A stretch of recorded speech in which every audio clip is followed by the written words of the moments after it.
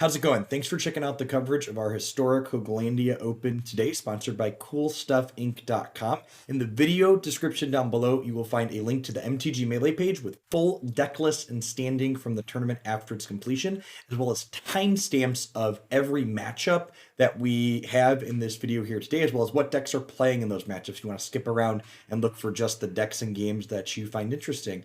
Thanks for watching, and hopefully see you on stream real soon. Time shifted feature this round. We've got Fig Leaf versus Rheindolph here. Getting started.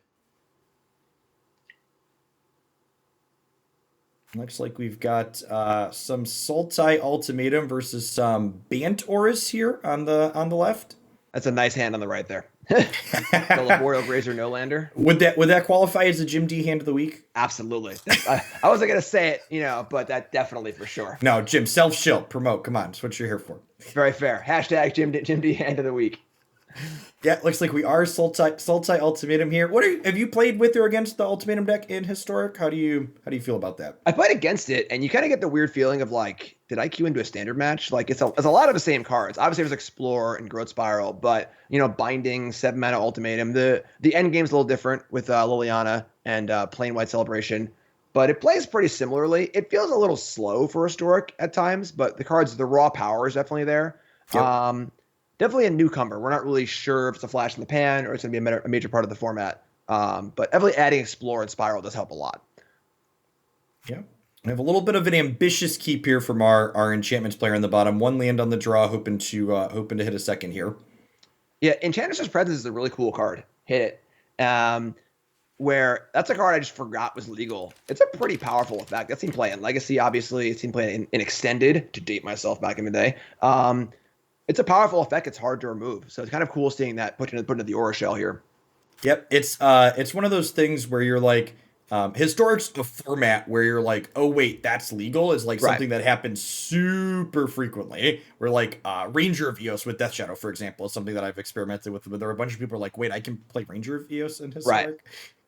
For sure, yeah. And it's kind of fun like that. I mean, there's a lot of really cool cards, and they've done a pretty good job in the anthologies of like putting cards in that aren't slam dunk home runs, but are like, ooh, with like another card or two, that might actually be really good. So definitely cool to see. Yep, and speaking of Historic anthologies, we've got the kind of core Spirit Dancer, which is one of the real engines in these Enchantments decks on the table here that came in a Historic anthology. Gives that O2 that lets all of your enchant creatures start cantripping. Yeah, it's interesting because these decks are similar to Bogles in Modern, except they're vulnerable to removal. So we can see right now, we're going to go big on a Spirit Dancer. There's a Binding in our Sultai player's hand, which can just take it out. But of course, drawing enough cards can kind of overcome that. But no other threats aside from the Presence, which isn't really an attack you threat. It's can be on the board and threaten to draw a lot of cards. But with the Sultai deck leaning into the Ultimatum and having, speaking of the devil, having this really big end game, that might not be enough. A card like Enchantress's Presence would be great if they were just 1-for-1ing. But with this one card, kind of I win the game card, it could be a problem. It's really sad to see this wonderfully nice core Spirit Dancer get Binding of the Old Gods. Yes. Goodbye. And now we've got a problem because there's an All Seed of Life's Bounty and a 1/1 token here. And they have a lot of work to do to kill this Ultimatum player before his Ultimatum comes online. Yeah, exactly. And I mean, Ultimatum could be happening as early as next turn for our Sultai player here. Ooh, Enchantress's Presence. So it'll be triggering on any enchantment, letting the Life's Bounty cantrip here, which is sweet. That is pretty sweet. It's a good card. I mean, like the Enchantress effects, like, typically, I guess green draws cards by the handfuls now, but, white doesn't really draw cards. So seeing the green-white deck be able to draw a lot of cards at once is very cool. We got a decision to make here for our Sultai Ultimatum player. We've got the Shadow's Verdict versus the Vorinclex. Getting the Vorinclex into play this turn means that the Ultimatum's a lot more scary next turn, right? Because you can just go get multiple things that work with the Vorinclex. Yeah. This is an open decklist tournament here, so like this Seal Away, for example, is known information. So maybe this attack a little ambitious from our Sultai Ultimatum player here with Sealed Away being potential. It's tough, though, because even if the Seal Away exists, if mana is being spent on that and not spent to kill the Sultai player, then you get to untap by Ultimatum anyway. So it's like, the kind of spot where you're playing Vorinclex, you're attacking with it. I mean, maybe you don't need to attack, but you're getting in for a pretty big chunk. If they have Seal Away, we're just casting Ultimatum anyway. So I don't think that the Auras player is going to be able to deal enough damage before the Sultai player can do exactly what they want to do. Yep. That's probably a fair assessment. We see the attack getting in here, gaining that little point of life. And honestly, with these 3 other creatures in play, we might even just see a Shadows Verdict this turn and wait to turn on the Ultimatum. For sure. One of those spots where the Sultai player has multiple plays that are just really, really, really good. Heartless Act, too, is a nice one. Well, so now they can Verdict and leave up Heartless Act for the next threat. The Aura decks are notoriously threat light. They've got a few Spirit Dancers. And we see that Champion's pretty cool. But yeah, we see that in Rheindolf's hand here now, right? Like, if the Shadows Verdict happens and Rheindolf doesn't top deck another creature, we literally just, like, Enchantress Presence go. Right. That's tough because you just got to clock your opponent in a spot like this. And that's kind of the allure of a Sultai deck, is that having this 7-mana card that, like, basically wins the game puts a lot of pressure on your opponent to play into your removal, to play into your Shadows Verdicts. They can't just play slow. Yeah, and honestly, almost every good creature deck in this format is a collected company deck to a degree. Obviously, this particular one isn't, but a lot of them are. And I think that in addition to Cat Oven being so popular, makes Shadows Verdict probably the best sweeper in this format.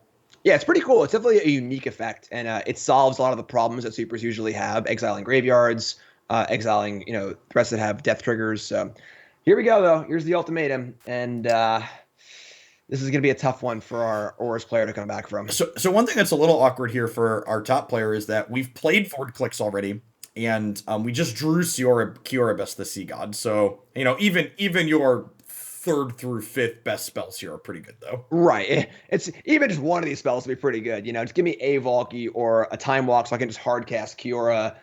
This is a pretty unenviable position for our Aura's player.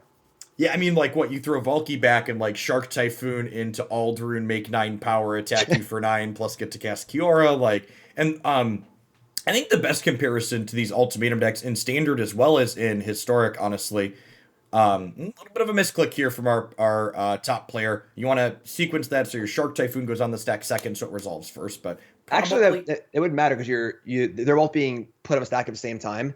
Oh, is that a cast needs to trigger? be in play when it's put on the stack. Oh, you are right. You're right. Still a pretty good spot to be in, though. Let's pull up Shark Typhoon. Yeah, when you cast a non-creature spell. Okay, yeah, good call.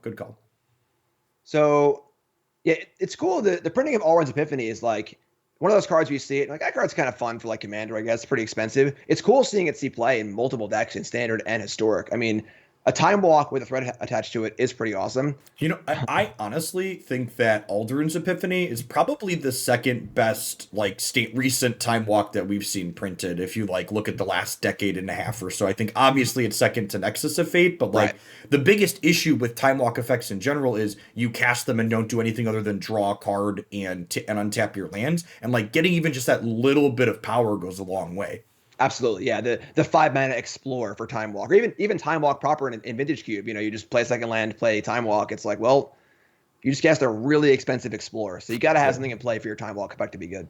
We saw a really sweet line from Rheindolf here on the bottom. We chose to put an enchant creature onto one of Figleaf's birds here to draw 2 cards with the Enchantress Presence, and then we sealed away the bird that we gave the power up to. So we're getting to churn through a little bit here, but probably not going to be enough to overcome the Shark Typhoon and Kiora Best the Sea God here. Yeah, and of course Yorion is looming, and then Yorion can flicker the Kiora for another 8/8, which is a little extra salt in the wound. Cue the Simpsons meme. Stop! He's already dead. And then we can see the mouse over there from our player. That token has hexproof. They got that little shield on it, so even our main deck copies of Seal Away not going to do a whole lot against those. For sure, and the same problem as before, where like we always enchantments, we're drawing a lot of cards. We don't have a threat. We have one All-Seed of Life's Bounty, which we drew a Spirit Dancer, but you really got to be able to apply pressure consistently. I suppose there's a world here where we like all that glitters twice in Cartouche, and then we hit another Life's Bounty and we kill the Sultai player here. That could be a world we live in, right? Yeah, all that glitters. Like this is okay. So we're a protection spell away from lethal here. That's pretty insane. Yeah. Like this is. I mean, Oh my God. Wow. I take back everything I said. Drawing cards is awesome. Threats eventually. The solution to life's problems is just to draw a million cards. Look at this 2020. Yeah, I did not think that our kind of impressed with the Bant deck here. Really seeing so black white enchantments is like the standard auras deck in historic right now, and really seeing the power of taking a different variation with the deck here in Enchantress Presence, where you have this engine that survives things like Shadow's Verdict. Yeah, that was really impressive. I mean, I would have written that game off. I basically wrote the game off like 2 turns ago. Correct. You know, Yeah, we were kind of BSing, expecting our Bant player to be very dead. right. Yeah, that I mean, I guess the being able to build up a board full of enchantments and make all the glitters, because all the glitters can be awkward at times where like you have 2 auras in play and it's +2/+2. You know, it's not like cranial plating and affinity where every single card's an artifact, you know.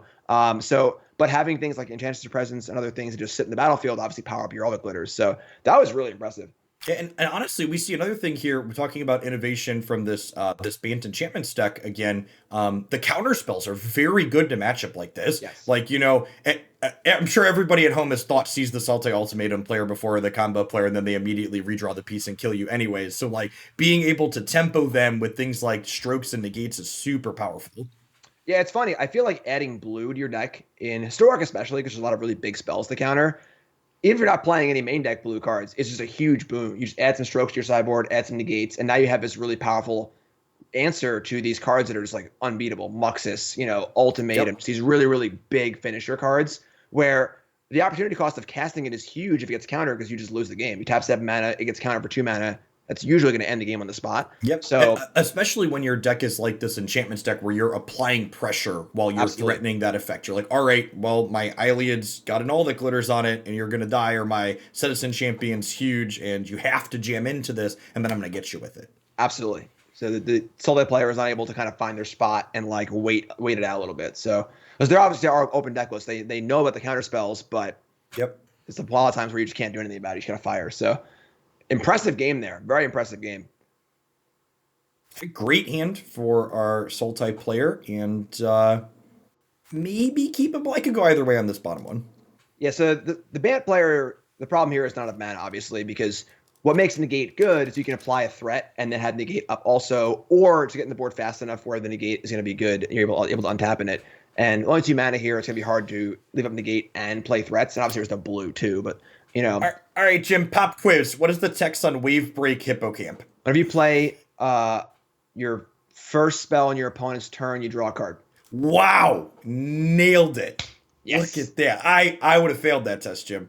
That's a card that I want to play a lot and just never really got to because it's just like not that good. If it was like a 2/3 or a 2/4 maybe, but playing the 2/2 for 3, that doesn't have an effect when you play it in the Bone Crusher Giant format. It's kind of tough. Yep. Well, and honestly, you know, talking about Bone Crusher Giant, you know, Gruul's been a little bit less popular, and honestly, Bone Crusher Giant in general is a red spell that I've been a little low on in Historic because of the popularity of the sacrifice decks, because those adventure creatures have a real risk because of the oven where they would get sacrificed in response to not give you value. Yeah, for sure. And they also just like Bone Crusher Giant's a really good nickel and dime card. You know, it's just like really, really good pound for pound. It's a 2/1, you know, but again, big spells, Muxus, Ultimatum, you know, this crazy sacrifice endgame. Nickels and dimes don't do much there. You know, you need a $100 bill. So it's really, really powerful, but lining up instant format kind of doesn't line up super well against a lot of things. One kind of interesting choice from our Bant player here is they've elected to keep Seal Away in their deck post board. And we saw that take a Vornclix from our opponent, from the Sultai player in the first game that was obviously instrumental in helping them win. And maybe they've played this matchup and identified that that's a card that's really important to be able to take off the table. Yeah, for sure. Definitely. It's not a threat or a way to stop the big spells. You can obviously pop a Yori in here or Vornclix there, but it seems interesting. Big draw there on the 4th land. Yep. So now we have the ability to leave up negate. We have Starlit Mantle. And now with 4 lands in play, hopefully 5 next turn, we get to a point where we can start deploying threats and leaving up counter magic, which is exactly where they want to be. Yeah, the land draws have been very kind to Rindolph on the bottom. A couple of speculative keeps here that have really paid off here. And I think probably good keeps, honestly. We saw them, you know, look at their hand and like, okay, these spells are good, and if we hit, this hand is very good. Tough spot here, because obviously the verdict's only killing 1 creature. But again, in order to get ourselves into the game state where we have a threat in play and we can defend it, we have to have a threat in play. So going to negate that, not knowing there's another Shadow's Verdict looming, of course, Yori and looms as well. Scary hand, you know, a lot of mana for a Sultai player, 4 cards in hand, definitely a scary place to be.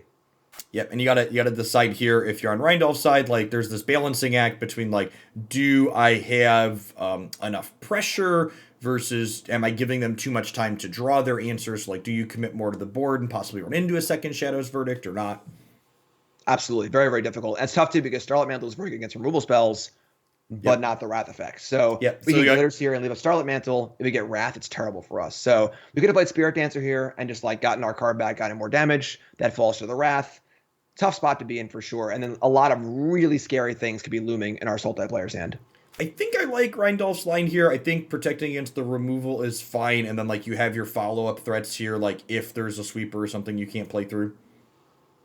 Yeah, it's a tough choice. It's obviously we can see the hands, so we know Shadow's Verdict's looming, but for sure, definitely more spot removal spells than mass removal spells. So, and I mean, Jim, it's an 80 card deck up top. What are the odds they have the second Shadow's Verdict in their 80 card deck? It's so irrationally tilting. Like we had a Yorion play yesterday. Just go turn 1 Thoughtseize, turn 3 Thoughtseize, turn 3 Thoughtseize.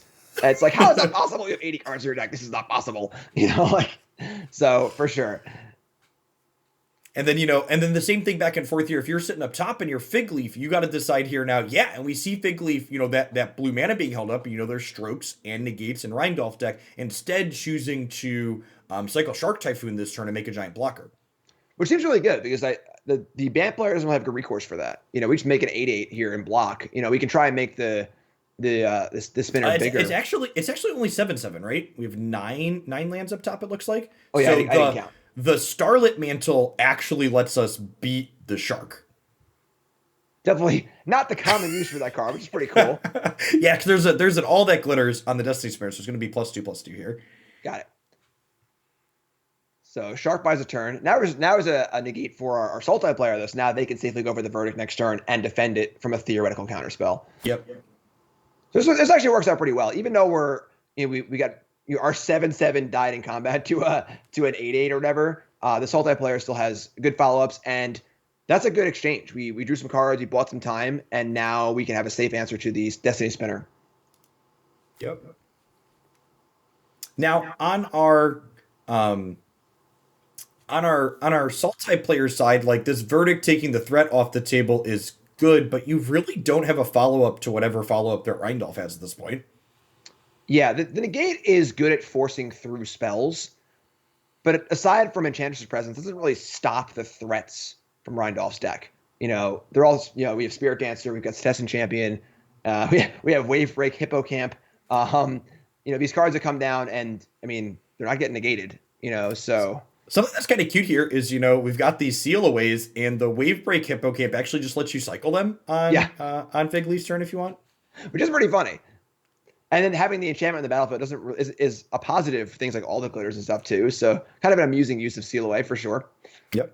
And honestly, I'd be pretty surprised if we don't see that cycle happen here. You're just like looking for more gas. Agree. And I imagine the second Seal Away has very little utility. The first one might be good. Second one's probably not doing much. So. And honestly, too, like, that Fig Leaf doesn't have Vorn clicks at this point, right? Because like they would have just shoved it down your throat, like. Would be on the board. And here's Yorion coming down as a blocker here. So if you're on Fig Leaf side, you're hoping to dodge a second copy of all that glitters here. Wave Break Hippocamp. Drawn cards. That's a good one. It is. I would be very... Oh, there's the Destiny Spinner. Oh, ooh. Greed. We want to draw a card, and we're gonna get appropriately punished. Yes, so... To be fair on Rindolph's side, I think I would be kind of surprised to get counterspelled out of the control deck in my aggro deck post-board. I agree. It's also only the last card left. And, like, that being countered, there's still threats in hand. So we still have a spinner, and now Sultai's got nothing. And not to rub salt in the wound, Rindolph, if you come back and watch this later after the fact, but I'm pretty sure Fig Leaf had exactly one negate in post-board when we were on the sideboard screen. In 80 cards! It's impossible! And we see here again a little bit of discipline here. Like we mentioned, the second Seal Away doesn't really have a lot of value, but we're holding on to that first copy in hand just in case Foreign Clicks comes off the top here, which I think is a pretty reasonable thing to be doing.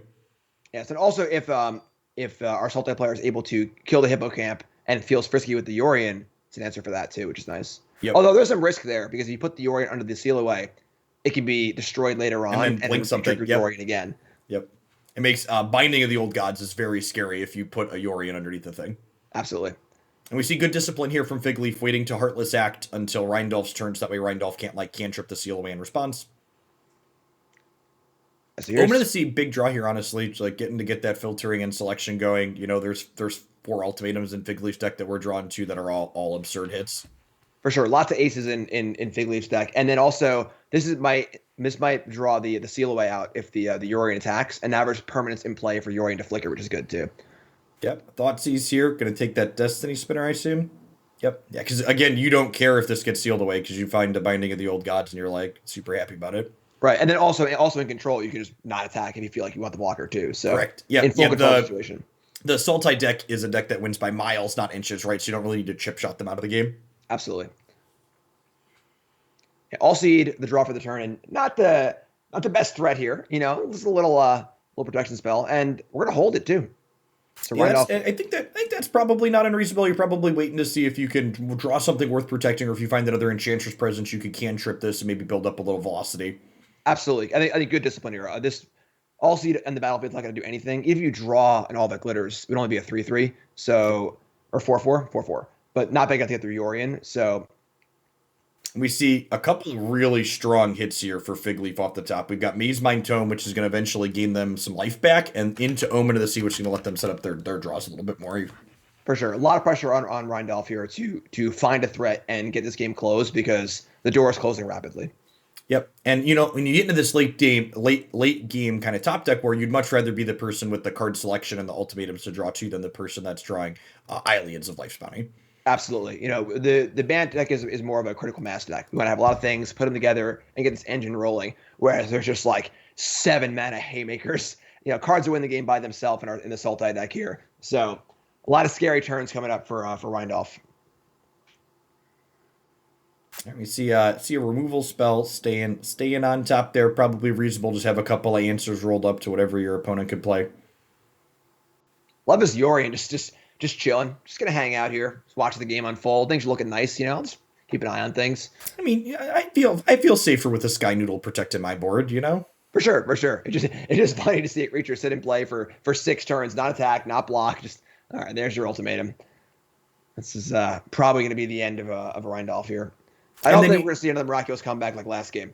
In the immortal words of the aggro player, Rheindolf's going to take game 3 on the play. Exactly.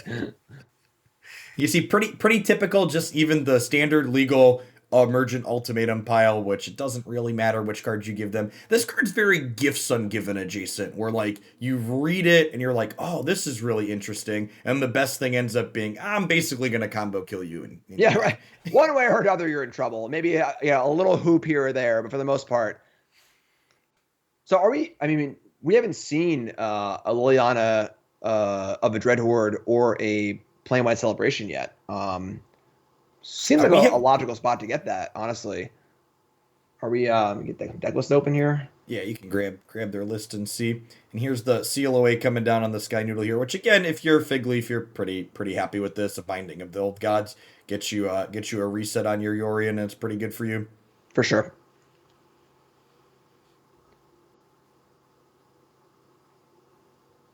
Our top player here going tripping with the Sultai pile here, just churning through.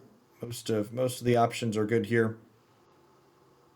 Kind of going through the motions with the extra turns. Might see this Omen of the Sea crack during the upkeep here. Just seeing so many cards. One of the ways these Yorion decks mitigate that 80 card pluses with all of this card selection with things like Maze Mind and Omen of the Sea. Absolutely, and it's also just like so many good cards to play. You know, realistically, like the average card is just very, very good, you know, in modern Magic design. Whereas, you know, years and years ago, you were like scraping together for that last playable for your constructed deck. You know, like I'll play these 4 Akamumas or whatever that are like fine but not great. And now there's so many good cards to play that, you know, the value above replacement for cards is just not too bad. Yep. Well, it's funny too. We've talked about on stream a number of times. You're just like, you're playing a control deck and you're like, well, there's so many 2 and 3 ofs in here. What if we just like make them all 4 ofs, add 4 Omen of the Sea, add Yorion, add lands, and we're good to go. Exactly. Yeah. No problem. All right, so we get a game 3 here after definitely an interesting pair of games. That crazy comeback in game 1, and then Negate being kind of clutch for our Sultai player. We'll see how they want to sideboard What We else they see, got in here? we see our Bant player going back to the drawing board here a little bit. I like their changes here. We've got both Banishing Lights and Excellent Bindings in the sideboard for our Bant player, and I like both of those a lot more than Seal Away. Obviously, you lose the flash aspect with your Hippo Camp, but like the flexibility of being able to tag things like even Kiora Best the Sea Gods or Maze Mind Tome seems really valuable. Definitely agree with that for sure. And then interesting some interesting cuts here on the Sultai side. Shaving a Cultivate, shaving a Wolf Hollow Haven. Now only two of each, so going lighter on the ramp and heavier on the control elements with more removal spells and Wrath of God effects and so on and so forth. It's also funny because a Boreal Graze is usually a card that's really good against aggressive decks, but with the Bant deck making 8/8s on average, we're not really small balling here. Definitely a slugfest on both sides. This is not like your typical aggro deck that's going to play Burning Tree Emissary and Correct. Yeah, Goblin or whatever. Grazer's a speed bump. It's not a wall in this matchup. Exactly. So I think cutting those is very, very reasonable, although we're kind of going back and forth on them a little bit here. It's also interesting to see the Moment of Craving, another card you'd normally see against an aggro matchup, but it's just not enough, not damage, but whatever, minuses to it, numbers-wise, to handle most of the threats in Rindolph's deck. So your aggro player on the play here. Could go either way on this hand. This hand might be like hand sucks, keep territory. In your 3-color deck, you're pretty excited to have all of your colors, but like in an aggro deck against the combo control deck, you're like no plays till turn 3. It's not great. It's tough. I think if the champion was a Spirit Dancer, and we felt like we had a little more ability to like maybe curve out, but first threat on 3 and then needs more things to be good is pretty tough. I think that this hand's probably not good enough on Rindolph's side. Yep. Yeah, I like the mulligan here too. Imagine you like play your champion on 3 and like they Heartless Act you with their 2 mana that they're holding up. You're like, well, this game is done. Right, for sure. So not a major improvement here on hand wise, but at least there are some threats. And I'd rather have a 2-drop into a 2-drop in an aura and just kind of get things going. Yep. On Sultai's side, pretty reasonable hand, not great. A lot of top end. Of course, the negate's mostly used to like defend your stuff, like defend your wrath and things like that. So that's a card you like want off the top once you stabilize in a matchup like this. You don't want to see it to start. Right. So I would say very disciplined mulligans on both sides here. Yep. And honestly, both players rewarded. Like both these hands are very reasonable. We're probably going to see both decks execute their game plan here. For sure. And then this is the kind of spot where like you mulligan, you're like, ugh, and then they mulligan and you're like, okay, we're on even footing here. It feels bad when you mulligan, they have a really, really good hand, so they're both mulliganing to a hands about of a similar power level. Well, of course, Fig Leaf has the 8th card in hand or 7th card with Yorion. Yep. So we see the Destiny Spinner come down on 2. One of them lost to a Thoughtseize. This is the weaker part of the Aura deck in that we have a creature that does not draw cards, and we have auras that don't draw cards. So we're not really moving forward progress, and that can work against decks that are non-interactive, but against decks playing kill spells, that could be a pretty bad place to be, as we can see by our current scenario. Yeah, the removal spells here really making that wrong half problem feel bad on our lower side of the board. And, that second Heartless Act is such a good draw here. Like this champion would have been perfect, and now we just get completely blown out. For sure, yeah. The champion was the best possible draw there, but unfortunately the perfect answers lined up, and this is going to be this is going to start getting pretty rough here. And the champion, of course, triggers on Constellation when it enters the battlefield, unlike the other cards trigger on Cast. So don't even get our card back there. Yep. Anytime a removal spell gets to be a 2-for-1 and you're on the aggro side, you're just like, ugh. Yeah. And you have to go for it there for sure. That was actually the best possible draw, even though it was playing into a removal spell because we just need to get the ball rolling. Yep. Another Naked Yorion. I like the Naked Yorion here. You defend against something, you get to go ahead and attack in and start pressuring if you want. Your turn 7's already scripted with the Ultimatum. You got all your lands lined up already. Yeah, it's interesting because the Yorion in these decks, like, these aren't really like Yorion decks. Like aren't playing in a Yorion's main deck. They have the one in the command zone or whatever. They have things that work with Yorion, but they're not like working for Yorion. Whereas decks that are like I played against an Abzan Doom Foretold deck yesterday. That's a Yorion deck. 3 main deck, 1 board. Everything has come into play effects. So the Yorion can often just be an 8 mana 4/5, and that's fine. Yep. Seeing a little bit of a cost in the pathways here. Our Fig Leaf on the top not having that triple green, having to choose each turn. So the Ultimatum's happening on 8 here. Thankfully for them, our Bant player doesn't really have a lot going on. Yeah, no way to really punish. And then, that's a lot of bad choices here. This is gonna be the end of the road for our Bant player, unfortunately. Roll die. We could roll a die and just pick one spell here at random, and I think that that would be enough for a Sultai player. Yep. Yeah, I don't think there are no good options here. They all end in sadness for our main player. Yeah, and the thing is that in the game one we saw the crazy comeback because we had a board full of enchantments, so we were able to kind of chain things together, and all of a sudden all the critters was +10/+10. From no board here, it seems almost impossible to come back. Yeah. The Enchantress presence especially were very instrumental in being able to rally the board. Yeah, so playing Valki here as Valki, not as Tybalt, kind of interesting. Just a creature, I guess. That's more damage. Might have been a misclick. Maybe you're like worried about Life's Bounty coming down and doing something silly like happened in the first game. I think it was no wrong way to eat that Rhesus for the most part. All the choices were heading in the same direction. All right, we're gonna head on into our feature match area here. Let's take a peekaboo at our opening hands of Scooty Puff and H.R. Beck. So Scooty Puff on our right side here is playing Bant Angels, and I believe H.R. Beck is playing Mutate action. Spice here. That's a lot of colors. We got Snapdax. This is the historic anthology card. It's a commander card, right? Sawtusk. Yeah. Let's get Sawtusk up here. Yeah, that's like the Beast Within Mutate card, right? Excuse me. It is not Beast Within, Jim. It's Terastodon. It does not hit creatures. Okay, my bad. So Sawtusk Demolisher here. This was a direct-to-commander card as far as general Magic cards go. But Historic, if you're not familiar with it, is a really unique format in that it gets these injections via Historic anthologies on occasion where just cards from anywhere in Magic can get added to the format. And Sawtusk Demolisher was one we saw get added recently. Yeah, really cool to be able to kind of showcase cards like this where it's not seeing play in Legacy, Yep. Maybe he's playing Commander and stuff, but it's just a cool card. Not every Magic card has a place in older formats. So being able to inject cards like that into Historic, where they are playable, is really, really cool. And honestly, this effect's pretty powerful. Like, you obviously need another creature to go with it, but getting a 6/6 Trampler for 4, even if it needs another body, is pretty good. And getting to destroy something and make a 3/3 is also, like, a pretty powerful effect. For sure. Yeah, the Mutate cards need to have some sort of effect on the board. Otherwise, they become a little too risky. So I think cards like this and Gem Razor are very powerful. Snapdax also is really cool. And we see this here, notably this is any non-creature permanent, which includes those lands. So we see a land get blown up for our Angels player here with the Sawtusk Demolisher. Which is awesome. Yep. See, a little bit of an awkward mana base here for our Mutate player on the bottom. Bunch of check lands here coming into play tapped.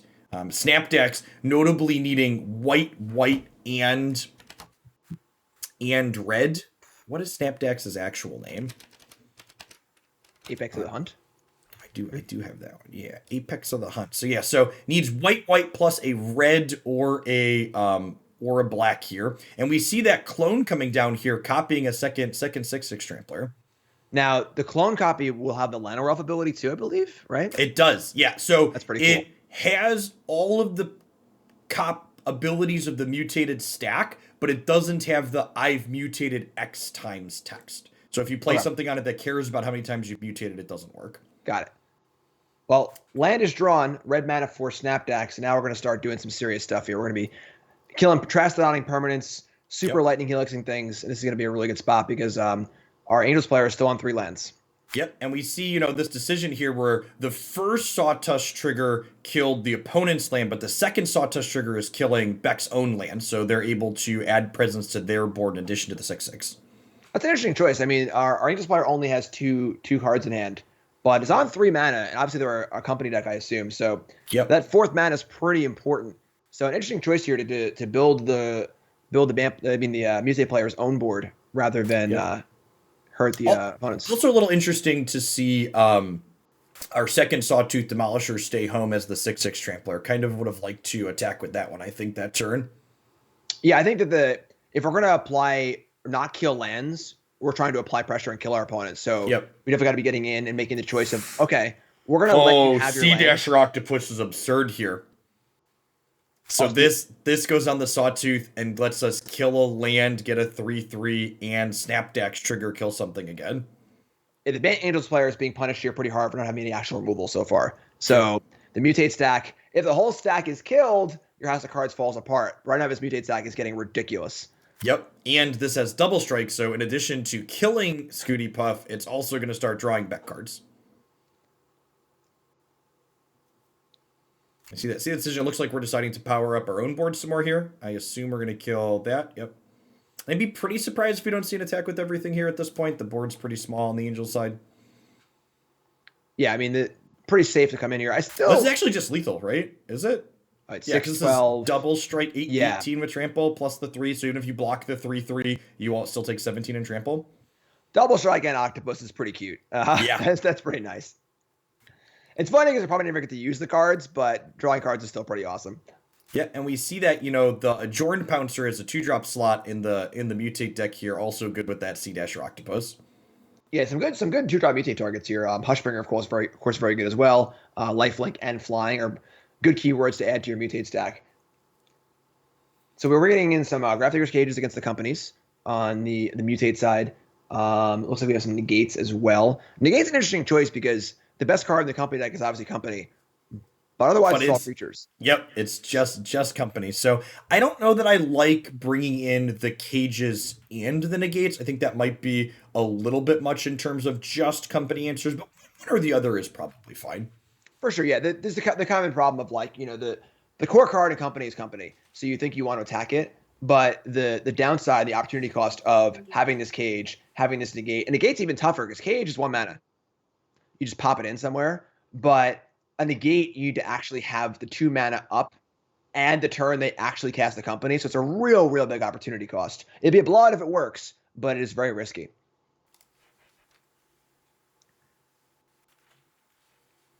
My wonderful producer wife poking in to let me know that I was in the wrong game category from the PlayStation ad that we ran. Whoops.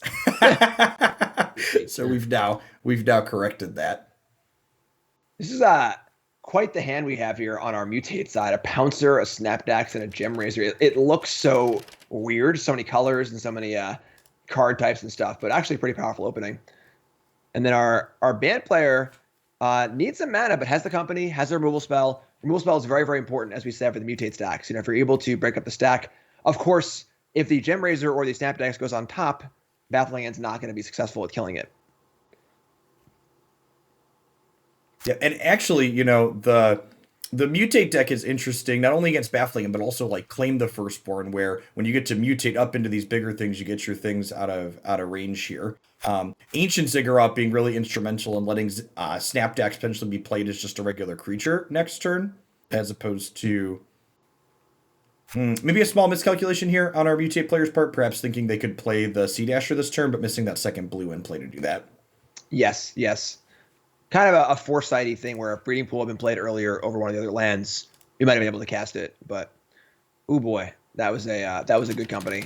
Double Resplendent Angel, and now we have many angels to deal with. Yep, I assume. Yep, that was okay. That's yep. That was good enough. The Angels is a very powerful linear deck, as that game showed, and I think our Mutate player is identifying appropriately that they need to kind of be the interactive deck in this matchup, because on average the Mutate's linear game plan is just not nearly as good as the Angels' linear game plan.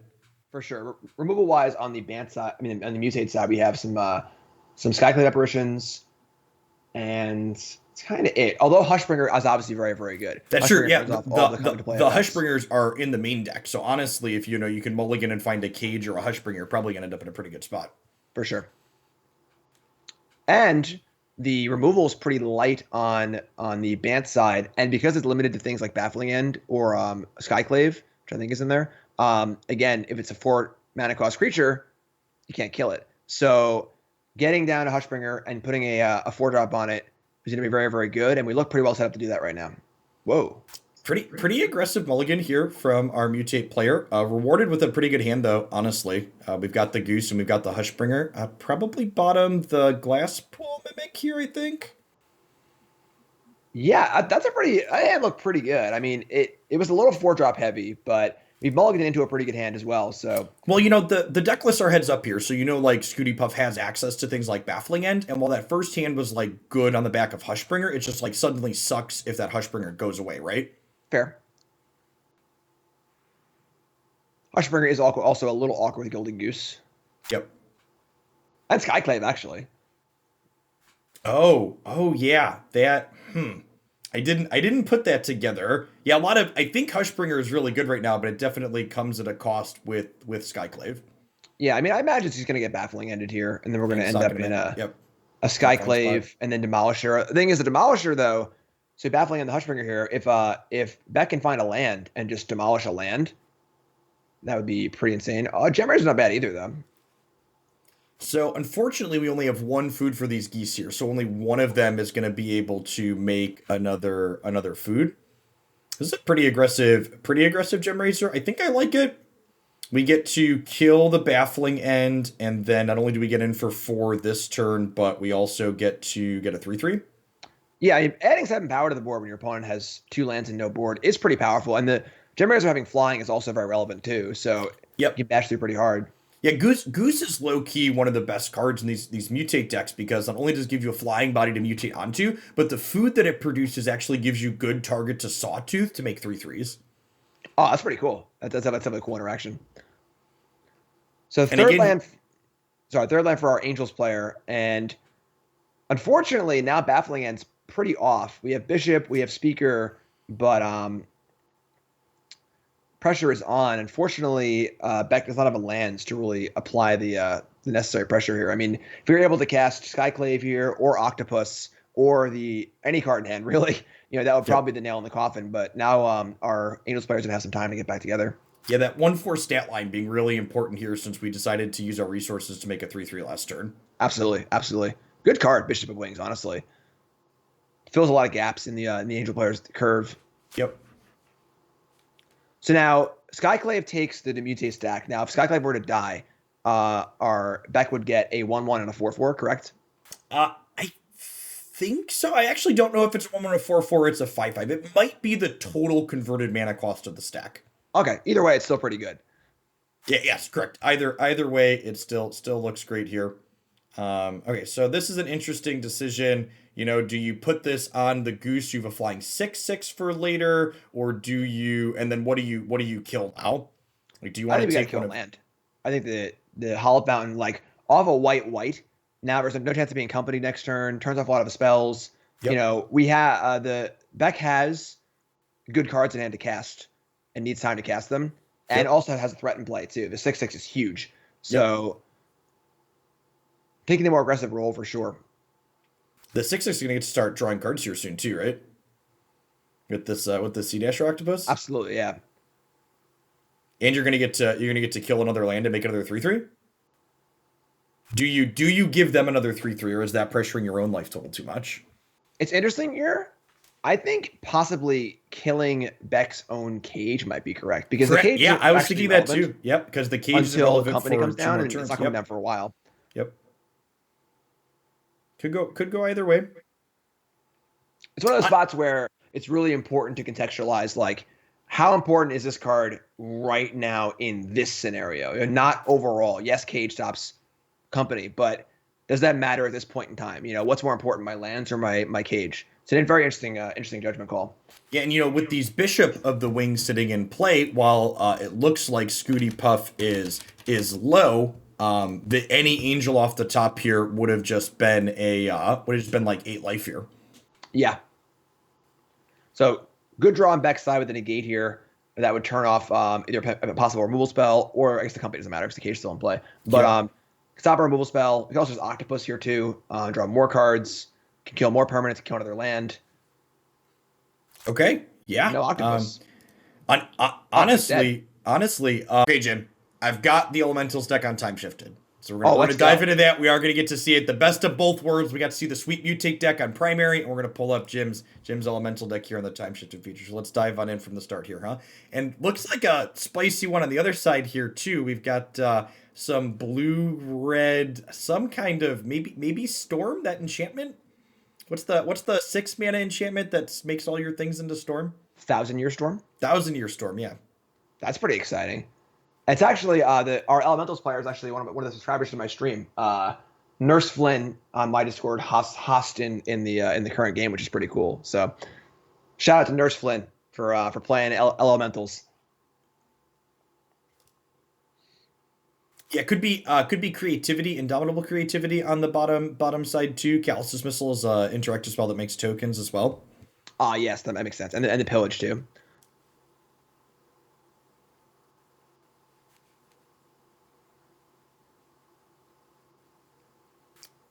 So Little bit. pretty decent hand on the elemental side. Missing a third land, but has the Risen Reef, has landfall creatures, awkward double tap lands, but Yep. It doesn't look like definitely he's finding that third there's land. a ton of pressure from our bottom player yet in terms of like how close they are to executing a combo though. So Yes. Soldering Suns is also going to be pretty clutch as well, most likely. yep. We Whether or also not have they the can, awesome interaction with Chandra and Risen Reef, though, which is really, really cool. Make two elementals, trigger the Risen Reef twice. But it looks like there's no third land, unfortunately. So, you know, we were talking about cards that were fair and standard that people thought they wanted banned earlier, and Risen Reef was one that I heard people throw stones at one point during a perfectly reasonable standard for. It's been a hot second since we've seen him. yeah, not quite Euro. Not quite. Just very draws a card, makes sure other elementals draw cards. Honestly, the real strength we saw with this card when it was in standard was just like the double Risen Reef. Your second one was a divination. Right. And then also the fact you're building towards Hydra and Krasis. And these like really good top end cards, too. We see the Locust God. What does the Locust God do? That's whenever you draw a card, make a token.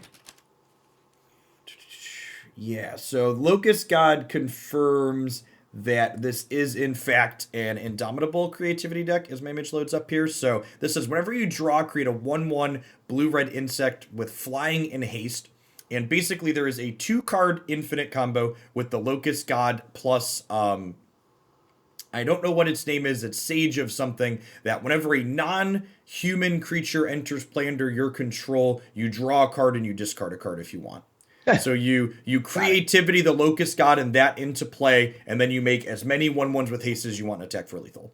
Cool. So pretty standard, even though the finishing flair is different. For the most part, get some stuff in play, cast creativity, win the game. Whether it's Crater Hoof, whether it's the Terror of the Peaks, whatever it is, it's going to win the game. So, yep. And indomitable creativity here for people that are familiar with it, you destroy X creatures or artifacts, and then you flip through your deck until you find that many creatures or artifacts. So basically, the blue-red player is not playing any creatures or artifacts in their deck other than the Sage of the Hours and the Locust God, so they can guaranteed hit their combo when they creativity 2 things. yeah. Unfortunately, our Elementals player here has an extra on a third land. So, yeah, not really. Some Magic the Gathering happening up top for sure. For sure, yes. On the bottom, they could be playing, Grizzly Bears or whatever. It wouldn't really matter this game so far. But Sunday Vision is a cool one. One of the spell lands doesn't see as much play, but powerful effect gets the impulse for what is it? 4 cards, 5 cards, 6 cards? It's a lot, right? It's a lot. Yeah. Yeah, it's pretty powerful. And then we're gonna see the combo here with creativity onto 2 artifacts, and there you go. Oh, it's Sage of the Fall. I said Sage of the Hours. I was close. Let's pull that one up here.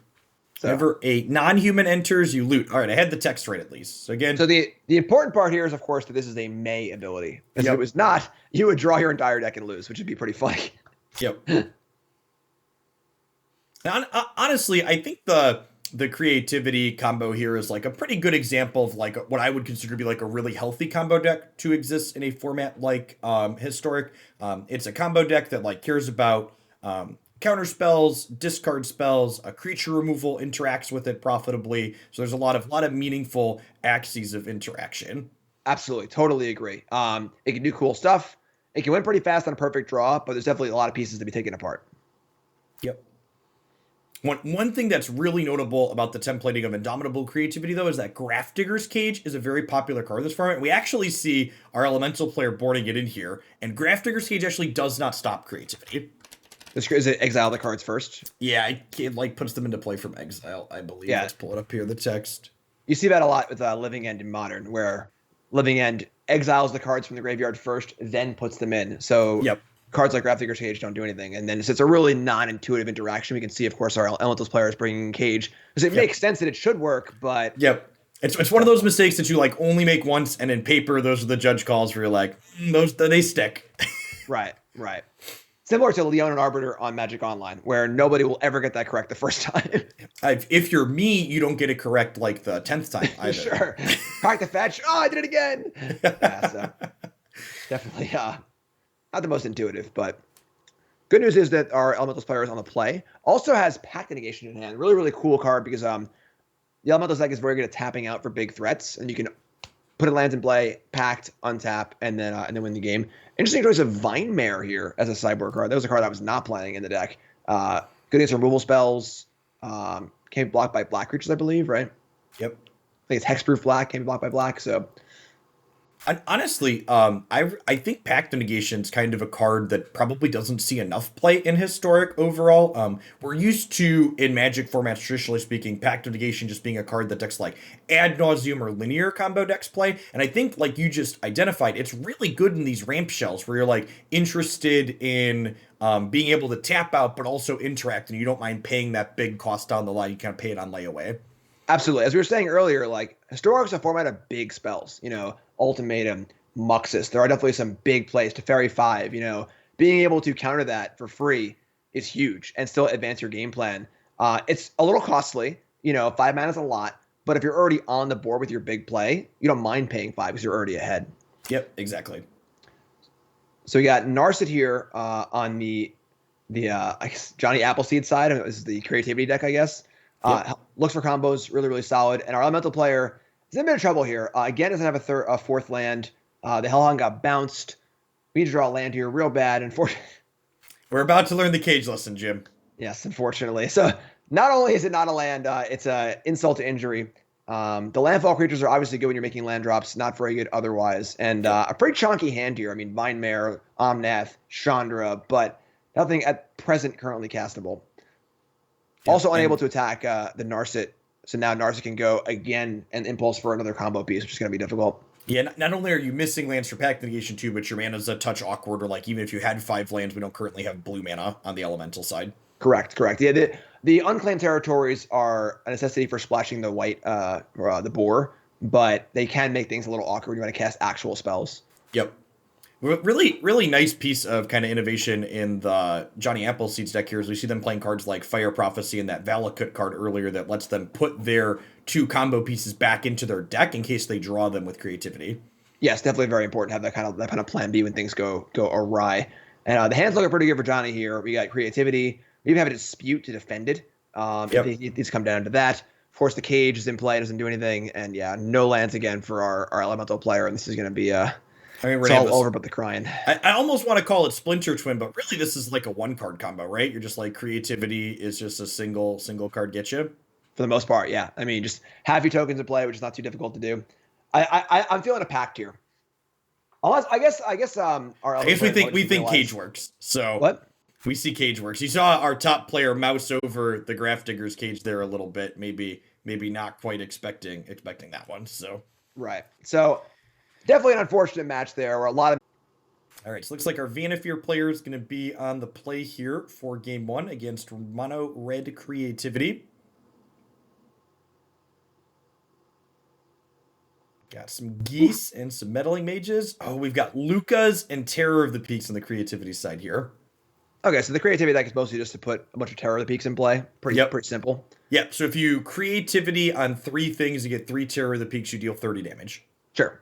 So pretty simple. Nothing too fancy there. No Locust God shenanigans. No not infinite, just sufficiently large enough. Sure. And looks like we got a rough hand here for our pod player. Double mulligan here. Fauna Shaman's a card that does not activate very well in the mulligan because obviously you're just exchanging a card for a card. So to be fair though, this Vannifar deck is a deck that it mostly only needs Vannifar plus like a 1-drop to combo off in a lot of situations. So starting down on resources isn't necessarily a huge issue. Okay. So we'll see how that goes. And then our mono red player has Fire Prophecy, has the powerful Dwarven Mine. Let's pull up that staple here for chat at home.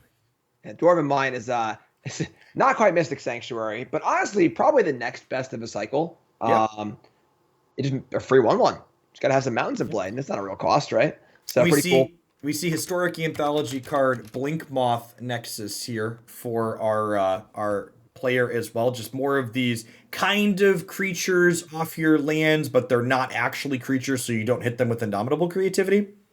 Yeah, that's one of the less flashy additions in the anthology that I think we'll probably see almost the most play. Just an easy card to add to your deck. There's no Mutavault in the format, so just that cheap creature land for monocolor decks. Has artifact synergy, is definitely a sweet card. And we see Ironcrag Feet getting moused over there for our bottom player as well. Honestly, a really cool addition with the Blinkmoth Nexus especially. So Ironcrag Feet makes you a bunch of mana, but then you can only cast one more spell, but you can activate your creature land like Blinkmoth with it before you Indomitable Creativity. Yes, for sure. So we're almost ready for takeoff here. We are, I believe, one permanent of some kind short, and the Dwarven Mine is one mountain short. But almost there against a pretty anemic draw, unfortunately, from our pod player. Ardent Electromancer is ready to party with a unicorn and a slime. We have quite the collection of creatures here. And we can see, having a little bit of the unfortunate on the Vannifar player's side where you don't really want to draw these cards, right? You don't want to draw your Ardent Electromancer or your Emil the Blessed. You want them in your deck to search up with your Vannifar. Absolutely. And that's always one of the downsides of playing one of the toolboxy kind of decks is drawing the wrong tools at the wrong time. Another good reason to play Yorion in your deck. More cards, less chance to draw them, Listen, speaking as someone who's drawn Kiki Jikis with no red mana in play, probably more than the entire audience combined, I know this pain all too well. Yes, I've watched Ross Merriam draw Progenitus quite a number of times. There's the year where he drew it in the Players' Championship and then threw it across the room after the game. On camera, just whoop, there it goes. Fauna Shaman here providing a nice tool for kind of turning these kind of cards you don't want to draw because they're not very playable outside of the combo into something potentially useful, though. Yeah, Fauna Shaman's a really cool card. Another, really cool addition to the format. It's not overpowered. It's a cool tool for decks like this. It provides a unique effect that it's kind of like, I like deck builders cards, and Fauna Shaman's the perfect deck builders card. It toolboxes, it can just do graveyard stuff, but it's not overly powerful. So that's the kind of card I think is perfect for the anthologies. Yeah, I've seen. It sounds like your line of anthologies lines up into my feelings too, which I think is where I want it to be. I've heard a lot of creators and players talk about where they basically just want the anthologies to make historic, modern, or legacy light. They just want all the busted cards from this format. And I completely agree with you that I would much rather have more Fauna Shamans, more Blinkmoth Nexus, these cards that aren't overtly powerful, but they flesh out archetypes that exist in the format better. Absolutely. I want to see decks. I want to see a variety in decks and ways to build different things. If we just add Tarmogoyf and Lightning Bolt, we have Jund, I guess, but those cards outclass too many cards and make things difficult. Yeah. So it ends up played by our pod player getting the Linvala here, which can, I guess, counter the Terror of the Peaks combo. There'll still be Terror of the Peaks in play, but by giving yourself hexproof, you can stop the 30 damage coming to your face. So. Well, Linvala actually, so she's played it a little weird here. So she gives your entire board hexproof, but she doesn't actually give you hexproof when you sacrifice her. I take back everything I said. Yeah, and we actually see, there's a big one. Speaking about interacting with the combo. Okay, so I guess creativity, there's no backup plan here. There's no Transmogrify or anything like that in our mono red deck here because it requires multiple targets. So Millimage is going to be pretty good.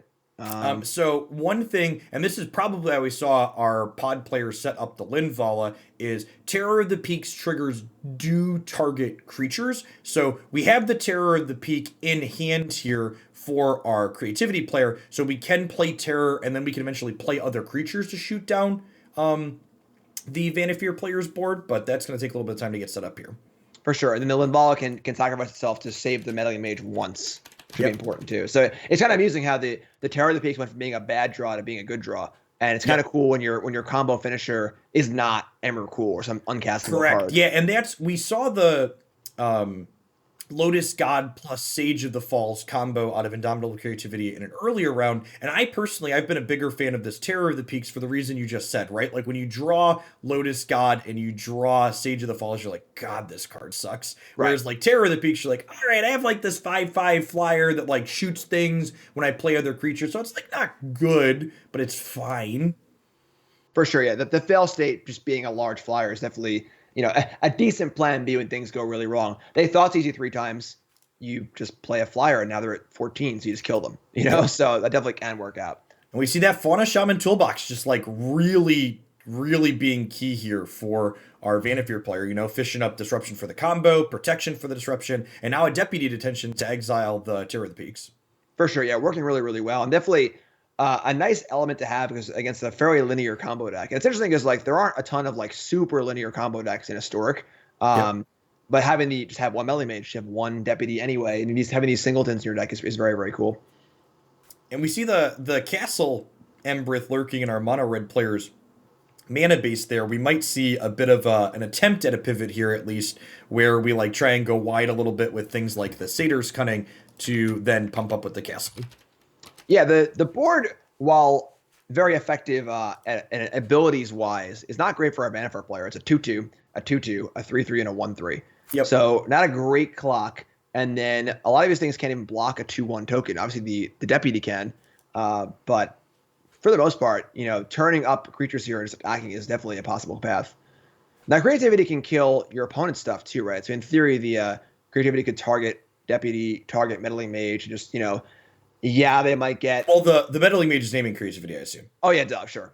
Yeah, it would be difficult to creativity and meddling mage on creativity. That is fair. So, you know, it's funny. I'm going to search again. It's funny, the Amari the Collector is a card I haven't been super impressed with as a companion, but as a pay 3, get a free card to discard to Fauna Shaman, it might actually be pretty okay next turn. Yeah, that is kind of a cool interaction. All right, so the Prime Speaker is here. Now, what is necessary to start this chain? So I'm pretty sure they just need a 1-drop.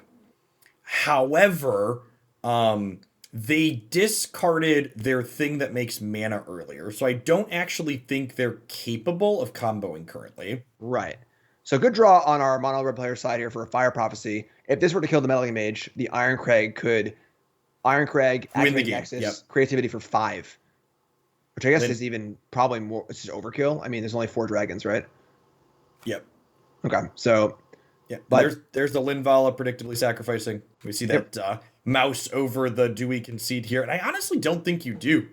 You know, with the prime, you might just lose the prime speaker generating value on the toolbox side, but you're definitely not dead to a combo next turn.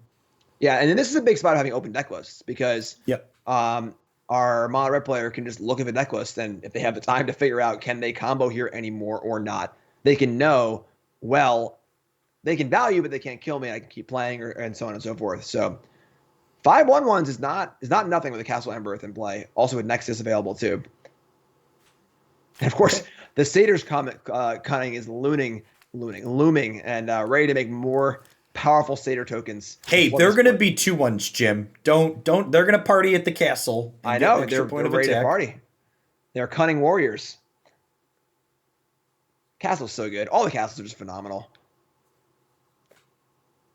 Yeah, I really feel like Wizards has done a good job. Like fire design gets a lot of crap for a lot of reasons that's justifiable, but in general, I feel like one thing that they've really done well with Magic Design in the last few years is the range of utility lands that have been printed in the last like 2 years of standard formats have been really good.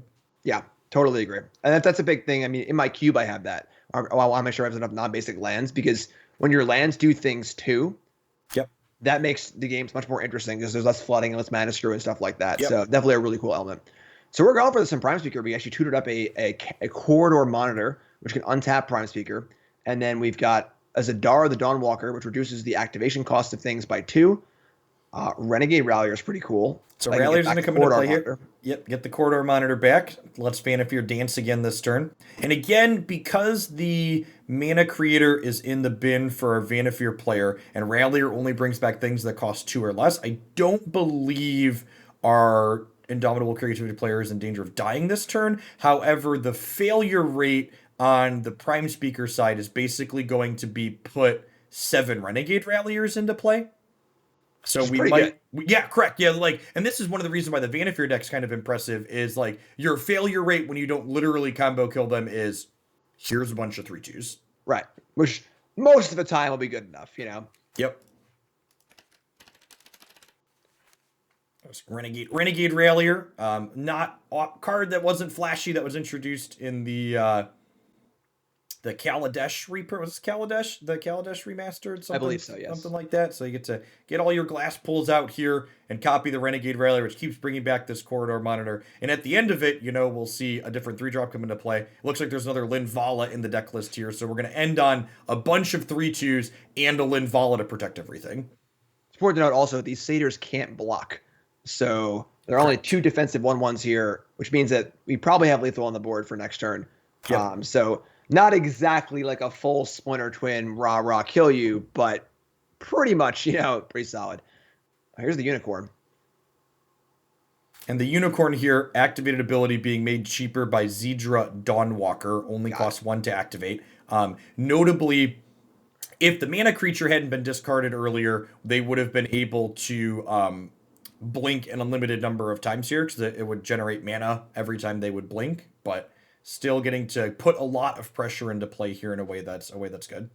Right, so every 1 mana is another flicker effect, which is another Prime Speaker activation, which is another creature. I apologize. I misspoke earlier. I thought there was another Linval in the deck. We were looking at the graveyard. So there will not be a Linval at the end of this to protect things.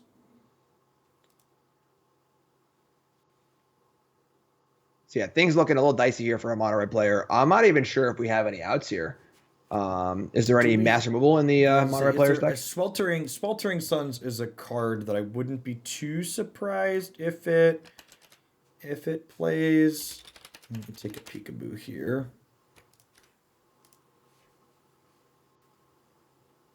No Sweltering Suns or anything like that in the main deck for our red player. So yeah, looking pretty bad here. There are 2 copies of Ugin the Spirit Dragon. That would do it. Ironcrag Feet ready to roll. Yeah, I really like that inclusion. Like the flexibility here where Ironcrag Feet accelerates you to your combo sooner. Oh wait. Did I misspeak? There's a Burning Tree Emissary. That'll do it. Yeah. So what's been set up here now is our Vannifar player has an unlimited number of Vannifar activations, an unlimited amount of red and green mana, and an unlimited amount of blink target thing. Yes, so every iteration they get 2 mana from the Burning Tree, 1 mana to flicker it, get 2 mana from the Burning Tree, correct, and then everything else can happen too. Yep. And so what this does to the board state is we could technically blink this Deputy a few times and get rid of all of the tokens. Because every time we exile a token, it just goes away. We see that starting to happen here. But again, I don't see a finisher in this Bant combo deck. There's nothing that deals damage. Is there more than one? There's a clone, so Melee Mage could be cloned for Ugin, and I could lock it up. Okay, yeah. I think Meddling Mage, if we have the heads up play, and again, this is open deck list tournament, so there's 2 Ugins in your opponent's deck list. If we see the clone flick and Meddling Mage Ugin, I think we're done here. Yeah, so use Deputy, mop everything up, and then Melee Mage the Ugin, and probably all good to go here, barring some unforeseen circumstance. Yeah, 1 mana to flicker your stuff is pretty good. Pretty good with this Dara turning turbocharging the Unicorn into an Eldrazi Displacer kind of effect. Yeah, that's a great comparison. I'm gonna pull that one up for the Zoomers at home. Zoomers. These Zoomers these days. Kids these days don't even know what a Wingding mana is. Looking forward to having that in the next anthology. It'll be wastes. I want to Thought-Knot Seer people, man. Yeah. I guess there are very few actual colorless lands on Arena. There's no Pain lands. There's no, aside from actual colorless lands, I guess Ramanap Ruins and the Nexus and stuff like that. There are no multicolored duels. Actually, it would be kind of interesting. Okay, so we blinked naming Luca. We have more clones, so we could see Luca as well as Ugin, which I think we're still making mana here. So we're gonna just clone Melee Mage every possible out in the mono red player's deck. Yeah, I like it. This is play to your outs. One of the spots where online Magic pales a little bit to paper Magic because we could be shortcutting this in paper. I'm gonna do this, blank this, copy this, do 1, 2, 3, and naming Fortify. I think they might have timed out. Well, there's Luca. There you go. The card they did name. And Fortify is the 3-mana white instant that either gives creatures +2/+0 or +0/+2, I believe. All right, yeah. I think we had I saw their clock ticking down. They're getting one of those kind of downsides of Magic Arena where, in paper it's very quick to click through click through. You just like talk through what's about to happen and then put your cards into play. So no Ugin there for the max punishment. Notable on the red side here as we go to sideboards, so we've got a couple of pieces of spot removal, these Abrades and these Pillar of Flame, but there is notably only one Anger of the Gods. It's not really sweepers that you have to play around on the Bant side. Yeah, which is going to make things difficult, for sure. I mean, if the mono red player is able to kill Fauna Shaman and kind of keep those silver bullets from entering the battlefield, that's going to be pretty big. But realistically, what are the ways the mono red deck has to kill a Prime Speaker? They don't. Yeah, just nothing. They literally like no 4-mana removal. No, like Lava Coil is a card that's technically legal in this format, but it's not really one that sees play. Yeah, Abrade is like the 2-mana removal of choice. So it would need to be a combination of Abrade, Pillar of Flame, Anger of the Gods, some sort of double spell to kill a Prime Speaker, which obviously would probably need to be done, but not an ideal scenario. Yep. And honestly, I mean, Ugin technically works. That is true.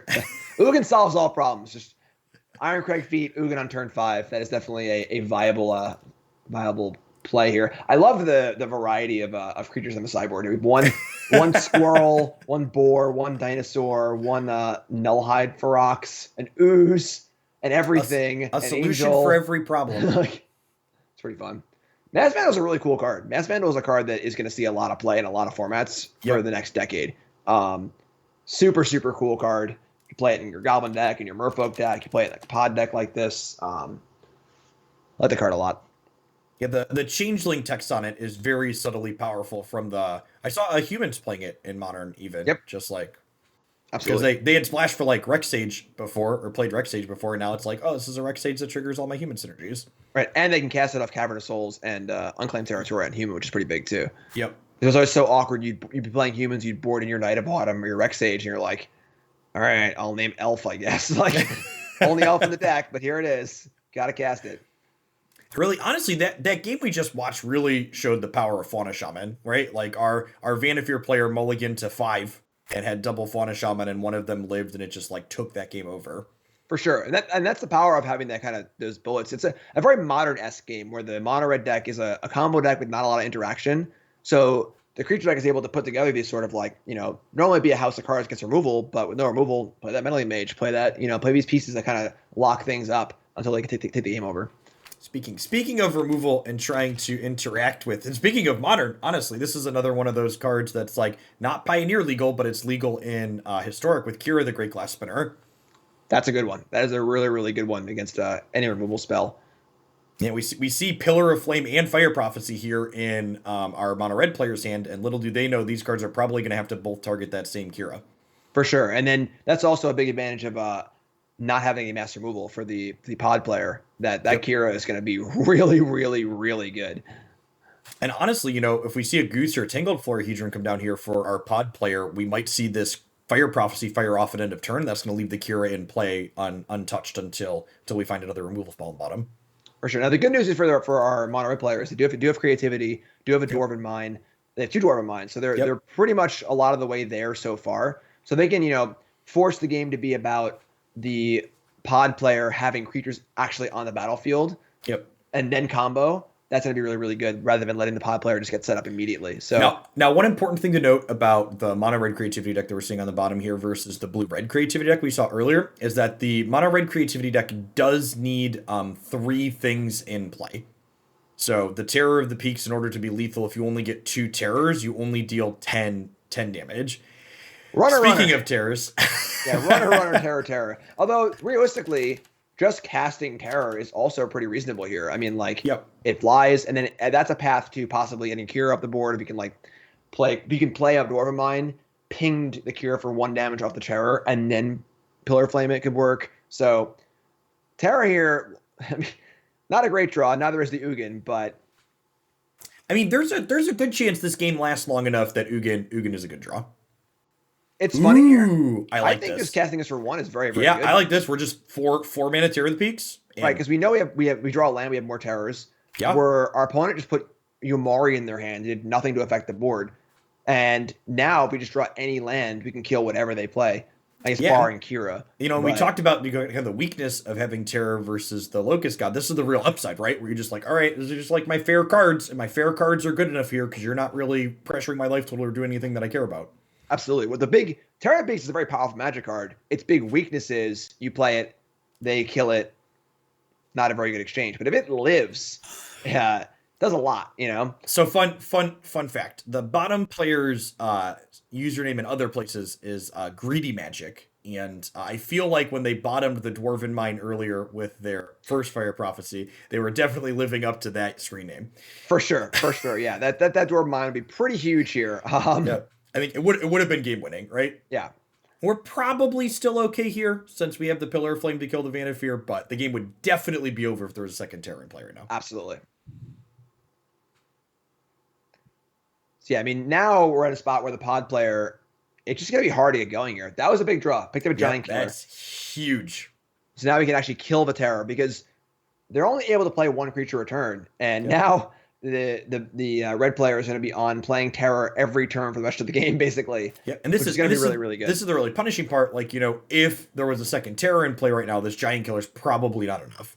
But the fact that we only have one of them on the board right now means that this Giant Killer into a string of other reasonable draws could get our pod player back into the game. Absolutely. So I got to imagine this turn has to be chop down Giant Killer. There really isn't any other option. I mean... Yep, and I mean, like, the Giant Killer gets to activate as an ability, too, to keep the second Terror tapped, right? Exactly, and then that 2 mana slots in pretty well, because we have a lot of 3-drops in our hand anyway, and 4-drops we draw land, so definitely, A plus draw here. Couldn't be any better. And if our Vannifar player is fortunate enough to spike the second blue source next turn, they'll be able to get Kira down before this Giant Killer can die to the Terror trigger from the third Terror. Absolutely. All right, it's Terror time. Big draw here for the Vannifar player. It's a very, very big turn. Survey says... What is it? Okay, I mean, it's not a blue source, but it keeps Giant Killer alive. Definitely. Which is like all you can really ask for. So we're going to get into a pretty interesting game state here where we're tapping Terror of the Peaks. There's going to be 2 Terror of the Peaks in play. And now it's going to be funny where normal bad draws like the Token Maker, Satyr's Cunning, wouldn't be that good. Yeah, they're going to be Arc Lightnings, basically of, target this, target that, target this, target that. It's going to be a very, very interesting game. It's definitely the plan B for this mono red deck, but a very cool game state to be in. I'm going to put Arc Lightning up here for the kids at home. That's a newer version, too. Put the Saga version up. That's Nexus. Okay. All right, well... So and you definitely Terror pre-combat here because they're going to tap your other Terror and sack their Linvala, and then you can hit them for 1 with the Blink Moth. And 12 is not a ton. Chip shot here, chip shot there. And I mean, like, even with getting to tap, the Terror of the Peaks every turn, like, that's still the other one plus these Blink Moths coming across. Absolutely. So a lot of pressure on our pod player here to pick up a big draw, affect this board in some meaningful way. I imagine there aren't many other ways in the pod deck to remove Terror of the Peaks besides the 1 Giant Killer. Deputy of Detentions. Oh, a Deputy would be a good one. That's the best draw at this point. Absolutely. One thing that's really big to note here too is Terror of the Peak costing 5 mana is actually a big deal in this matchup, especially because we saw all of the Skyclave apparitions board out for our Vannifar opponent. So that 5th converted mana cost being a big deal in terms of not being able to get targeted by that.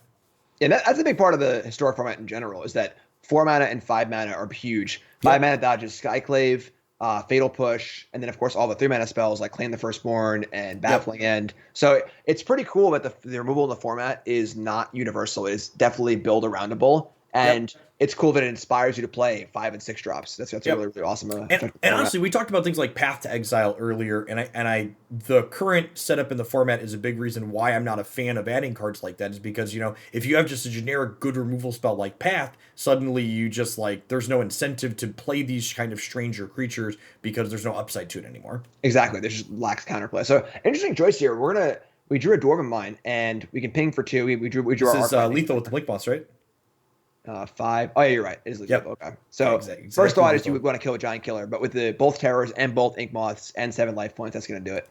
And really, I think these 2 games that we watched in this match were really awesome because neither deck really did what it primarily wanted to do, but they both got to win a game while playing this kind of hodgepodge mix of spells.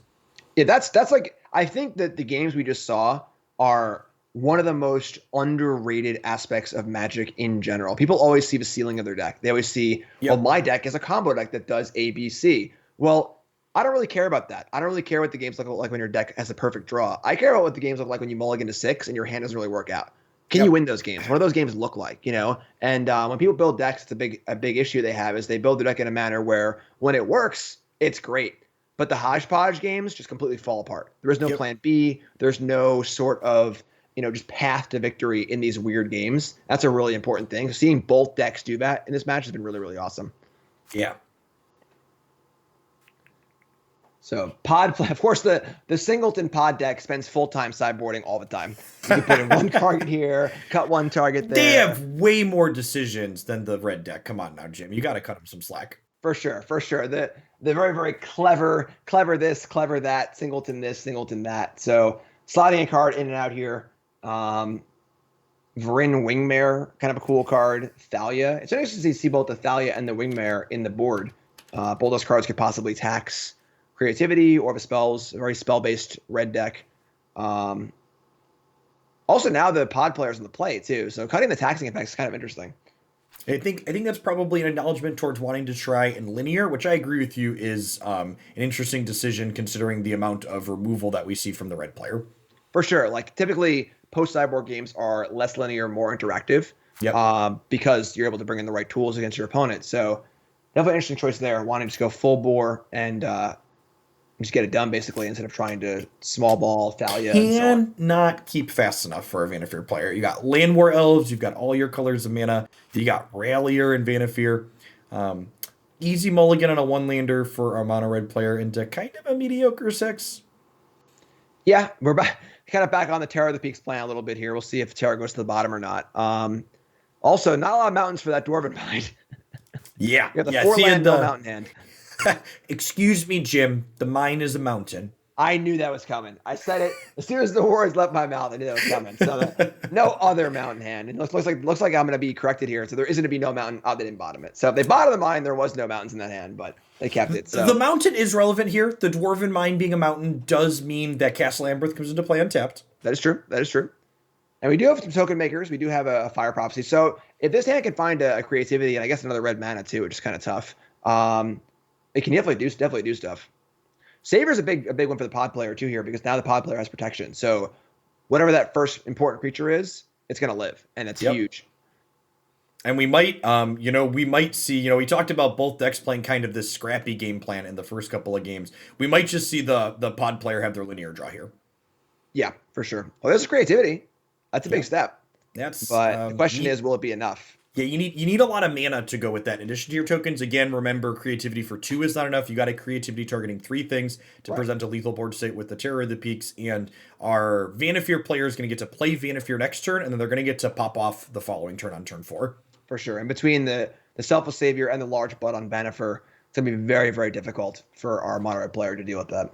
Yeah, I don't believe there's a combination of cards in the mono red player's deck that can take Vannifar off the board next turn through the Selfless Savior. Yeah, for sure. So might be needing some sort of Iron Craig feat, to try and get the creativity up faster if that's possible, or maybe an Ugin. But yeah, even Iron Craig feat needs a third red, right? Right. Yes. Yeah, so we need a lot of things here. There are many missing pieces in the third deck. Poor That is not it. Oh well. So is Vannifar just going to win the game next turn? I don't think the opponent's deck, or the Bant deck actually can win the game the turn it goes off with Vannifar. So there's a red card that deals damage when it comes into play that I've seen these decks play in the past, and our Vannifar players just choosing not to play it. Okay, so they could basically make the really good board of a bunch of 3/2s and stuff like that, as well as possible melee mages and all sorts of stuff like that. So I think we're going to see something identical to what we saw in the first game, where they're going to put 21 power into play. They're going to have Deputy of Detention, and they'll have Meddling Mages, and they'll have Selfless Savior and Linvala to protect, and they're just like hoping to guarantee get another turn. And honestly, with all the protection that they have, it's probably enough. Okay, so obviously for a second they were targeting the 1/4, looked a little weird. And we're going to kill the Savior in the middle of the untap on corridor monitor. I believe this is I want to auto pass Fire Prophecy. Sure, the old F6. This is the F6 play. So now we're off to the races. You sit back, get some popcorn if you're the mono red player, and hope that things go awry in some way. Because at this point, it is the pod player's game to lose. Yep. We're going to see, again, something very similar to what we had in the first game, where we're going to loop through the deck and get out these Renegade Ralliers, and then we're going to get other things that copy the Renegade Ralliers and have a bunch of power. And the thing that's different in this game versus what we saw in game 1 is the Linvala hasn't been used yet, so even something like Anger of the Gods won't be able to get our mono red player out of it, because Linvala is going to be sitting in play to protect the board. For sure. And I imagine that, the Savior can come back from the graveyard with the Rallier at some point in the chain also. Sort of melee mage action. I don't think that the red player can even stack their deck at this point and have a chance in this game. Would you believe, Jim, that this is the last match in this round? Yeah. I'm an optimist, sure. It is. It is actually. This is the last remaining match in the round. Fantastic. Nice quick turnaround here. Renegade Rallier is a cool card. Another one of those kind of cards where it's good. It has some cool utility. It's not oppressively powerful. Sees some play in Modern, but not a ton. Can do some cool things. Definitely a sweet card.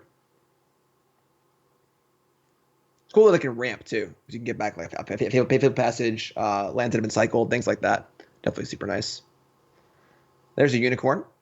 Yeah, unicorn can flicker. There's the Emil. Let's get that one pulled up here again for folks. So if you look at the monitor, untap Vannifar. Now they can go get the companion.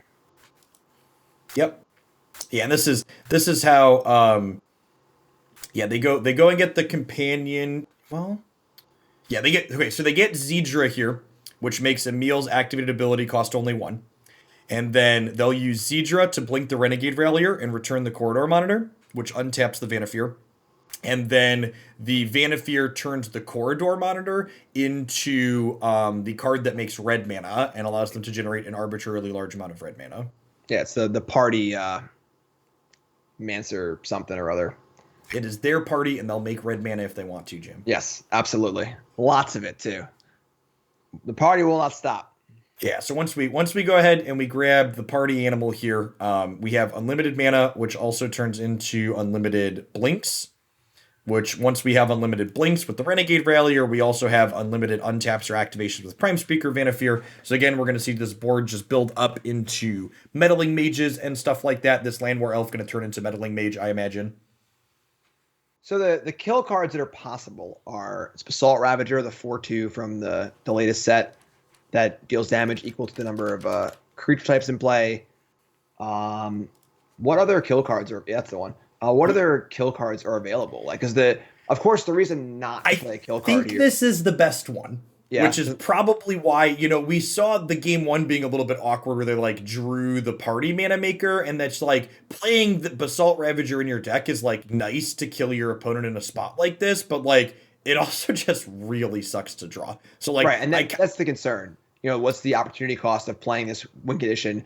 Every singleton you put in your deck has an opportunity cost of when you draw it and you go, oh my God, what the hell is this card I just drew? Yeah, and from a Magic Arena click quality perspective, there's a little bit of an opportunity cost here because you're clicking more, but I would definitely believe from someone who's played this archetype a bunch, the Vannifar deck, that from a strictly optimizing your deck perspective, it's fine to optimize Basalt Ravager out because you're probably winning 99 games out of 100 without Ravager. This you're winning with it. For sure, for sure. And the deck does it have any red lands in it? Or any red mana? Like, would it be castable Ancient Ziggurat. It's two Ziggurats and some Geese. Okay, sure. So it's pretty uncastable for the most part. Yep.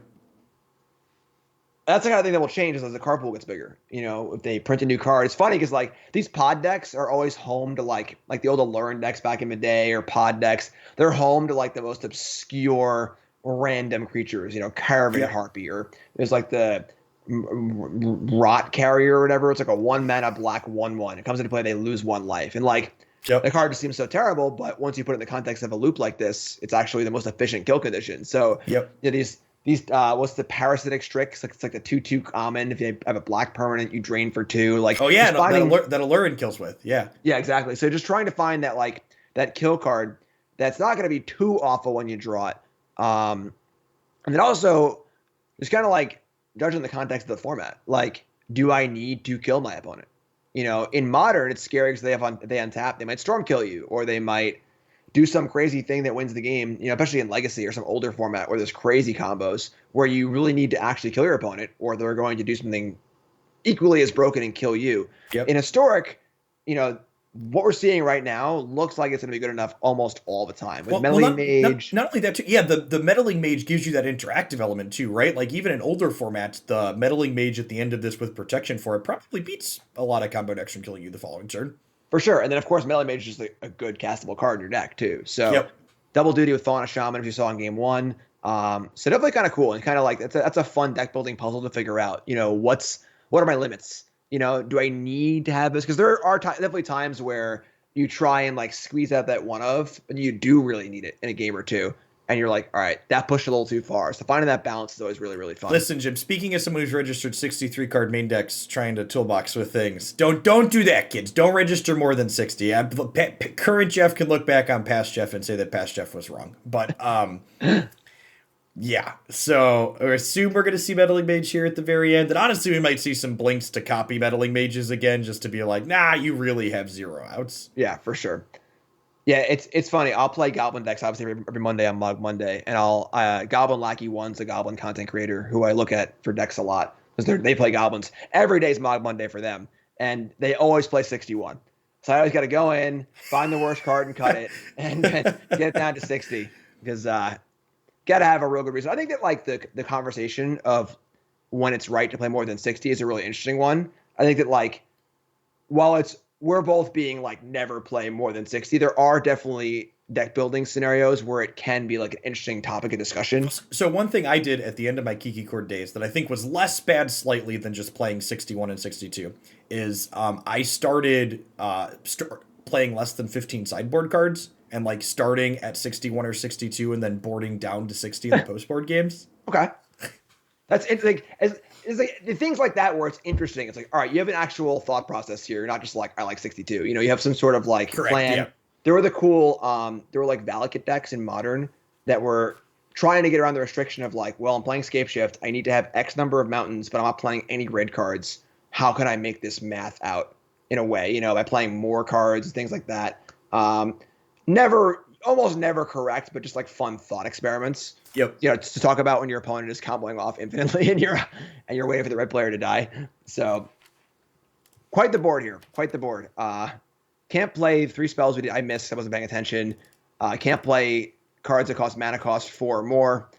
We're gonna block with Blink Moth Nexus here, play a little defense. I think this attack might be lethal. Yeah, I gotta get the calculator out. Actually, it might not be. We might get one more turn here from the. What are we doing? There's some stuff happening. So we're gonna blink Corridor Monitor in combat to tap or untap target artifact or creature you control. Sure. All right, so untap the. Oh, does Zedra make something not block? I think Zedra makes something not block, because why not? Zedra Dawnwaker. Oh, yeah. Look at Let's do that. it. Remembered that Zedra makes something not block for the turn. That's great. And now you can do it again, too. Now we do it again. Yeah, you just like blink the... And Zedra is still attacking while we do this, because of course. All right, I take it back. It's definitely lethal. That's great. I almost decided, I was almost like, let's tab off of this match and be done. But I'm really glad we got to see Corridor Monitor untap my Zedra make your blockers not block. Right, yeah. I was playing a land destruction deck on stream like last week, and we're just like trashing our opponent. We have 8 lands, they have 2. And every time I would kill a land with like Waking Patrols, they would tap for a black, and the land would die.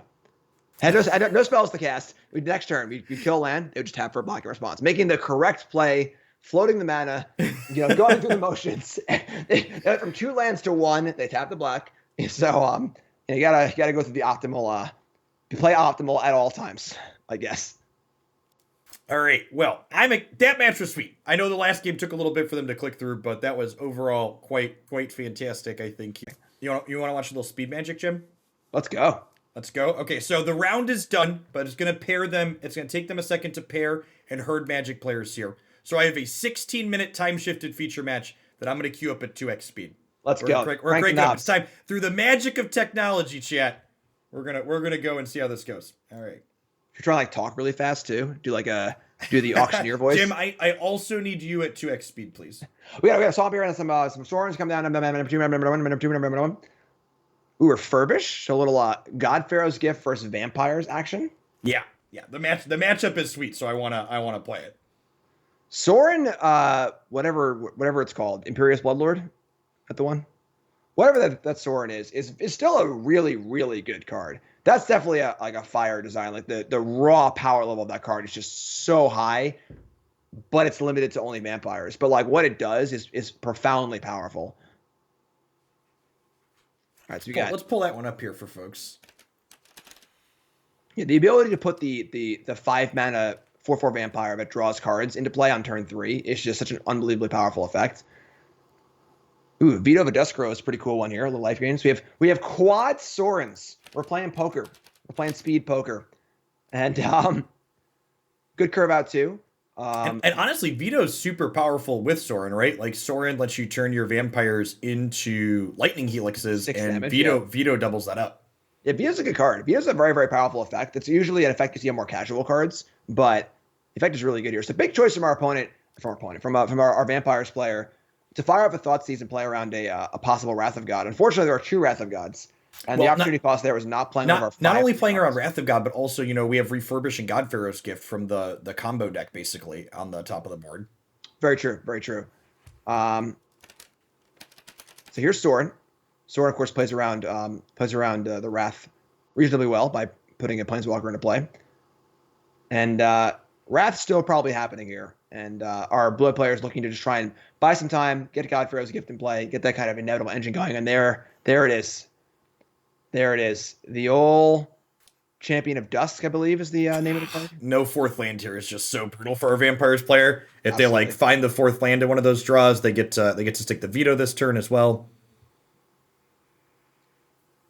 So we can't. Is there a God Pharaoh's Gift in the graveyard currently? I don't believe so, right? But we're about to get one there. So we're also at the point where like the player can just cast God Pharaohs. Get rid of 5-6 lands in play. So interesting choice to discard there. I guess 7 mana can also flash back Champion of Wits. Yep. So we're still a good play on 7. We're at 19 life on the top, so not really in danger of dying anytime soon. However, Veto with Sorin's Plus is pretty. We're not playing Veto. Oh, I guess we know there's another Wrath of God, right? Sure. So I guess the Vampire player is going to just say go. Not enough power on the board to force a Wrath. You can't really. Oh, there's the Refurbish. Okay. So Refurbish is going to grab the God Pharaoh's Gift here, which is going to start flooping things into play. So every turn, this is going to make a 4/4. The mono black deck cannot remove his God Pharaoh's Gift. So for the rest of the game, there'll be a 4/4 into the battlefield every turn and possibly more, which is a very, very powerful effect. The Vampire player has 7 cards in hand, so we're going to have a slugfest here. Wrath of God still looms, though. The one Wrath of God is known about, the other is not, I believe. Yeah. So And on the Godfarer's Gift side, you like really don't care if you're wrathing because you really don't care if you're wrathing because you're getting a free creature back every turn with your gift. Exactly. The inevitability of God Pharaoh's Gift is basically never ending. You know, you're going to keep Champion of Witzing, drawing more cards, discarding more creatures. If new Rivulet's in play, so you can mill yourself for 4 if you have to find more creatures. How close are we to lethal here on the vampire side? We have like I think we're too short. We have 10 plus 3 from the Sorin. We're so close. Okay, so you just like plus 3 here and then like hope to kill them with Sorin next turn. Yeah, without a life gain effect, this is actually Soren's going to do it with Lightning Helixes. Yeah, I think our Godfarer's Gift player here might get punished for being a little bit greedy.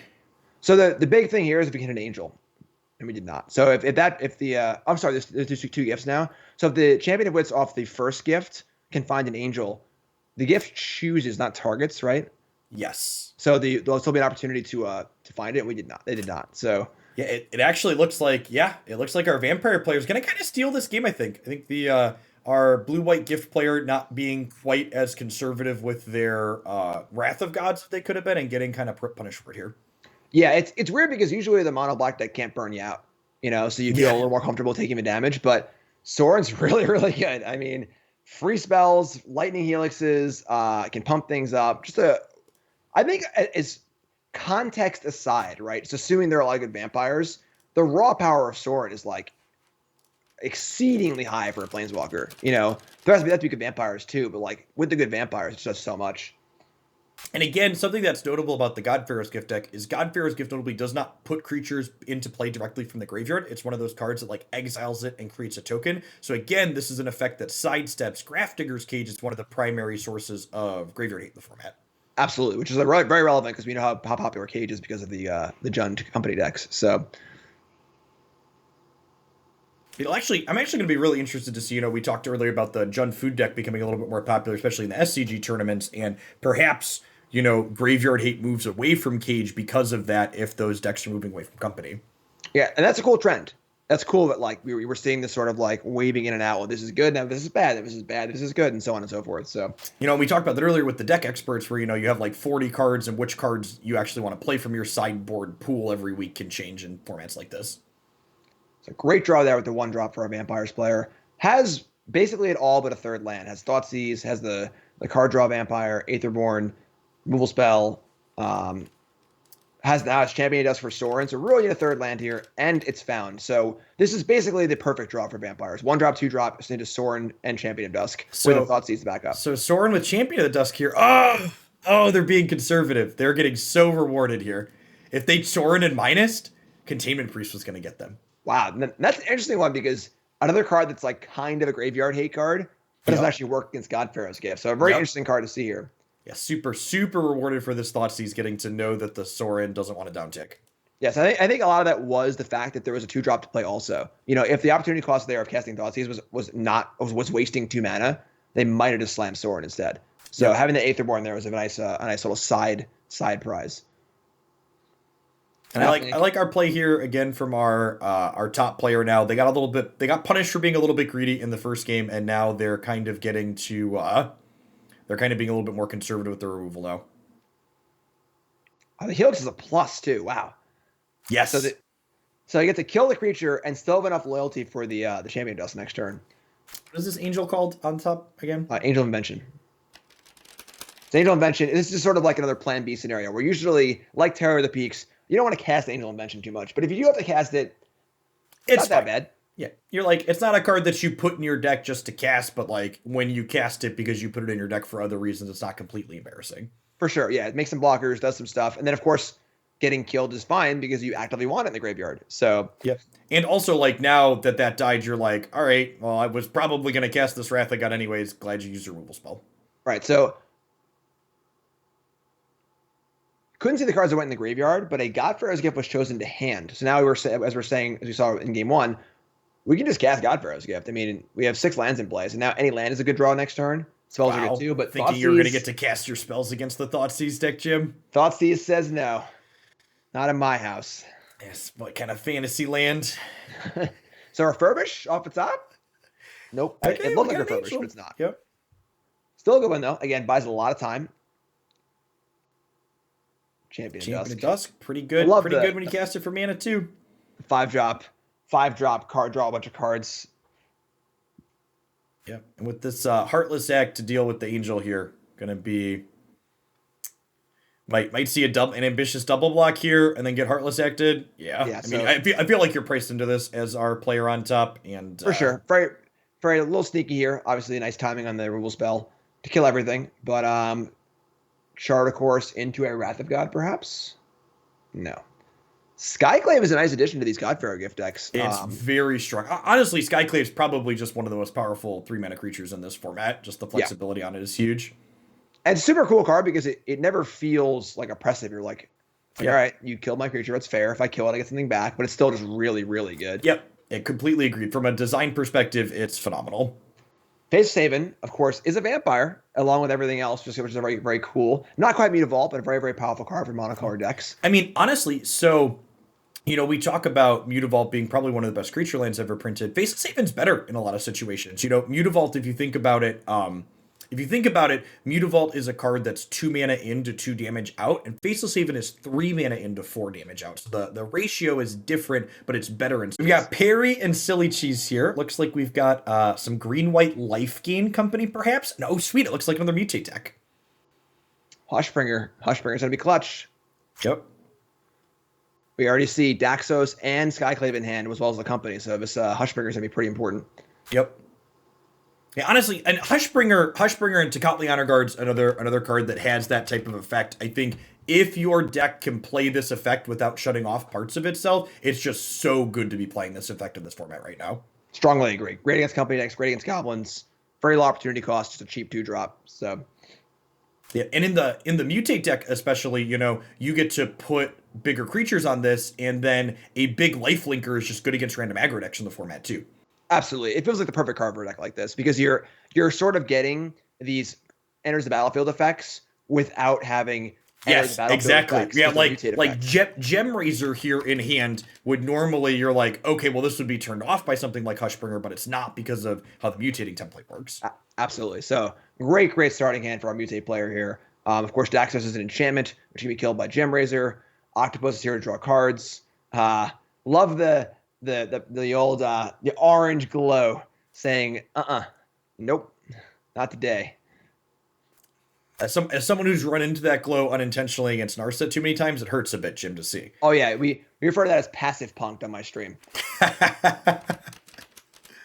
And we got the old Demolisher here too. That powerful historic anthology card. You know, you'll look at these Mutate decks, you'll be like, well, how is this different than standard? Sawtusk Demolisher is how it's different than standard, and it's different in a big way. Now, if there was a green land in play, say one of those planes was a Temple Garden, I could definitely see having killed the land. But with 3 planes in play, no fear of company yet, and this Gem Razor now is a 4/4 flying, lifelink, hush-bringing, trampling. Well, I mean, like further mutating. You look at this Angels deck and you go, okay, or this Life Gain deck, like what are they accompanying into that you care about? Like all the scary things they accompany into, yeah. And look at this, we have a main deck Baffling End here, but Baffling End doesn't kill the Hushbringer anymore because Gem Razor costs 4. Yep, turn late, and now I mean, does this white company deck have any way to remove Gem Razor? No, and like if I would assume at this point the answer is no. Yeah, so like, and now we've got this Baneslayer Angel to be a 6/6 now. So 6/6 Baneslayer, turn off your entire deck, kill your lands. Or we're gonna kill our I love this. Yeah, I like killing our lands. Let's just make a board state. Yeah, I mean, that is one chunky stacked up creature. Poor Baffling End. I mean, it gets to baffle a 3/3, I suppose. Octopus on tap too, and then the Octopus can fire in again and kill more things. The Octopus is going to kill the Baffling End and probably a land to make a 3/3, and then it's going to draw cards when it hits, and it's just like if you're on the Mutate side of the table, this game is just everything you want to be doing with your deck. For sure.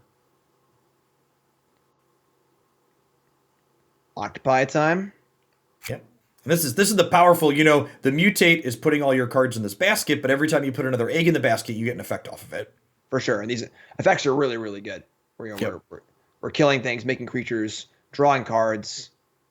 And again, even our basket is unassailable, right? There just is no card that burns our basket. Yep, the It's made deck of list is heads up. vibranium or whatever. There's no deck in stone that you need to be worried about. Which honestly, we see this main deck baffling end out of Perry's deck. Perhaps they should be playing deck in stone instead for the flexibility. Right. So yeah. So it's an answer to Hushbringer until all that stuff happens. So sideboards, that was pretty quick. I'm not seeing many answers to. I guess the giant killer can take down a large giant killer is a great addition here. We've got 2 copies of that. Interesting that there's Hushbringer in Perry's deck in the sideboard is interesting decision.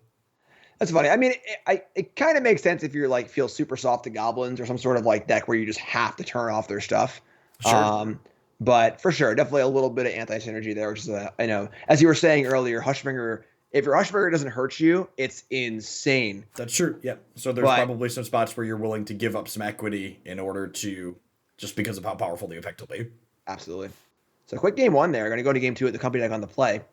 And that was a very good mutate draw. Yep. So we'll see if they're able to. And a big difference being on the play here too is that if you're on the play in the white deck and you have Baffling End, there won't be time for the Hushbringer to get out of converted mana cost range. Exactly. Oof. Painful. Couple of rough mulligans here, a little bit of magic happening for our mono white player. I don't hate the speculative keep here. Your hand's like pretty good if you hit the land on time. It's tough. Being on the play that's really, you got to go runner lands here. Yep. It's a difficult place to be. Pretty good hand for our mutate player. Has the Hushbringer, has the mutators. It's got 3 lands, looking pretty good. Can definitely just cast Octopus, honestly, if necessary. Yeah, it's Hushbringer. There's our Hushbringer. And if there is a giant killer in hand here. So like I feel like if you're allowed to stumble, this is the one way you're allowed to stumble. The problem, of course, is that these demolishers kill lands. Oh. So they do that, don't they? This is probably the turn, you play Llanowulf and then maybe you the put Octopus. Sea-Dasher on it, yeah, and draw and then a card. If the next turn it's Demolisher, land. I mean, and the thing is that the cool thing about the lifelink on the Hushbringer is you can give them 3/3s and just race with your 6/6 flyer, Yeah, so exactly. So the big downside of giving your opponent a board presence to kill you with, lifelink just negates that. So yep.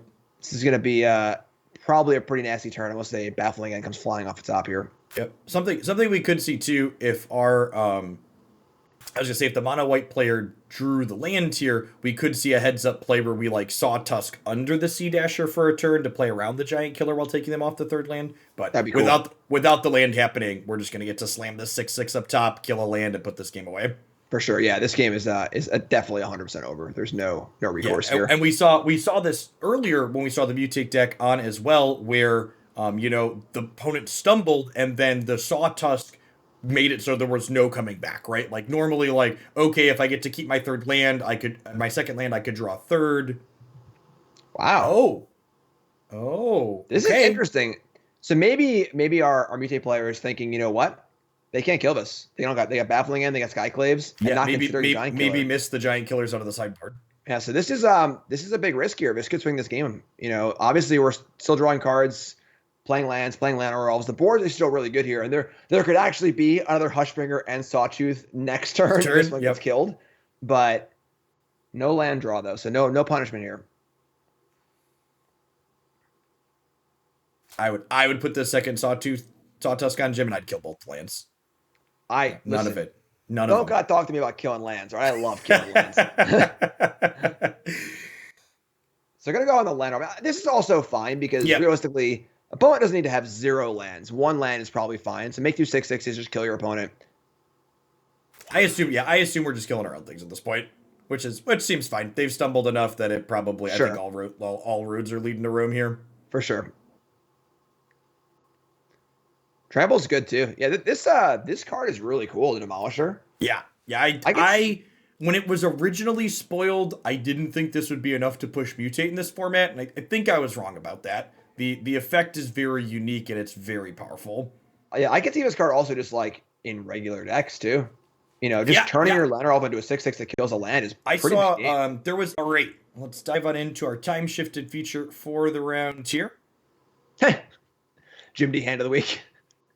That's Oh, awesome. So 7 lands into Angrath. Oh, I love it. I love me some Angrath. all right, and we've got some Hydroid Crisis and some Explore creatures here Is this for Will. standard circa 3 years ago? Like It looks Angrath sweet. I versus mean, Wildwood we've Walker? got Turn Timbers and Kazul Mammoths. Love it. This is sweet. What is that? Is that Torment of Scarabs up top? Yeah, that's the card where you give your opponent the choice of like 3 life, a card, or a permanent every turn, right?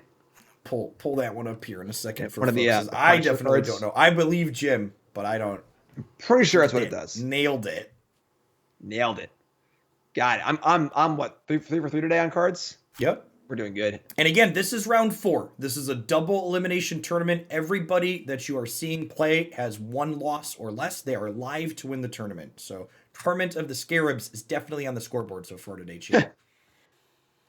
Let's be real here. It's obviously Angrath. All right. Angrath is one of my favorite planeswalkers. No fire, no steel. Is that his No one voice line? No steel. Yeah. Love some Angrath. I have a toy Mjolnir I stole from John about my stepson about 5 years ago. Has been in my office ever since. And whenever Angrath comes out, I pull out the Mjolnir and give a little. So we got a couple of sequencing decisions here on the blue-green player's part. Probably see a Love Struck Beast token, plus we're going to Branch Walker before we Wild Growth Walker. Okay. So I guess the thought process here is I just really need a 3rd land. The Acrasis is going. I do agree it's a little weird. We could actually just cast Love Struck Beast here, honestly, and just not have used Heart's Desire. So we do one thing again to consider about a decision like this. So we do know the deck lists are heads up in this tournament. So I think this playing the Merfolk Branch Walker first is probably our blue-green player acknowledging that like they're the beatdown in this matchup, and the health from the Walker probably isn't going to matter long term. I can buy that. Like they did add 4 power to the board this turn, so it's definitely a very, very real amount. Yep. We see Hadana's climb there, get binned off of the Merfolk Branch Walker, one of my old all-time favorite cards from when it was in Standard. Kind of like the fairest of Embercleaves. So no shock for Torment of Scarabs here. A little behind.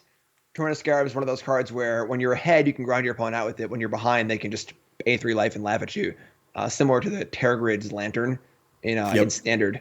So pretty lopsided here. Angrath is great, and being able to steal a Branch Walker and swing back with it and sacrifice is really cool, but the only real chance here is, I don't even know what our Rakdos player can do because we need to draw a Wrath and a land.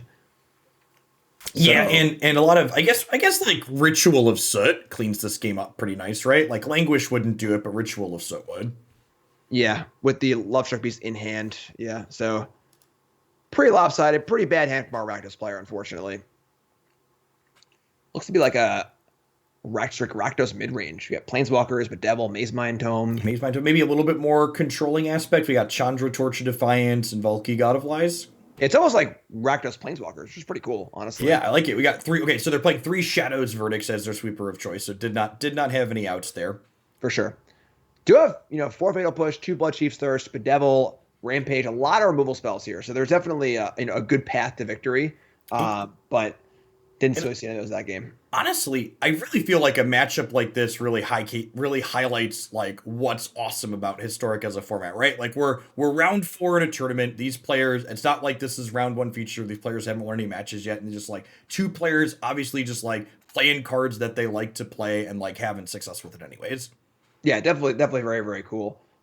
This is going to be a little tough, I think, for our Rakdos player though, because now as you're saying earlier about Negate, if you're just playing blue in your deck and you have an aggressive slant, being able to board in cards like Negate is just such a huge boon, and specifically with Nissa. So one of the coolest plays when Nissa was legal in Standard was being able to untap a Breeding Pool and then have Negate up, which allows you to play with 5 mana threat. You still have your counterspell up, and then you're in the spot where you can defend, untap with Nissa, and now you're miles ahead here. So these Negates are going to be huge, and the curve here is low enough of the blue-green deck to really get under everything, I think, and then capitalize with Negate. And something to note on our blue-green player, how they're sideboarding is they're cutting their Hydra increases, which to me says that they know that they're the beatdown in this matchup and they don't want things to go long. Absolutely. Super, super astute. Like the Grixis, it seems good against a control deck, right? You want to draw cards. They're saying, no, that axis of the game doesn't matter to me. I want to get in, get under, and the negates predicate that. The negates are saying, I can just get under you, counter your key spell, and win the game. I don't need to get into a knockdown, card draw battle with you when you have 9 planeswalkers in your deck. So cool sideboarding, definitely an interesting one. Interesting hand too here. The old one-lander with Llanowar Elves and Explore creatures. You're like, against someone that's not playing a bunch of spot removal, you're just like snapping this off on the draw. But like, if your opponent's got spot removal like they do, you gotta take pause. Absolutely, yeah, and especially with Blood Chief's Thirst and Fatal Push. There's plenty of things that kill that elf on turn 1 and make the game fall apart. And rewarded with a very, very reasonable hand here. So, like, not only do we have an elf if we want it, probably won't see elf on 1 here since our pathway would then be lock us out of blue. Yeah, and then the Mammoth's got to come down at some point. So why play it on turn 2 after playing an elf and not playing it? Then you could go like, elf on 1, Growth Chamber on 2, Mammoth tapped, but Growth Chamber Guardian is also a card in a matchup like this you want to play on turn 5. So you can activate it immediately. Yep. I loved this card when it was in standard. It's just one of my favorite ways to like grind people out. Just like drawing more copies of Growth Chamber Guardian was always so satisfying. Yeah, I'm a fan too. It was one of my misses in the set where like I thought this card was going to be insanely good. It was only like pretty good, but yeah. I love the card too. Being able to leave the mana up on your turn plays really well with counter spells too. Correct. Yeah, we see the negate lurking hand here. If you play your Growth Chamber Guardian pass with mana up, you're like, okay, are they adapting it or do they have the negate that I know that could be there? Exactly. So on our Rakdos side, we've got multiple sleeper effects in both Shadows Verdict and Chandra, multiple removal effects here in Bedevil and Chandra. I think Crocs are just kind of hanging out. Normally Crocs wouldn't be too great here because it's just 2 mana, discard a card, doesn't affect the board. Yep. But given the mulligan on our Simic player's side, it's going to be at least a little annoying, but big choices here on the Rakdos side of when this Bedevil goes off. Something that's notable too for our Rakdos player is so far we don't have a second red source, right? So like turn 4 would ideally be the Chandra turn, but we need a top deck to make that happen. For sure. So Bedevil is going to hold a Bedevil. I think this is correct over playing Crocs. So playing Crocs is very, very low value in a board-based matchup like this. Just casting it, discarding a card. And obviously no cards in the graveyard yet, so we're not getting it back anytime soon. With the second Growth Chamber Guardian, we might just see the first one come down here. Yeah, I like this. And I think, especially with the second in hand, if we see this Bedevil pop off at end of turn, you just let that happen. You want this negate to tag something like a Chandra next turn.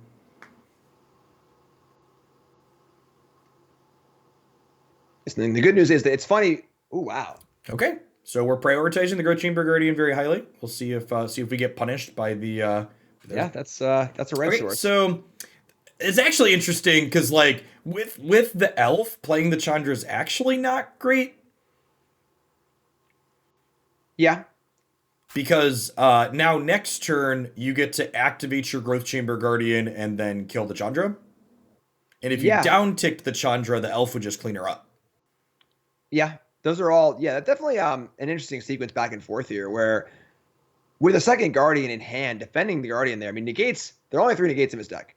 Yep. They are precious, and I guess it can't negate a big Chandra, so like there's some value there. But now, a Shadows Verdict mops things up pretty well.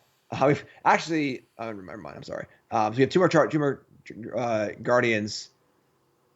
And Crocs are coming down because Fatal Push was drawn. So now we can mop up a little bit more.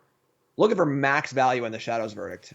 Something to note on the Awakened Inferno here, too, is that she only does 3 damage, so she will not be a way to clean up the board. So the Shadows Verdict is going to be pretty important. That's a huge draw. Yeah, absolutely. Bedevil's now gone. There are a few more, but Great Henge, one of those cards where if it's in play for basically 2 turns, the game is over. And with plenty of 2-drops to play also, being able to play Henge, then immediately use it is clutch. And the interaction with Growth Chamber Guardian is actually really sweet here. Growth Chamber Guardian notably does not care how it gets a counter, just that it got a counter. So this Growth Chamber Guardian comes down, can get a counter off of the Great Henge, and then immediately finds another copy of itself. Yeah, that is very, very cool. And then obviously the extra Guardian fuels the Great Henge to draw more cards, and it just the snowball starts rolling really, really hard to the point where spot move spells aren't going to do anything. Yeah, and even the Shadows Verdict here, right? Like you play the Shadows Verdict and you like got rid of 5 power, but like Yeah. My Growth Chamber Guardian drew 2 cards. Yeah. Guardian, draw. Merfolk, draw. Like draw land, Love Struck, draw, for sure. The worst thing happening for our standing player right now is that Love Struck Beast may have a little trouble attacking if the token is killed, because you can't have a 1/1 in play without the henge. But well, the henge is notably non-token, so with the second Love Struck in hand for Will, we could see that come down after the existing 1/1s die. For sure. And then that was like, we have a climb too. So Yep. yeah, this is it's all coming up Millhouse here, or should I say Willhouse?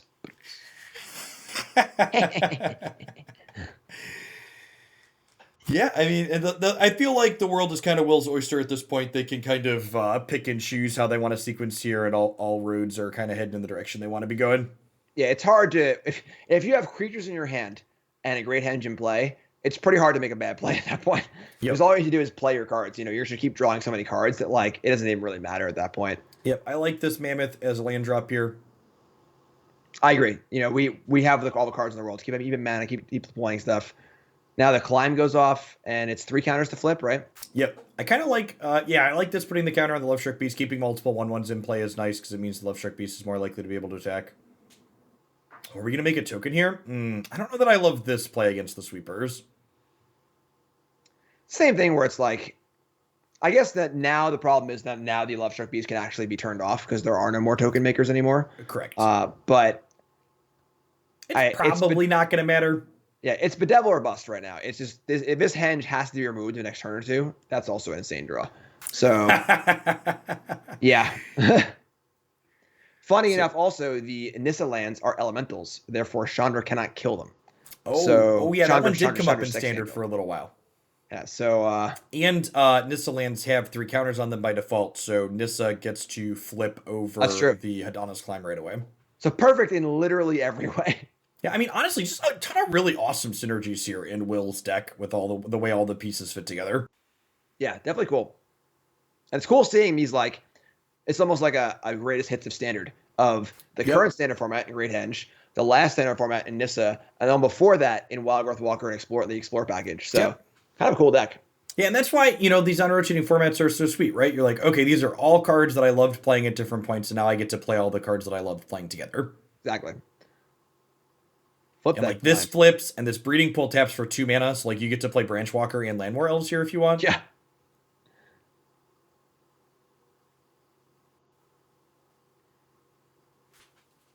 You can go with this, you can go with that.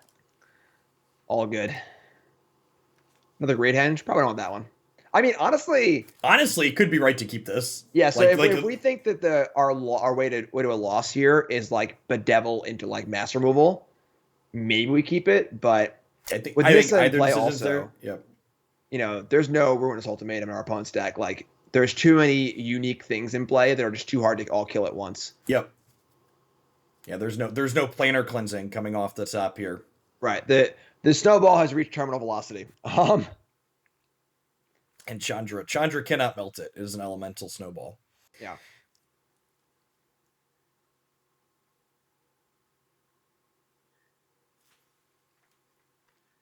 Yeah, pretty tough place to be here. This is very, very good. It really is like astounding how good this is. Having played the card now in like Vintage Cube and like other formats that aren't just standard, like the power of Nissa is just so high. Yeah, I mean, like she even saw play in Pioneer. She sees play in Pioneer, right? In the Green Devotion show. Yeah, that was for a while one of the best decks in the format. I haven't seen Pioneer in a while, but definitely one of the best decks. So what does this card actually do? It doubles. It gives you plus toughness and plus attack. We've got some Crater Hoof combo. Cool. So Crater Hoof is another flavor of creativity, I assume. It could be. There's also Luca in the 4-mana red polymorph card. Okay, that's fair. So there's a couple different ways to.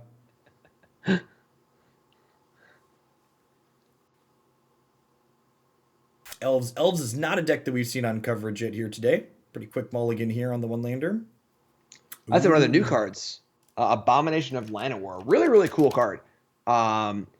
It's sized to the number of elves in play and in your graveyard. It has vigilance and menace. Really cool card to play post sweeper as a recovery tool. Absolutely. So it's the kind of card where you play it, you can just curve out with it, have 4 elves in play, Or if they Wrath, you just play it. It's a 4/4, which is awesome too. So Yep. great card to company into as well. Yeah, kind of like it's not quite a lord, but in a way it's still great based on the number of elves that you have, and the menace on it is really big as well. Like forcing them to double block your big threat is huge. Absolutely. So big pick up here for our elf player in Thoughtseize. Obviously going to be a clutch one against this sort of pseudo combo deck. There's Luca, and a pretty cool spread here of just token cards. You have Legion's Landing, Heroic Reinforcements, so a much more aggressive version of this creativity deck, where we're just trying to kill our opponent, and then if we Luca, that's cool too for Craterhoof. So aggro start, combo finish, double Thoughtseize now for our elves player. Yeah, so Luca, the goal on the top end, we've seen kind of Indomitable Creativity, Polymorph style effect sheet, a couple of things into play here, as opposed to the Scarab God combo the Locust God combo or Terror of the Peaks. The top deck here for us is flooping Craterhoof Behemoth into play to make all their tokens very large. Yeah, so no multiple tokens necessary. One Craterhoof will usually do it, as long as you have any board presence at all. Yep.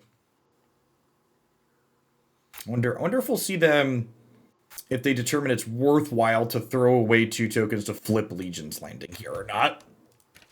So that's the interesting part here is that unfortunately their aggro plan against the tribal deck is not going to be very good because there are a lot of blockers available for this elf deck. Tons of tokens, and even the 2/2s just line up well against 1/1s. I know it's great analysis, but the reality is that just how it is. And then that puts the token player into a spot where they need Craterhoof to win.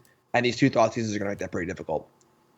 One of the cards we have here in hand for our top player is the Heroic Reinforcements here, which can help them outsize the board a little bit. That being said, either Thoughtseize or Elvish Archdruid is going to happen for the Elves player next turn, which is going to disrupt what our tokens player is going to be able to do in terms of a linear game plan. For sure. Yeah, I mean, 7 2/2s is a lot. So, another landing. Okay. Now it would be 8 2/2s next turn. Yeah, I assume we're just passing here since we have the Heroic Intervention land in hand. Yeah. Okay, and now if you're the elf player, heads up here, yeah, we're going to see Thoughtseize twice with the Black Source turn. I like this because Polymorph could happen next turn, and that would be lethal. For sure, yeah. Right now, the elf player is winning on the board. Adding Archdruid makes the board look even better, but we're already winning that access. So there's no real reason to add that and risk losing to one of these key clutch cards from the token player. So yep. And I think at this point, you're throwing away 2 tokens to flip your landing. Really? Okay. I guess throwing away tokens is worse if you draw your Polymorph card. The upside to flipping the landing, though, is it gives you a 5th mana, so that way Luca is castable if you draw it. Very fair. So I assume there's 4 Luca and 4 Transmogrify in the list. I don't have the list up, unfortunately, but definitely, that is definitely very true. So we are throwing some things away, and we don't really need infinite creatures for Hoof to be good. If we have 4 creatures in play for Hoof, it's probably going to be enough. And we have to raise the alarm too. So the loss of 2 tokens here wouldn't really be that bad. And the chip shot damage of just getting in a few extra points too. Yep. Really like the inclusion of Egdom's Awakening here in the elf deck. That is a card I have not seen in a ton of these green-black elf decks, and the ability to recover is huge. Yeah, that is cool. Definitely pretty hard to cast, but very low opportunity cost for the first or second copy because that, 1 or 2 green lands isn't really going to hurt you. Yep. Oh, and I mean, the Elves deck is usually the beatdown in most matchups, right? So it can afford to give up some points of life in order to have that effect sometimes late. Absolutely. This is a fairly large attack. I'm not really a math guy. I'm just going to say a lot. So remember, an Allosaurus Shepherd here can activate and make these things elf dinosaurs. So all of these things are going to become 7/7s with the Elvish Archdruid activation. Oh, they're elf dinosaurs? They're not just dinosaurs? I'm pretty sure they retain their base type. Either way, they're huge. And then there's also the Elvish Warmaster as well, which can give +2/+2 in Death Touch. So we're looking at a massacre here of tokens. Yep, becomes a dinosaur in addition to its other types. Yeah, and this is a heads up, activation on board here. So our red-white tokens player, if they're aware of the mana Archdruid's making, knows that they have to block everything except 1 token, otherwise they die if they let 2 through. All right, well, there it is. Cool animation? No. Why would there be a cool animation for turning every creature you have into a dinosaur? Honestly, That's the saddest part to me about these Jumpstart and Historic Anthology inclusions. While they're sweet, there's no animations on any of them. It's obviously they're a secondary to the standard sets. Yeah, if I lose Demonic Pact, I want something cool to happen. You know, like I paid the cost, kill me in some unique and interesting way, you know? All right, so going to sideboards now. Pretty clean game for our Elves player. Good draw, good threats. Double Thoughtseize takes them important cards. Basically, how you drew it up. And the fact that this Elf deck can play Thoughtseize so easily is pretty clutch because backing up Thoughtseize with pressure is awesome. We see Heartless Act and Agonize Your Remorse coming in very quickly here. Heartless Act, a card that you intuitively wouldn't think would be great against a tokens deck, but keep in mind that both Transmogrified and Luca have to have a target when they resolve, so you can use those Heartless Acts to interact with their combo turns, basically. Yeah, basically like a negate, just cost black mana. And then one of the downsides to playing the Creator of Combo as opposed to some of the other kind of polymorph decks that we've seen here is there's no Anger of the Gods. There's no Sweltering Suns out of this red-white deck because you need a board presence as well. Pretty cool sideboard for a tokens player. The Glorious Anthems are really cool. Being able to just like cut the polymorph deck and just be a token deck if you want to do that is really, really nice.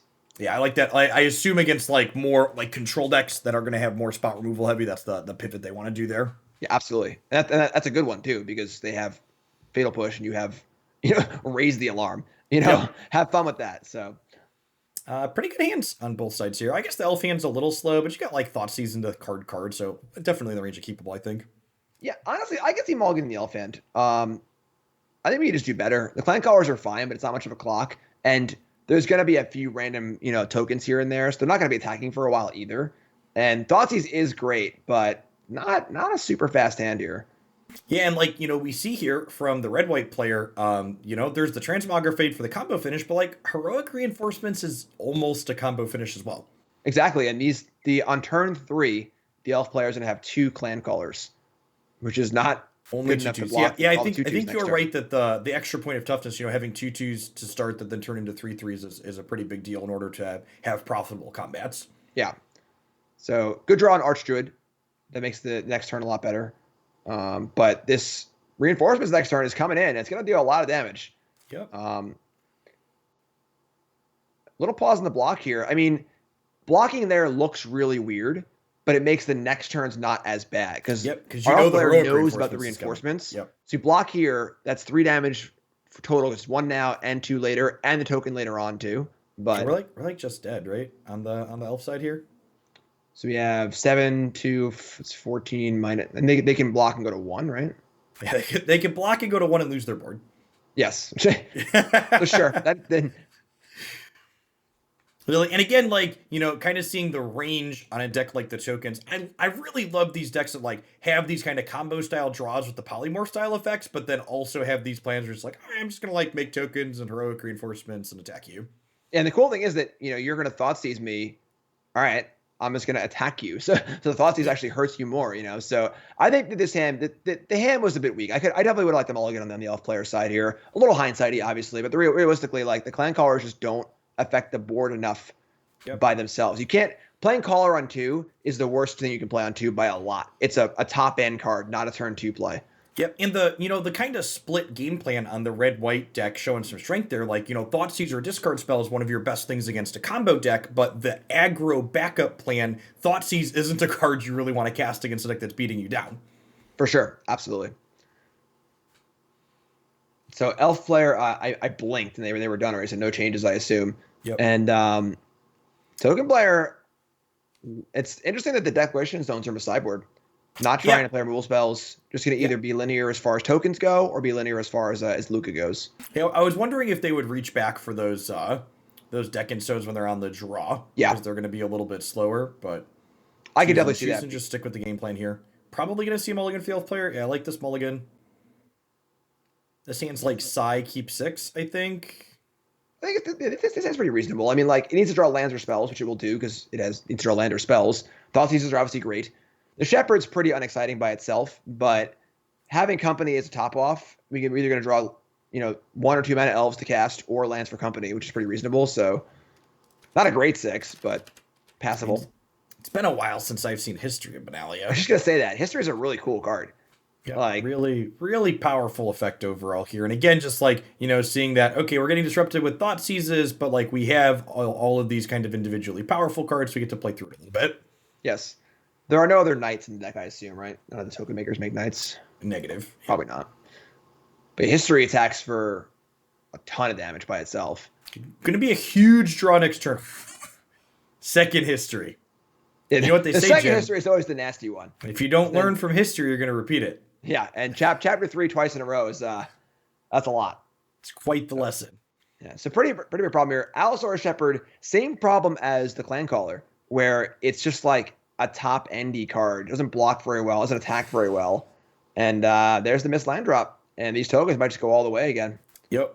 And we get to take the second history, so we're not going to get a double history lesson, but even the first one is still going to push a lot of damage over the course of the next couple turns.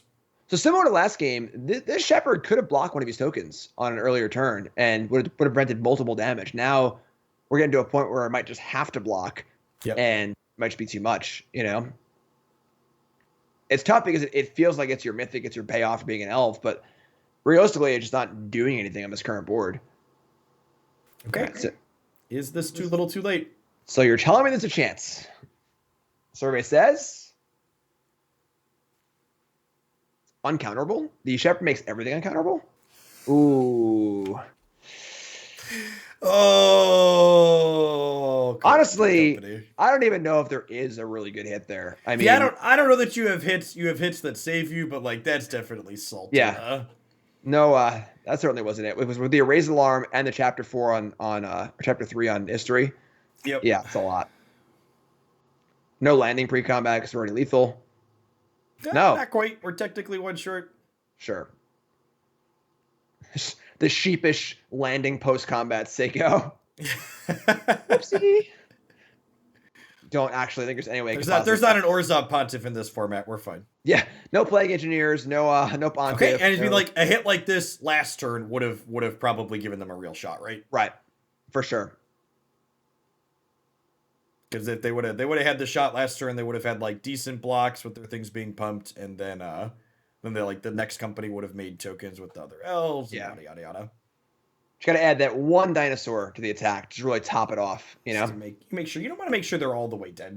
Vannifar versus blue-black tempo here. Bajuka Bog. Bajuka Bog. Right. So definitely a little awkward on both sides here. We get the Bajuka Bog for the rogue player, which is kind of awkward in general because you want your opponent to have a graveyard. And then we have the Electromancer hanging out in our Vannifar pod player's hand. So definitely, not ideal cards here, but the hands look pretty good otherwise. And not too, no blue source for our top player as well. In addition to, we watched this Vannifar player play earlier. They only have two Ancient Ziggurats plus Goose to make red mana. So this Electromancer is pretty uncastable. Yes. Oh, there are Fauna Shamans though, so it can possibly turn it into something good. Yeah, Druva big land draw there, obviously. Something that's kind of incidentally offensive, obnoxious, whatever you want to call it, is the Rogues deck milling the Vannifar deck means you're gonna like randomly dump their fun ofs into the graveyard, which means you like can't actually combo because you're randomly missing them. Right. Sorry, as a quarter monitor. Sorry, that's gone now. Yeah. So for sure. Does make Renegade Rallier a little bit more interesting if you can enable it from hand. One big difference with Rallier in this format as opposed to in Modern, where we've seen it with these Vannifar decks before, is enabling Revolt in Historic is not trivial. Yeah, absolutely. In Modern, you just play it on turn 3 of a fetch land and get your fetch land back. That's your floor. Little harder to work for in Historic. See that Blood Chief's Thirst not quite able to kill that 3-drop yet there. Drawing the untapped land pretty big for Grath here on the bottom, being able to cast that Slither Wisp this turn. We know how many cards are in our pod players. I believe there are just 2. Yep, there's the graveyard. There are just they heard us in the past, Jim. You reached into the past and told them. That's just the 2 for the Thieves Guild Enforcer here. Cool. So yeah, Dramalok, not too good yet. That Pachuca Bog looking pretty awkward here for a number of reasons. Exiling It's Graveyard, tapped. Exile tap land for graveyard's not Rankle. good. Yeah, so it's tough ones here. And now Vannifer's here, so we need to draw I mean, untapped land. I guess like any rogue to mill would be good here. yeah, honestly, milling is better than hitting the milling is better than hitting it with a removal spell because Linval is in play to protect the Prime Speaker here, so we can't take the Prime Speaker out of play regardless. That's true. A Flash Rogue would be really nice from Rhino's side here because it would let them draw a card. That's pretty awkward. How do you feel about the main deck negate draw versus the Amari the Collector deck? It's got the fancy foiling or whatever. Something to look That at, is my favorite negate artwork. I do love the aesthetic of that one. It does look pretty cool. It's moving around. It's giving it a little glow, but that's about all it's gonna do. This is a tough spot for the Rogues player here. Yep. Now it is worth noting. You can bog yourself, sure. Kinda. It is worth noting that in order to like get the combo going out of the pod deck, you do need a 1-drop to get going. So like we're not going to see a big explosive turn next turn out of the Vannifar player based on what they currently have in play.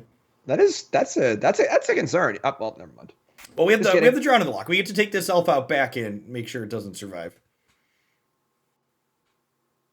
And now with the Rallier 2, so elf, sack elf, can Rallier back whatever, or the elf. Yeah, this... Well, the Drown's going to counter the elf. Oh, sure. Okay, yeah, sure. I was thinking of Drown being dead because of the it didn't affect the board currently, but you're correct, yes. Yep. So easy counterspell here. Honestly, I would have liked leading on the elf, I think, because if you lead on the elf and it gets killed with a removal spell, you can then Rallier it.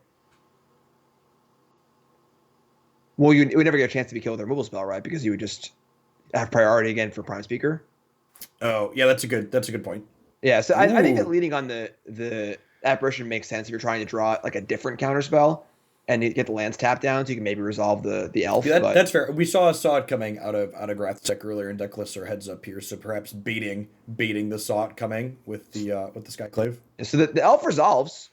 This does put a third card in the graveyard for Drown the Lock.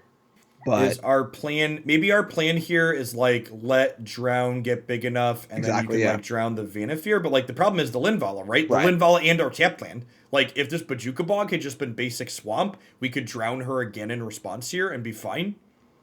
Yeah. Or if they had countered the Llanowar Elf with the drown also. Yep. So and now we're going to see what we saw in the earlier games with this Vannifar deck, where we're just going to, like, the Vannifar deck does not have an actual factual combo kill this turn, but it's definitely sufficiently large enough finite to win a game like this, right? We're going to end up with a bunch of Renegade Ralliers and Glasspool Mimics copying Ralliers in play. We're going to make a bunch of mana. Yeah, the Rogues deck is a nickel and dime deck. There's no Oogian. There's no overcoming card that can beat a board like this for sure. Yeah, there's not about to be a Shadows Verdict happening here. I guess it is worth noting that there's no open mana for our Vannifar players, so they can't blink anything initially to really get going. So we're probably going to end on only like 15 power in play here. Yeah, but that's I think we're going to be looking at that being pretty good enough here. Obviously, Rankle don't do much against a very large wide board like this. The Negate is actually dead. And then a couple kill spells is not going to yeah, sure. So. Yep. Yeah, I agree with this. We're gonna, they get to technically kill the Vannifar next turn, but there's gonna be so much power in play. Okay, so they pick up some kill spells here. They do have ritual, so they have pushes, disfigures, a lot of 1-mana removal spells here. Dispute's great here. It's a 1-mana counter for Vannifar. Vannifar does care about Grafdigger's Cage. That's a great card that gets to come in. Yes, a lot of tools, and then. This is the difficult game for the Vannifar player, where now they're aware all these things are coming in. There's cages to stop your Vannifars. There's spot removal to kill your creatures. So they need to decide if they want to lean more into like a more kind of grindy, like a potty plan of just like value stuff. Are they going to try and combo? And then what are the elements they want to bring in for that? Kira, even a card like the Boar, just like as a decent size, outsizes everything. I imagine we'll see Toski come in here. It can't be countered, and it generates card advantage as you go wide.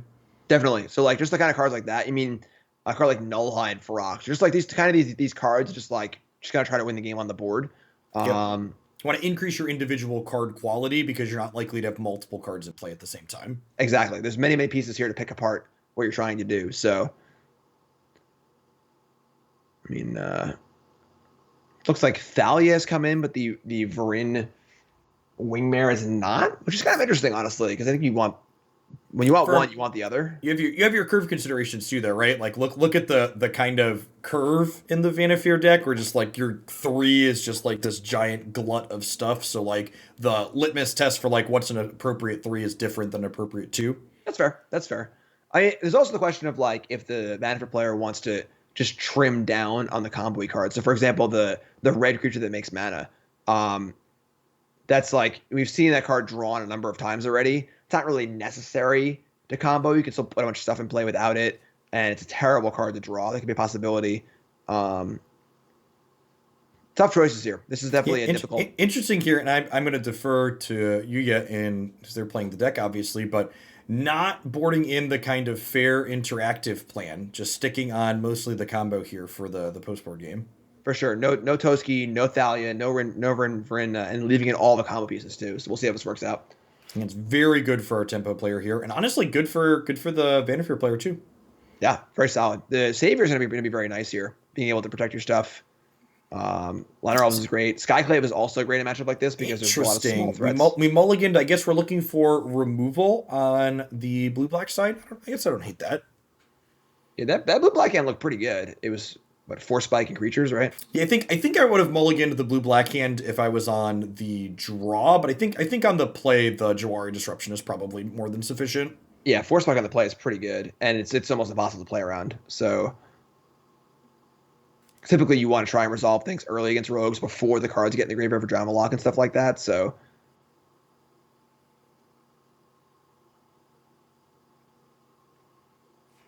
all right, we are off. Watergrave untapped, Thieves Guild Enforcer at the ready, and then you're going to be matched by a number of 1-drops from our Vannifar player. Well, I imagine he's going to play Liner Elves first. Yeah, never not Elf on 1, basically. Seriously. The only time you don't play Elf on 1 is if you have Birds of Paradise instead. Classic. Love it. Think we'll ever see Birds in Historic? I was just going to say, I actually think I would love that card in a Historic Anthology. And I think it's like an iconic enough Magic card. And like in terms of power level, it's like almost assuredly fine, I think.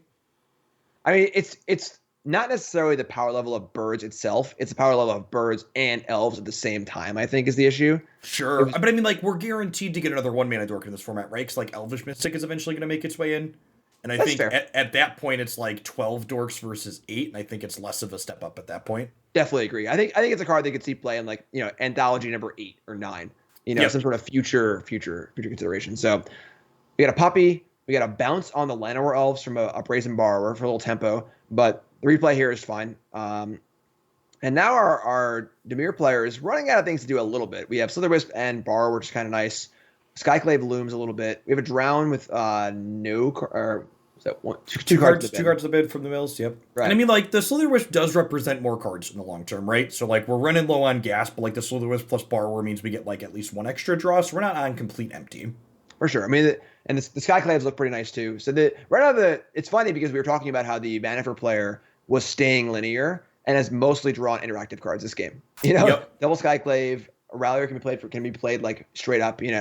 So it's really interesting. What were the cards that were milled off of the Enforcer? It's a Ziggurat, and you catch the bottom card? I did not catch the bottom card, unfortunately. Because they could, like, in theory, like, sack the Savior and get back some other card if it's something good with the Rallier. Yeah, I don't think they have, outside of like Fauna Shaman, I don't think there's anything you'd really want to trade a Savior for here.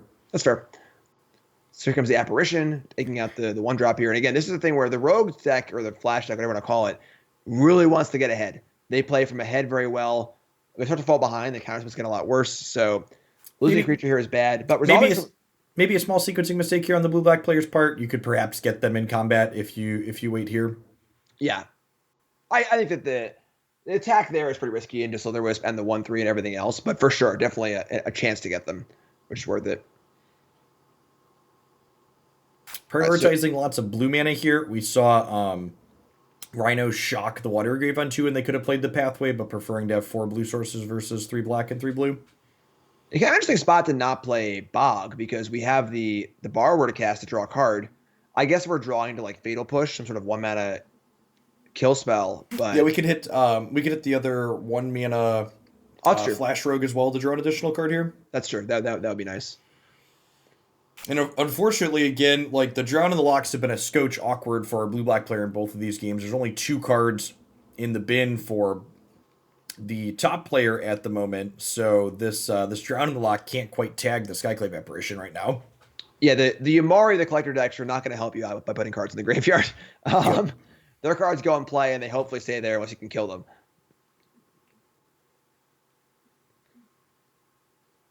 Interesting spot here. I mean, I'd imagine that there's a pretty big priority on removing this Slither Wisp from the battlefield, but of course, into 4 open mana and 2 cards, need to figure out the best way to do it. I feel like you probably just jam the first Apparition, because if they don't have Counterspell plus a removal spell, you can Glass Pool your Apparition that's already in play the following turn. I agree with that. And I don't really see a better play anyway. So we were playing Rallier for nothing, or playing Mimic to get blown out by the thing being killed. So seems pretty forced here. Just play Skyclave. Yeah, if you're not playing Apparition this turn, you're like drawing Amari, and that really doesn't seem appealing. Right. So unfortunately, no 1 mana flash creature for the Slither Wisp player, and we got some lands and a Drown, and still only 2 cards in the graveyard for this Drown, and things are starting to look dicey. Yep. Yeah. Honestly, just the kind of mediocre creature beatdown here from our top player, looking like it could be reasonable. Soaring Thought Thief is a good one. That's a 1/3 booty that gets to bounce off of these apparitions, and it's going to fill the graveyard more as we go for the Drown of the Locks. Absolutely. Card 3 and 4 into the graveyard are going to be very, very important. Yeah. Honestly, a bit of a sequencing mistake here. Yeah. We missed on playing that before we declared attackers, so we missed on getting the cards for the Drown here. Yeah, so that's a pretty painful one, because like we said, like that 3rd and 4th card in the graveyard is huge. So right now, Drown can't counter much, but with that 3rd and 4th card in there, it can counter almost everything. Yep, actual everything. There's only the Vannifar deck tops out at 4. Oh wow, okay, so yeah, so that's a pretty big one there. We'll see if that comes back to haunt our Dimir Rogues player. And especially with 2 Skyclave in play here, you just like windmill this Glass Pool and like try and like you get to take out the 1/3 now because it played at sorcery speed as well, and then crack for like 6 potentially. Yeah. Or at the very least 4. And you're not really afraid of them killing a Skyclave Apparition, because Deputy Attention can clean that token right up post-combat too. Absolutely. Yeah, this is a really good spot for the pod player here. Of course, we can see the hands. So, there are 3 mana up. They don't know what the Bajuka Bog and Drown Lock are. So, but even then, I mean, there's not much that can screw this up, And honestly, maybe a small mistake from our top player here. They know that there's Mystic Disputes and Rhino sideboard, so perhaps should be playing this land untapped before they play this Glass Pool Mimic out. Oh, very fair. Very fair. All right, so we have a 3rd Skyclave Apparition. And now Thought Thief is gone, and our pod player is at 12. So, 4 more swings from this Brazen Borrower will close the game out, barring this Deputy of Attention. So, sort of a path for like a cheese-out win, but for the most part, getting crushed on the board. Yep. It's going to depend on... It's going to be interesting to see if with the Selfless Savior, if we think we're far enough behind that we need to attack with it, or if we keep holding it back to play around like 2nd Slither Wisp here or another 1/3. Yeah, I think sending the Savior right now would be pretty aggressive.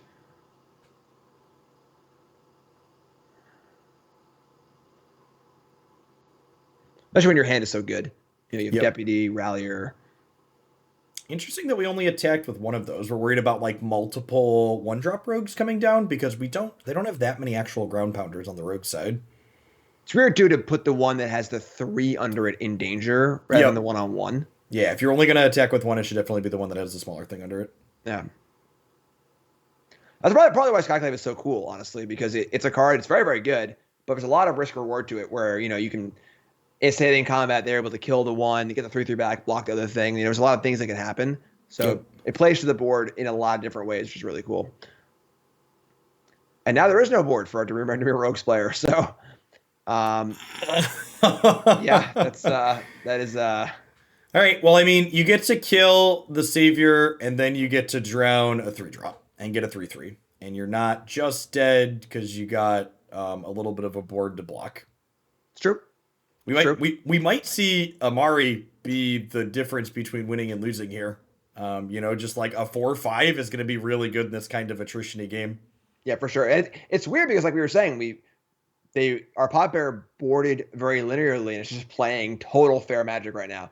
You know, just playing stuff, killing stuff, and it's working for sure. And honestly, Skyclave Apparition is just such a big gain for archetypes like this. Like, I had played these different Vannifar decks at various points before that card was legal, and the difference in power level it makes just having this main deckable piece of removal that's also creatures.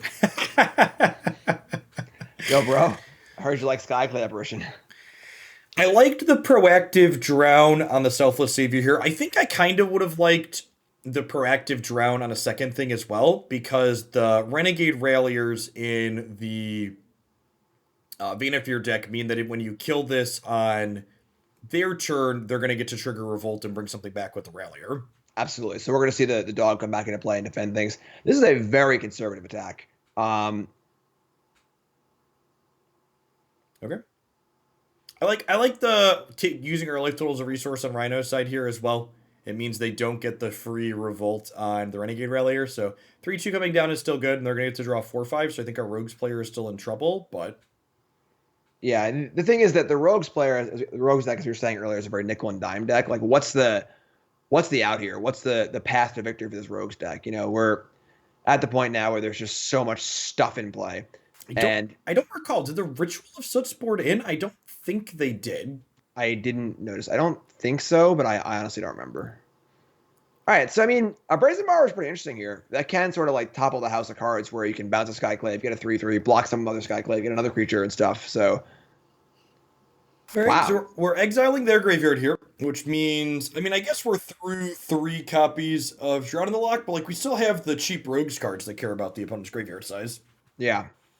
I'm not odd card. Yeah, I'm not sure I quite understand the bog. I agree. It feels like an odd inclusion. I guess it's like a main deck way to interact with like Croxa decks when you're milling them, but it feels like I feel like I'd rather just punt that matchup rather than having it be awkward everywhere else.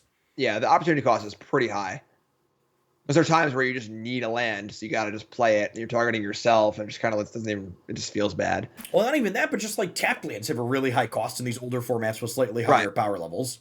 For sure. So 1 Brazen Borrower and a Dream here for our Rogues player. Here's Yamari the Collector. Our Vannifar player has been very conservative about their attacks so far this game, so I would not be surprised to see like just 1/2/2 happen here again. If they attack with everything, they're going to get got a little bit. We're going to get to bounce 1, block another. I guess like attacking with the one with the 3 on it actually makes sense, because if you attack with the one that has 1 under it and they bounce the one that has 3 under it, now have a 3 you can block. So by attacking with the one with 3 under it, you can't have a surprise. Yeah, that makes sense. So that does kind of make sense. We could have bounced the one with the 2 under it here, traded with the 2, and then had a 3. Yeah. Yeah, I'm not sure what the plan for this Brazen Borrower is, honestly. Yeah, if we weren't using it in combat there, like, what is it doing? Right, like, if we can just cast it, obviously, but that's... All right. Tough spot, tough turn to do nothing, being so far behind. If our Rogues player is at like 19 right now, maybe that might have been okay. Yeah, but our life total's low and we're very behind on board. Yeah, like not even bouncing just Yamori or something, is definitely difficult. And I don't like, I could see like maybe holding on to this if like your opponent was being more aggressive in combat, but to be aggressive you'd be playing it out anyways to try and get them. So okay, and they finally decided to attack with everything. Oh. 2, 4, 6. Yeah, that's lethal. Yeah, we're dead, right? rough set. Yeah, I really feel like some of the deck building decisions on some of our our the rogues player there, catching up with them in that match.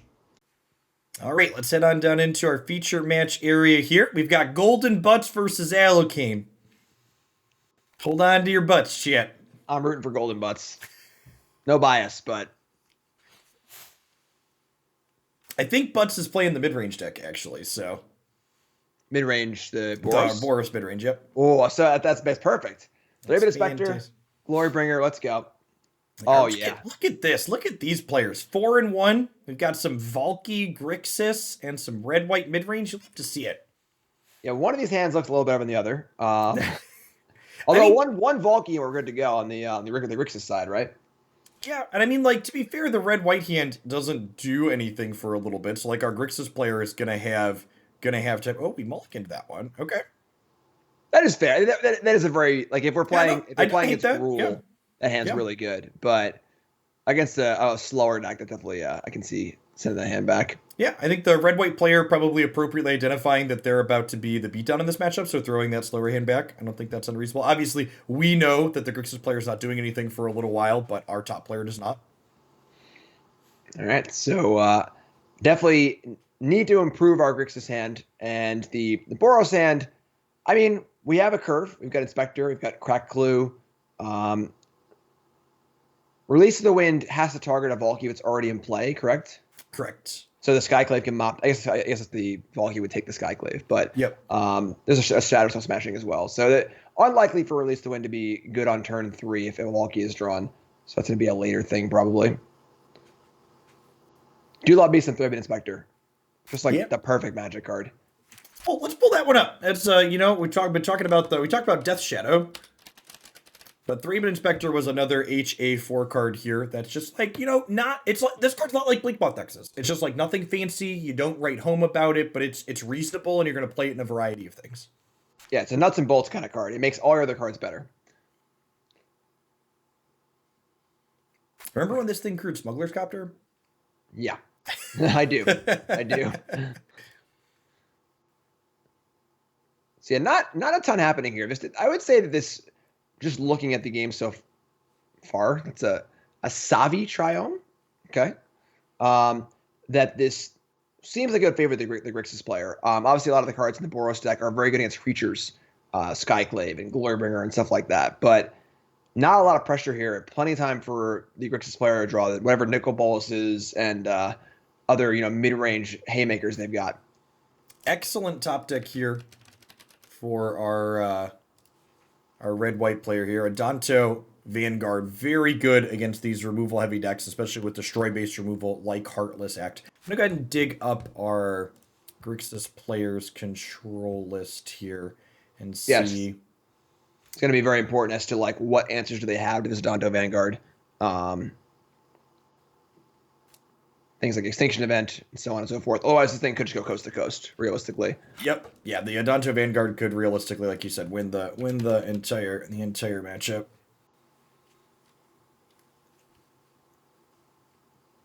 So we got Cyclone and a Triome. Hands improving. Murder Strider's kind of not too bad either, but still a divine answer to Adanto Vanguard. Still a lot of lands on both sides, honestly. A lot of lands for the Boros player, and then we have these Release to the Winds and lands for the Grixis player. And it's kind of the awkward spot here of like, do I want to Murderous Rider this Inspector? That's partly why the card's so good. It came into play, drew a card, and now it's going to demand a removal spell because you got to cast something. Hey, Release the Winds as the world's worst healing self here. And it looks like our Grixis player is just stone cold to this Vanguard in game 1. They could just play Release to the Wind every turn for the rest of the game. So, no joke here. I was actually just about to say it, then they drew it. Nicol Bolas is kind of an answer. It is a 4/4 that blocks. Honestly, it's very good, though, because if it gets Skyclaved, obviously, then the Skyclave will produce another 4/4 that blocks. So correct. Yep. That's part of the allure of what we were saying with this Grixis deck earlier, where if you just put things in play and play to the board, that makes your life a lot easier against a lot of these decks. So, and this is actually the same Grixis player we saw in the very first round, and their more proactively slanted build is really showing some of its strength. in some ways where, like, you know, you don't have to answer everything if you can just be a little bit proactive or like play to the board. For sure. So Skyclave against this Grixis deck, not the best answer to Bolos. It does answer it, so we can't like flip it or whatever. But another 4/4 here is gonna be pretty good. Yep. And that, you know, once you block this Vanguard once or twice, you can then start like pointing removal spells at it once you pressure Golden Butts' life total, so they can't afford to keeping it alive with indestructibility. Yeah, your hand turns into all Boros charms. Yep. Oof. That was a really. I guess it can be killed before combat, but Yep. Yeah, and conveniently for Alakane here, they have 2 pieces of spot removal, so we can both kill the Aspirant here and kill the Skyclave Apparition as well. Definitely, yeah. So outside of combat. Yeah, without 2, this is a dangerous spot because once that Vanguard gets a counter on it, all bets are off. Yeah, and then without the 4/4 to block it, we're now, you know, we can deal with Vanguard if we get our pieces together. But we need to be able to get those pieces together. So here comes the send. And now there is, you know, a Shatter Skull Smashing in hand for Golden. So this is going to kill this and block the Vanguard, but then we're going to pay 4, and then Shatter Skull Smashing is going to finish off this token. So at 11 life now. Of course, the Murderous Rider can also come into play and block for a turn. So we have 4 life here in the Vanguard, 4 life to get the Murderous Rider. Now they're at 18 or 12. So, you know. Okay, that's a great draw. And no smashing, which is interesting. I guess perhaps valuing the 7th land for Amaria's Call. Yeah, I could see that. Now, Release to the Wind can kill an angel, right? Is it exiles a creature? Yes, it exiles. I don't believe it's non-token. Yep, exile target non-land permanent. And one of the things that's actually really neat about this Grixis build too is Release to the Winds in a pinch with the Murderous Rider here can turn into a removal spell, right? Like you can release your rider and then recast it for free. Oh, that's pretty cool. Yeah, that is really cool. I didn't even consider that at all. Yep.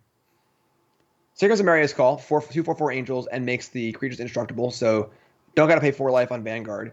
Could have seen a stomp there on the Vanguard or Inspector in response, just to force some more damage. But I think we want to end step release here. Is why we're waiting. I imagine that's fair. So release an angel, and then still a little behind. But again, there are some pretty heavy hitters in this Grixis deck. We can yeah. I mean, if we like 4-mana Nicol Bolas off the top here is insane, right? You like take the last card out of their hand, and then it can threaten to flip, or it can trade with this other angel. Yes, for sure. It's kind of a cute utility there, but a card that's a little more narrow. A little narrow, but definitely getting the job done. All right. I mean, and like on either side, you're like not upset with this exchange on either side of the board. Like on Alakane's side, you're like, all right, I'm not dead to angels, and on Golden's side, you're like, okay, I got a 2-for-1 out of my land. That's a big draw there. Glory Bangers here and ready to roll. And Exertion taking out the 4/4 is pretty huge. And now there's a new 4/4 flyer to replace the one that's about to get released to the wind. Yep. This is huge because now the window for the Grixis player to actually draw one of these big haymakers is closing rapidly. Yep. Now, they do get a little bit of reprieve here because Exert as a keyword does mean it doesn't untap during the next turn. Oh, and we're going to see the Release of Winds play that I talked about here. So instead of killing the angel with it, we're going to go ahead and Swift and the Glorybringer. Yeah, this is pretty reasonable. This is painful, though, because now, like you're saying, now there is no Exert on that angel. So correct. Yes. That's 4 and then 4 next turn. And now we're at 9. So. Yep, down to 5. Do you pay 2 life to draw a card, Jim? That's tough. Going to 3 as opposed to 5 with a 4/4 in play is tough. It might be necessary, though, honestly, because that's a tough one. That's a really, really tough one. The answer is no. That's there you go. That's a really good one. Draw. Rewarded for not pulling the trigger on the stomp end to turn on the Vanguard as well here. Yep. Although this Shatter Skull Smashing, if an 8th land comes off the top for Golden, they get to kill both the Rider and the token here. Yes. Okay, so we can stop. I guess we're probably just smashing the 4/4. Like, lets us attack? Yeah, I mean, obviously, they can't know the angel's going to die. Yeah. So 1, 2, 3, 4. And at 13 life, you're feeling pretty safe too. Not going to do it though. That's interesting. A little So more only attack with the conservative here. angel. That allows both stomps to take it down. I And now, suppose I suppose not killing the 4/4 means if the angel lives, you just get to kill the Grixis player with Stomp. true. But like you could always do it next turn too. There's any life gain. I guess it's Murder Strider. Riders life gain Yeah. play. So interesting choice here where the Boros player could have stomped their own angel to fizzle one of the Bone Crusher Giants and then played their own Bone Crusher Giant. I think they'd rather hit the face here. It's probably why they're choosing not to do that. Although I guess the extra blocker is very similar. Yeah, you're right.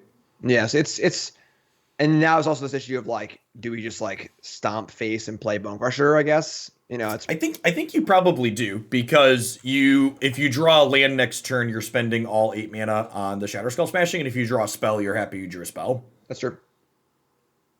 So stomp face, go to 3, Bone Crushers down, and a lot of Bone Crushers. Not super great. I mean, probably just playing both Bone Crushers here and saying go. Yeah, I agree.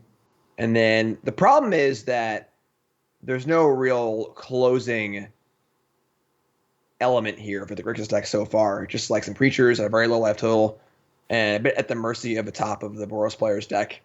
Yep, and the 13 still relatively healthy with against the Grixis deck. Like you can pay 2 or maybe even honestly 3 more times with the Grixis player having drawn 3 Bone Crusher Giants already. Like that's most of their reach. For sure. So the tank here a little bit. I mean, the options here are to stomp something, play Bone Crusher, or activate Castle. Activating Castle would be very, very bold. Not playing Bone Crusher is pretty interesting. We could be thinking about stomping the Vanguard now, so that way if they want to attack with it next turn, they have to pay again, just like accelerating the clock towards when you can kill that Vanguard. Yeah, I mean, you could just do it on their turn after they attack, right? Like, they attack, they pay the 4 in combat, you just do it again, you do it then, Sure. So there's no reason to pull a trigger on that yet. And Asper at the draw here, now getting rewarded for keeping Stomp up and not playing Bone Crusher. I wonder if we see Smashing on a Rider here. Nope. So now we're in the main phase. Or are we in beginning combat or main phase? We're in main phase because the trigger hasn't happened yet. Oh, because it happens to be in combat, right? So now do you smash? Exactly. So now we're back in the main phase, and smashing can't be cast here. No attacks. Wow. If you're the Grixis player, you're just super excited about that. Absolutely. So as the game goes on, the draws for the Grixis player are definitely better than the draws for the Boros player. Yep. And right on the board's almost favoring the Grixis player also. So smashing is nice, and Castle Lockthwain's still there. 3 life is not 0. So we can empty our hand here and start drawing some cards. And we're getting the red zone too. I like this. I like this. Every hit you take on their side means that their Vanguard is closer to dead, and they got to take damage to target your Bone Crusher Giant. So I really like the start of a pivot here. I agree. Also, Shadow Skull Smashing targeting Bone Crushers is pretty painful. Yes. Yep. And honestly, like a decision that I think was okay at the time it was made, I could have taken or left it either way. That kind of caught up with our top player here was they elected not to kill that 4/4 the turn it blocked that 3/1 because they wanted to prioritize having the land for the Angels. And if that 4/4 just hadn't been there, this Vanguard would have been chipping it a long time ago. Yeah, very fair. Very, very fair.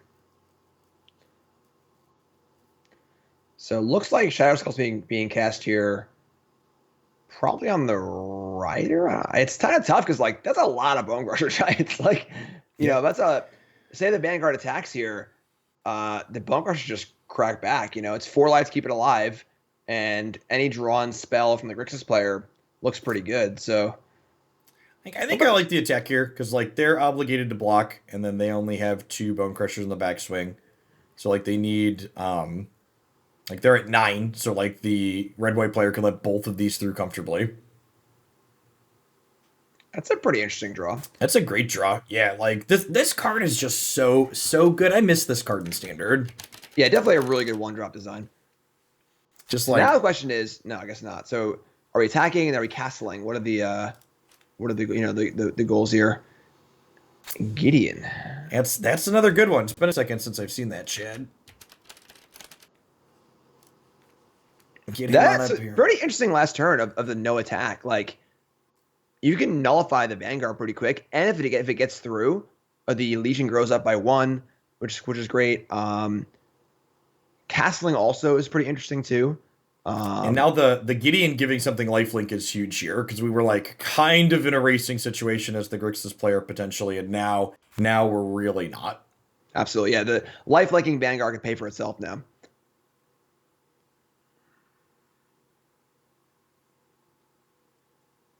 I'm feeling a castle. That castle will be activated at least one more time before this game ends. Yeah, I mean, I think so. Like, definitely a question of if it should have been activated on the Grixis player's turn. Yeah, it could have been a main phase castle. If we had main phase the castle, we'd have had 3 mana left over. We could have hit another like Ebon Legion. I guess activating the castle means that they notably only have 3 black, including the castle here. So if they castle activate, they actually can't pump the knight at all. Oh, that's true. Okay, that's very fair. So there's that. That is a consideration that all of the red and the pathways again having a real cost. I really love the pathway designs in general. They're just such sweet lands. Like, they're fixing so you can cast your spells, but not to the point where like you can kind of do whatever you want. Strong agree. I love them. Long tank here. What's the Are we frozen? I think I might have had a. I think we might be having a little bit of a choke there. There you go. I apologize for that. I was like, that feels a little long. Oh boy.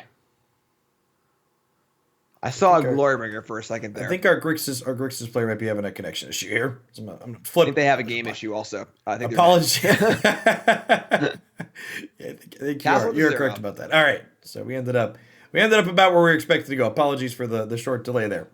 So Glorybringer, yeah, really good there. Also drawing Thoughtseize. It looks like they castled because they were at 2. So castling into Thoughtseize, not too great. Yep.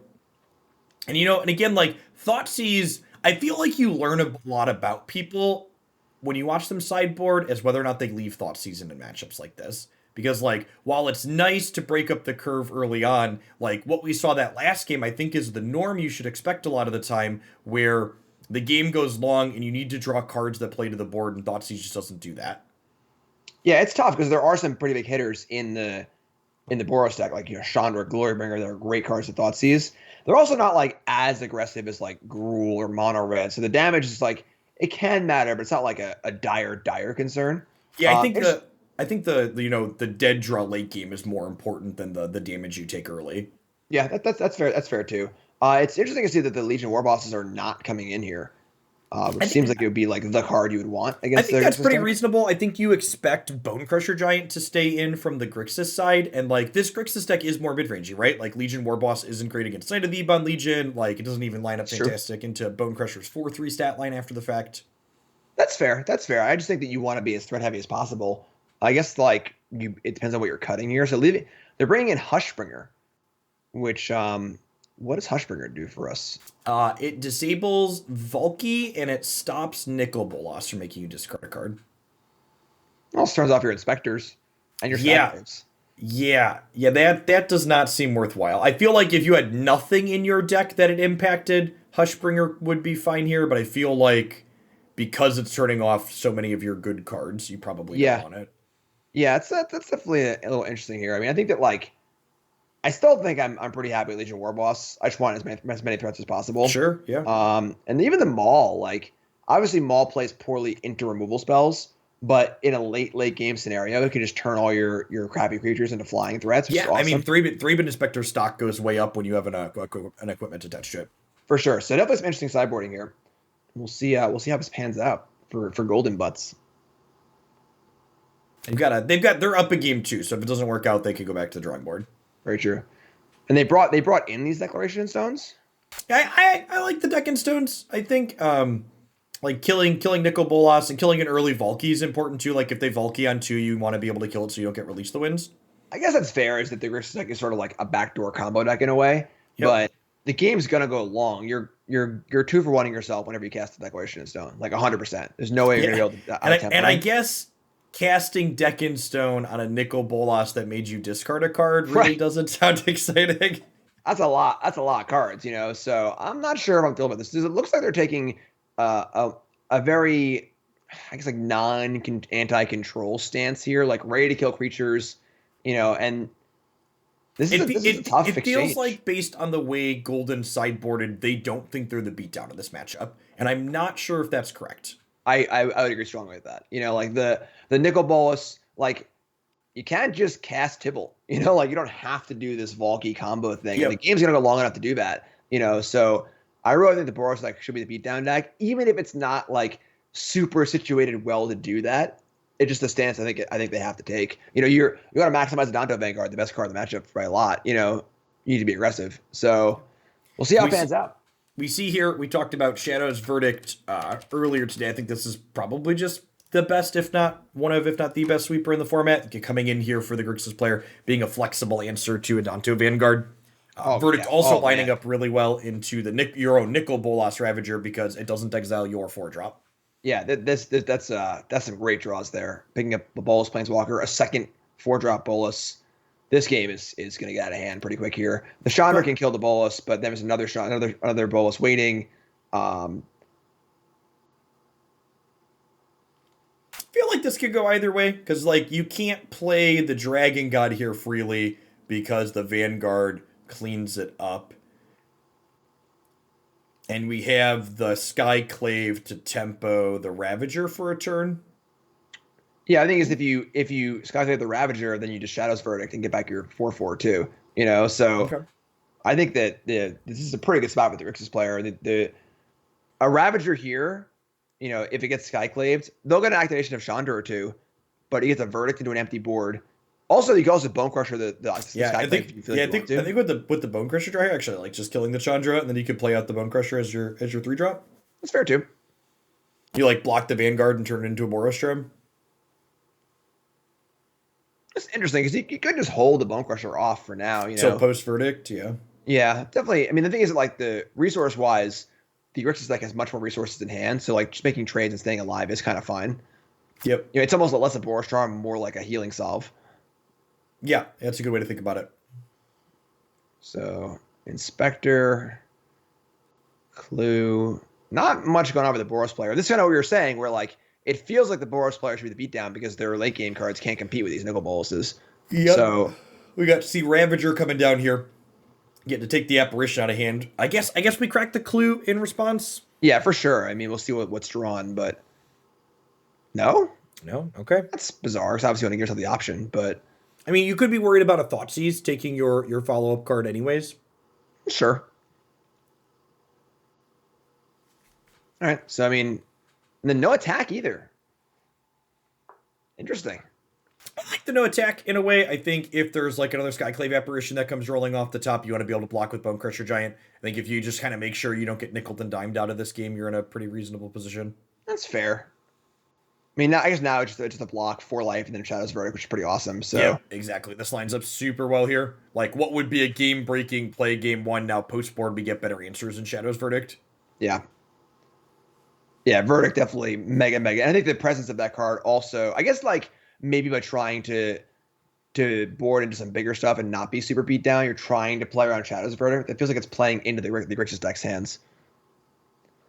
Oh boy, at the Shadow's Verdict. Whoosh. Yeah, it almost feels to me maybe if you don't want your copies of Legion War Boss in a matchup like this, perhaps you want them to be something else that goes bigger that dodges Verdict. Yeah, boarding Planeswalkers, more Gideons or the other Gideon or even Chandra 3 or just some sort of other Planeswalker threat that's not a creature is definitely pretty desirable. This red-white deck really wants Ally of Zendikar. Yeah, that would be the ideal one for sure. Interesting to see 0 copies of Showdown of the Scalds. That's a good thought. So one thing that is awkward about Showdown is that kind of card tends to excel in decks that have cheaper costs, so you're more likely to be able to play all the cards that you pull off of it. For sure, but even as a 2 of in a late game scenario, I guess it's the kind of card that can really push you back into the game. Sure. And it also just powers up your bad creatures. Inspector can be a 3/4 or 4/5 or whatever or something like that. Yeah. having cheap bodies for it is great. Yeah, this is a bit of a shellacking here. Yep. Hey. Get the old Bolus twins going. Valki was soon to be joining them. Wonderful to see our red-white player reassess their game plan here on the play. Yeah, things for Grixis seem pretty set. I mean, 2 Thoughtseize in, 2 Thoughtseize out, splitting the difference, like you're saying. You don't have too many of them. And then I think it's all in the Boros player here, what the plan is. Do you want these declarations? Do you want these Hushbringers? Even Skyclave Apparition, like, is a pretty big liability. It's just like, you're going to hit their Bolus, they're going to kill it, make a 4/4, you know? Like, it's not like that, you know, great. And hitting Valky's okay, but just not that hard for them to just kill the Skyclave and then make a creature to block with. So, not thrilled about Skyclave here, not thrilled about Declaration or Hushbringer. Would really love to see these Mauls in and these Legion War Bosses in, now especially on the play. Yeah, War Boss, I think there's justification for War Boss out on the draw, but like on the play, it's a card that just like, if the Grixis player misses a beat, the game ends. Right, absolutely. And then it's also a good post-Wrath play. You know, it's a card that forces a Wrath by itself. You know, sure, we're spot removal, sure, it's Bone Crusher Giant, but those cards are good against you anyway. You know, yeah, you're not blanking those cards by not playing Legion War Boss. Exactly. Yeah, there's still plenty of targets there, so you're not evading anything. Although I do think that what you were saying about having some sort of like a Planeswalker threat, either more Gideon Blackblades or some other non-creature threat, could be very good. Yep. Even like a Hardikiran plan. Say if you were to have like some Hardikirans, a few other three-drop Planeswalkers, something like that. Hardikiran's really good with Chandra Torch Defiance, even like for sure. You cast it off for plus mana, and then she has plenty of loyalty to activate it. For sure. Hardikiran's really good. It's definitely a very, very powerful card. I think I like what I see Golden doing here. Trimming Glorybringer seems very reasonable. Something that's notable on Glorybringer's text is that it only hits non-dragon, so Glorybringer actually can't activate to kill Bolas Ravager, which is awkward. Yeah, that is a major, major concern. Ooh. All right, well, down the Vanguard's been found. It's also Legion's End in the Grixis players deck as well. So Vanguard, not the house it was in game 1. Yep, one of Legion's End there. So Boros player choosing to keep Declaration over Aspirant. I still think this Declaration evaluation is just incorrect. I mean, it just that last game Declaration got 2 for 1, wasn't a threat. You know, it is not the game plan I think that the Boros wants to be playing here. Yep. And now we get the Mulligan and the Thoughtseize. Now this is just an abysmal scenario for the Boros player. Yep. And with the Legion's End in hand, you just get to ignore the Adonto Vanguard, not care about it. Yeah, I think we're looking at Bone Crusher Giant here. It's just like I guess like you could Valki the Bone Crusher too, but really, okay. I guess with Valki available and Legion's End, there just is no good card in their hand, you know. So like, just take the card that, I guess. I mean, the problem with Valki is like they have things like this Chandra that just was drawn off the top. So like if you Valki the Bone Crusher here, it's like still liable to die to other things down the line. Right. Yeah, I think I would take a Bone Crusher there for sure, but. It's an interesting choice too, choosing to prioritize Valki over Legion's End. Well, the tough part here is like if you Legion's End this turn and then Golden Butts leaves up Stomp the following turn, you can no longer Valki safely. But at that point, you don't need to Valki. You just chill. You know, and now they're playing into your plan of like, all right, let's just keep playing more turns so I can draw my nickel boluses. You know, like okay. All right, Skyclave drawn, decent draw, but at the same time, like it's just gonna die to Stomp and make a 2/2, which can block something else, and you know. Well, the 2/2 is gonna die to their Stomp at least, so everybody will get to step on something. Sure. Oh. So day late and $1 short, Jim. So close, so close. This is the kind of awkward part about release the wins in this deck. Like, okay, I played a Valki and then it went away, and now I have this release the wins in my hand that doesn't really do anything particularly exciting. For sure, yeah. And there's obviously plenty of ways to kill a 2/1 in this format. That's a cool skull. I love how the cards get animations like way after the fact. That skull was not there last time I cast Legion's Landing. That was really, really cool. All right, so I mean, here comes Chandra. I mean, this is definitely you know, a path for sure.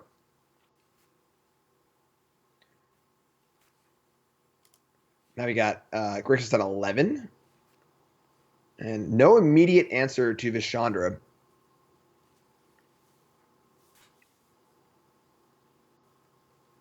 Yeah. Chandra Torch of Defiance is often compared, or at least when she came out, was often compared to Jace the Mind Sculptor because she had four different abilities. And honestly, while she's not quite the Mind Sculptor, she's very powerful. I think I would probably put her in like my top 5 Planeswalkers ever printed.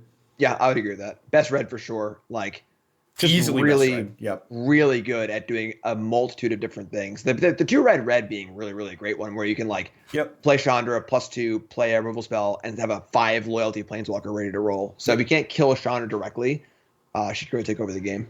Yep, and that's a theme we see with other powerful planeswalkers too, right? Ooh, then this is the kind of Thoughtseize situation we were talking about, where, like I said, the early life doesn't really matter so much as the like drawing a Thoughtseize where their hand is empty and you need to play to the board is very detrimental. For sure, and that's the thing to consider. What I didn't really consider was that a lot of the Boros deck's card advantage is on the board. Yep. So like, it's not like they're playing a card draw spell, gonna draw some cards, and then you Thoughtseize them. They're going to play an adventure card that goes to adventure. They're going to play Chandra onto the board, and so on and so forth. So they're going to be empty-handed a lot. Yep. So I'm definitely coming with see where you're coming from with the Thoughtseizes. This is looking pretty iffy here. Shadow's Verdict or bust. Yeah. Basically, at this point, we can like use the Release the Winds to tempo. That's not even enough, right? We're just dead now.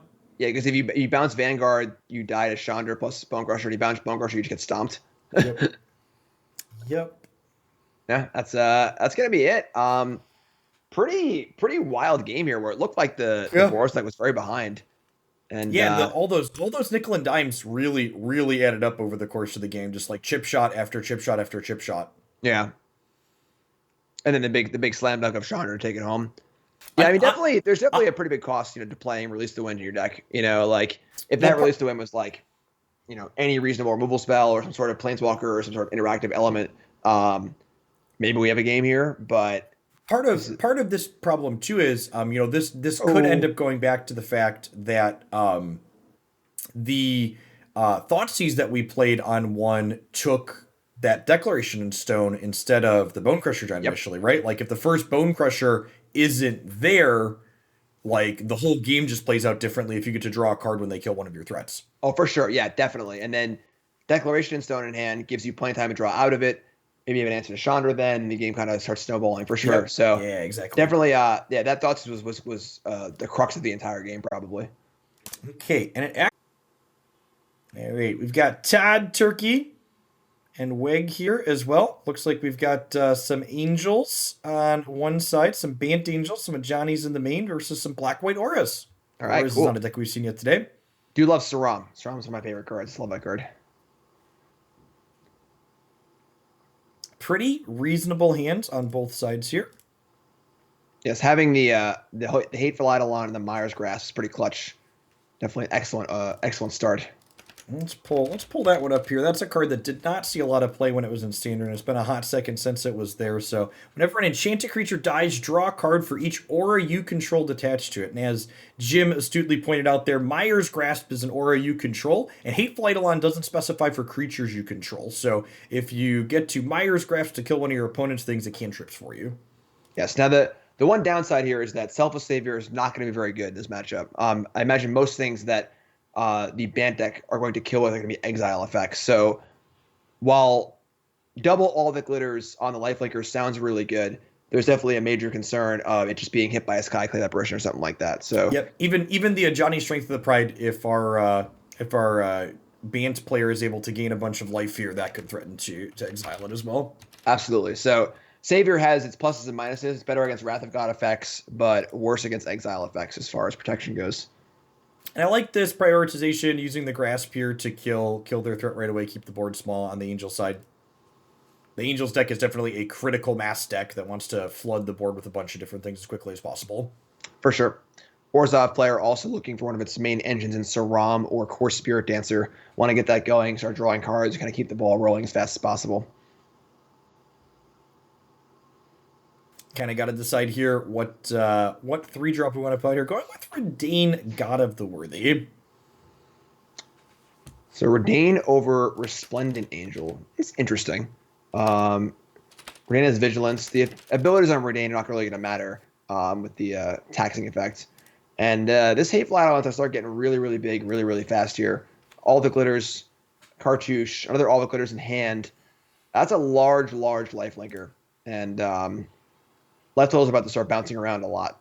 Something Down to to note. 15, up 26. Something to note here that's important with cards like Sajiri Shelter that can, or Iliad that can give protection, is that protection does cause enchantments and equipments to fall off here. So not going to be able to really give Hateful Eidolon protection from white without losing everything that you've built up on it. For sure, which is definitely a concern because white is going to be the main color of this Bant deck here. Yep.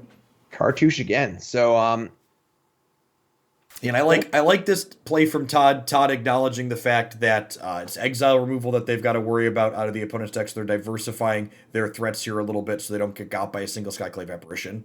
For sure, yeah. The life gain's not nearly as important as not getting blown out. So two very, very large creatures rumbling in right now. Almost lethal already. So we're going to see a Youthful Valkyrie with a chump block here. Not a great place to be chump blocking on turn 4. Yeah, and I mean, this is going to be a big collecting company, right? Like, make or break. Is there a Skyclave apparition in this company to clear out one of these threats? It's important to note also, too, that the Skyclave cannot hit tokens.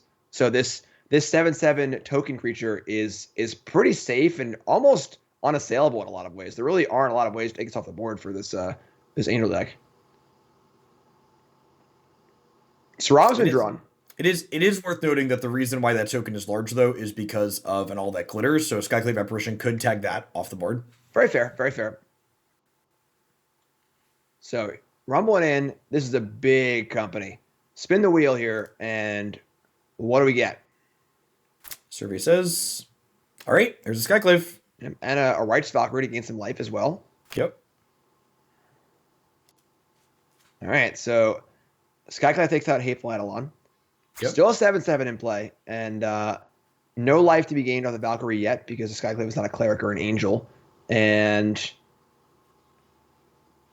interesting choice here. Now, the Sajiri Shelter could save the Hateful Eidolon. It would force the auras to fall off, but it would keep it in play, yeah. Exactly. There might be more value in just having a Hateful Eidolon in play rather than a Sajiri Shelter in hand. So kind of an interesting spot here where, like, it doesn't feel too good to knock all your auras off, but it might actually be better than having it be gone forever. Yep. It also technically pushes 1 point of damage for the turn rate, and that nickel might matter.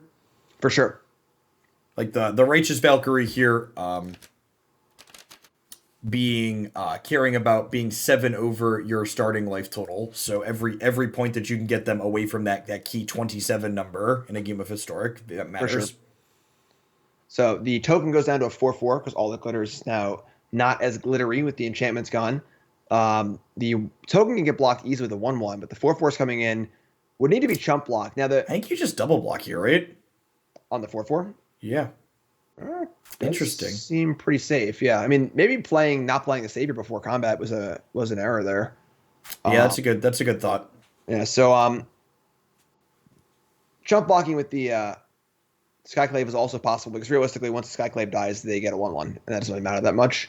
So very, very good spot for Skyclave where your opponent's playing very high value 1 and 2 mana creatures, and you don't really care about a 1/1 or a 2/2 coming into play. So Skyclave is very, very clutch here. Johnny Strength of the Pride looking pretty awkward on this board. Notably, things like Righteous Valkyrie care about clerics and angels in order to gain life. So Johnny unable to make a Pride Mate and do anything with it. So Angel comes in and will gain 3 life, which is not enough to trigger it. Yep. And now we're in this spot where, like, this Selfless Savior is down now, so we don't really have the option to double block this 4/4 anymore. And Luris is going to recast and all that glitters from the board this turn. Yes. Yeah, Luris is a real key component to these decks. Having this sort of plan B, you can see there, Myers Grasp is available too now. Oh, yeah, we just get to do this and kill it? Love it. Yeah. This is, and then now it's Myers Grasp every turn. So in a deck where there is no companion cost because you're just playing always 1 and 2 mana cards anyway, Luris just phenomenal. And then we saw no attack there, which is interesting. Perhaps waiting for all that glitters next turn. With Yeah, the Selfless Savior in play, especially it's with kind of the weird. especially with the Selfless Savior, I feel like no attack is strange. Like if they want to trade their Righteous Valkyrie or their Redain for your Savior, that's probably something you're into. For sure, because the Savior doesn't have much value as far as protecting against removal because they're all removal exiles. So, Yeah, and and it feels like this is where the game starts to slip away, right? Like we've gained what 11 points of life this turn, and like next turn Laval is going to come down, and we're going to turn on the Valkyrie, and the game's going to turn around real quick. yeah, for sure, a lot of pressure on the Horus player to kind of push through here. They don't really have the tools because obviously Angelic Gift is not exactly flying. Yep. Everything else flies. Yeah, So hugely notable in this matchup that the Angels the Aura's two primary forms of evasion are just not good in this matchup. You have protection to run past different blockers, but you can't give pro weight because it makes your things fall off, and then your flying doesn't work because their threats are all flying. for sure. So Myers Grasp. I mean, playing Myers Grasp every turn, drawing a card, killing something is very, very good. Okay, Thoughtseize is a great draw. I mean, Yep. if you Thoughtseize here and they brick and don't draw an Angel, well, I guess Linvala technically isn't castable anyways. Got Demonic Vigor instead. Huh. Pushes it to a 6/6, but the thing is that like now there's plenty of chump blockers available. Blocking with Skyclave or this 1/1 Spirit are both pretty free. Yeah. So might get punished here for not playing with Thoughtseize. Johnny comes down, can make a creature, can gain life later, and then realistically defending a Johnny is super easy here because there's multiple blockers available. Yeah, I think we're just plussing this to Johnny, right? We just want to get our life total up. I think you want to go minus then plus next turn maybe, but either way, I mean, it would gain 4 life, correct? Is that what it does? Yeah. Creature you control. 5 creature and planeswalker. Okay. Okay, I think the 5 actually makes a big difference because with the 5 now you can activate your Righteous Valkyrie next turn with a second plus. Correct. So it's 27 on the Valkyrie, right? Yep. All right, so I mean, there is still a Myers Grass every turn. That was a Hateful Eidolon too. So now the cards are really going to start rolling. We have a free Myers Grass every turn off Lurrus, draw a card off Saram, draw a card off Hateful Eidolon. So they're rolling in for sure. And things are swinging back in the Aura's deck's favor. Oh, Redain's not an angel. That's such an interesting inclusion in that deck. It's not an it's a god, right? It is a god. It looks so angelic. It does. It's got wings and everything. Yeah. Flavor Judge. Somebody call Flavor Judge. Okay. So do we just like ghost form the Lurrus here to guarantee that stays in play at this point? Ghost form as if it would die or exile. Or be exiled. Okay. Yep. Yeah, so if you ghost form, your Lurrus is insulated against Skyclave as well. Yes, that's a pretty cute interaction. So a giant just dies. Yep. I guess there's the flying has actually ended up being relevant against the Skyclave jump block. Yep. I could have seen that Skyclave jump block earlier, honestly, because now we've lost the opportunity to do that. Yeah, I think the big turn that was punted from our Angels player perhaps was when they didn't take the double block on the 4/4 token when they collected company. That is true. This token has got in for a lot of damage. Yep. All right. I mean, this is a card they can't cast up top because they don't have blue mana. 3-color mana bases sometimes. Yeah. So that's just it, I think. Yeah, I think the Aura's player is going to successfully run away with things here at this point. Yeah, and then the cool thing about the Aura's deck too is that like it draws a lot of cards. Now you play Spirit Dancer, Myers Graph in the graveyard, draw 1,000,000 cards, kill a thing, draw 1,000,000 cards. You just kind of keep going, and like you can just throw enough cards to your opponent that they just die. Yeah, it's just even if you get 2-for-1 or 3-for-1 on your Aura creature, just keep going. Yep, and this is these Saram and Core Spirit Dancer really kind of mitigating that big downside that these Auras typically have in Magic, where if a removal spell happens, you get blown out, and that's just not the case here. Yeah, this is like. We're getting to the point now where the biggest fear is the Aura's player decking themselves. That's it's true, Yeah. Kind of surprised to see the Spirit Dancer not get some toys here. I guess they can't attack this turn. They heard you. So yeah, now we're basically in the abyss almost. I mean, 23 is a decent amount, but not for long. Not in terms of 11. That's just like, and this Core Spirit Dancer is about to be huge next turn. Yeah, next turn is going to be a bonkers turn. So that was enough mana to cast a bunch of spells too. So yep, don't really see a path out for our Angels player here. Oh, this is pretty unlucky. Our Enchantments player has to discard to hand size. Rats. Resplendent Angel. Okay, I mean, like, in terms of big draws, that was as big as they get, right? I mean, Yeah, I it guess is. Collected Company into Double Angel is better, but, like... This makes it gains 4, makes a 4/4. It gains 8, and then it gains another 8. Right, yeah. So we get a 4/4 flyer. I mean, now Bishop of Wings is whenever any angel dies, including token angels. Correct. Yep. Okay. Yeah, I guess it's just dying to Mire's Grasp, right? So it's like like let them tread water for a turn. That is true. Yeah, maybe they will deck them. Maybe they'll gain enough life that the Aura's player is going to deck out. Yeah, I believe Spirit Dancer and Saram are both not Maze, so yeah, that sounds right.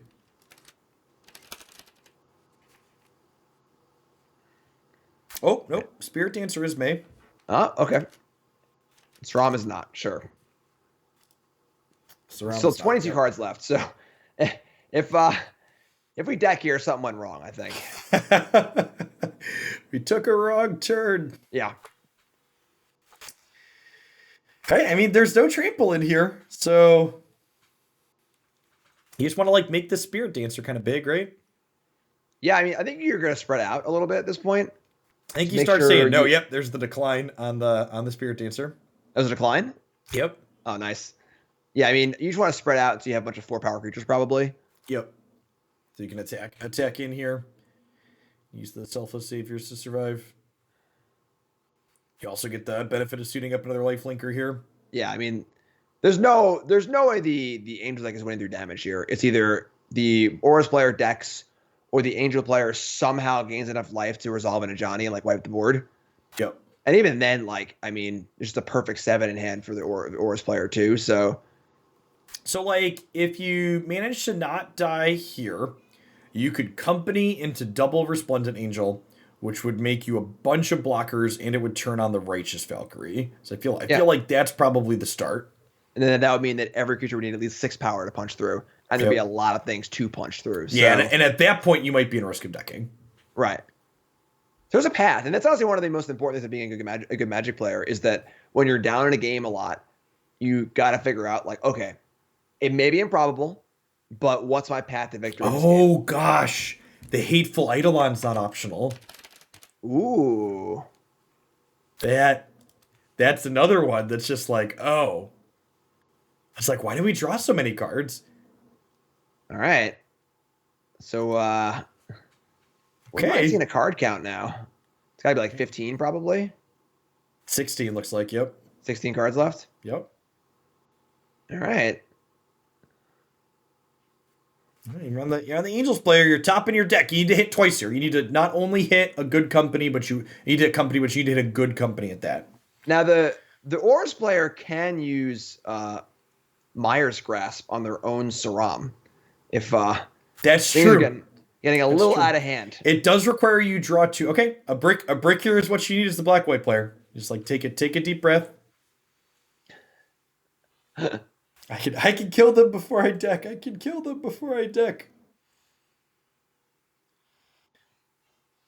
Mogi's Favor targeting the token. Draw 2. All right, here they come. They just keep coming. They don't stop coming, and they don't stop coming. So 15 with 2 blockers. So block here and here. It's 3, 4, okay, 8, Glitter makes 9, something 10, huge. 11, 12. Yeah, I think we're gonna be good here. All the glitters on the Hateful Eidolon. That's why not one of these smaller creatures?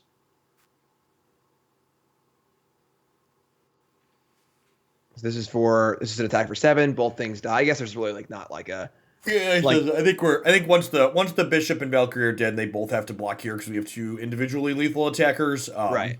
And then there's no need to cast any more spells the rest of the game for the. At this point, without company this turn, I think we're done and solidly. Yeah. Wrapped up here. All right. So the Angels player needs to accidentally gain like 30 life and draw Johnny. Yep. Off 1 card.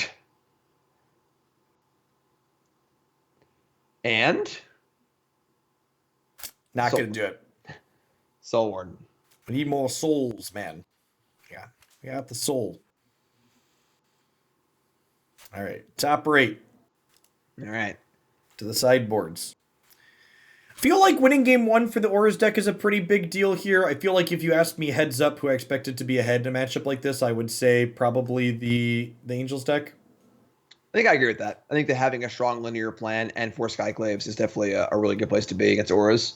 Okay, we saw 4 Hushbringer very, very quickly come in for our black-white player.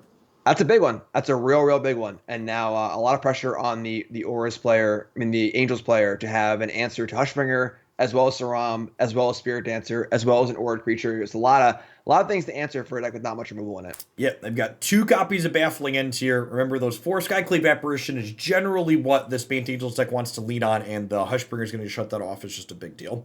Yes, for sure. It's only 2 ways to actually kill Hushbringer in both Baffling Ends. Yep.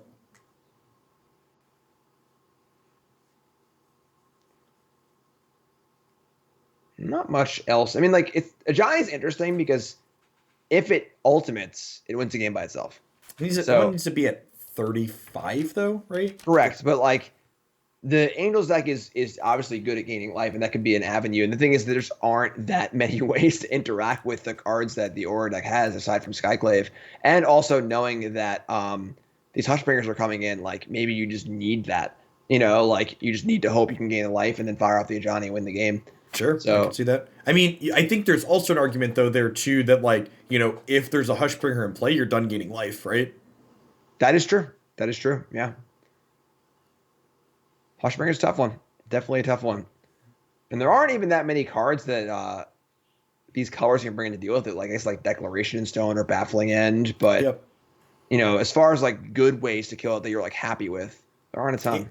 And that's one of those things, too, where as the format settles, we'll probably see the answers in these decks like Angels change if Hushbringer and Tocatli Honor Guard are things that are popular in the format.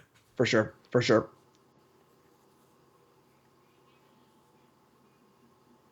All right, so we have Angels in the play, and definitely capable of getting some good openings, getting a lot of life early. Youthful Angel, and we'll see. Well, company's good. Quick mulligans from both players here. Yep. I probably would have kept the Angels hand and lost, never having drawn a green land. That's fair. I respect it. It's a much better hand for our actually, I guess those are not spells. Those are lands, basically.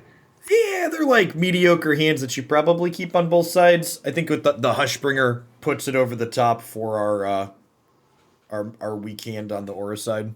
Yeah, just putting, and then also you have a Mogi Saver to kill a Soul Worm, something like that. So not exciting, but fine. Honestly, Hushbringer just turns off everything, literally everything. Youthful Valkyrie and just everything else.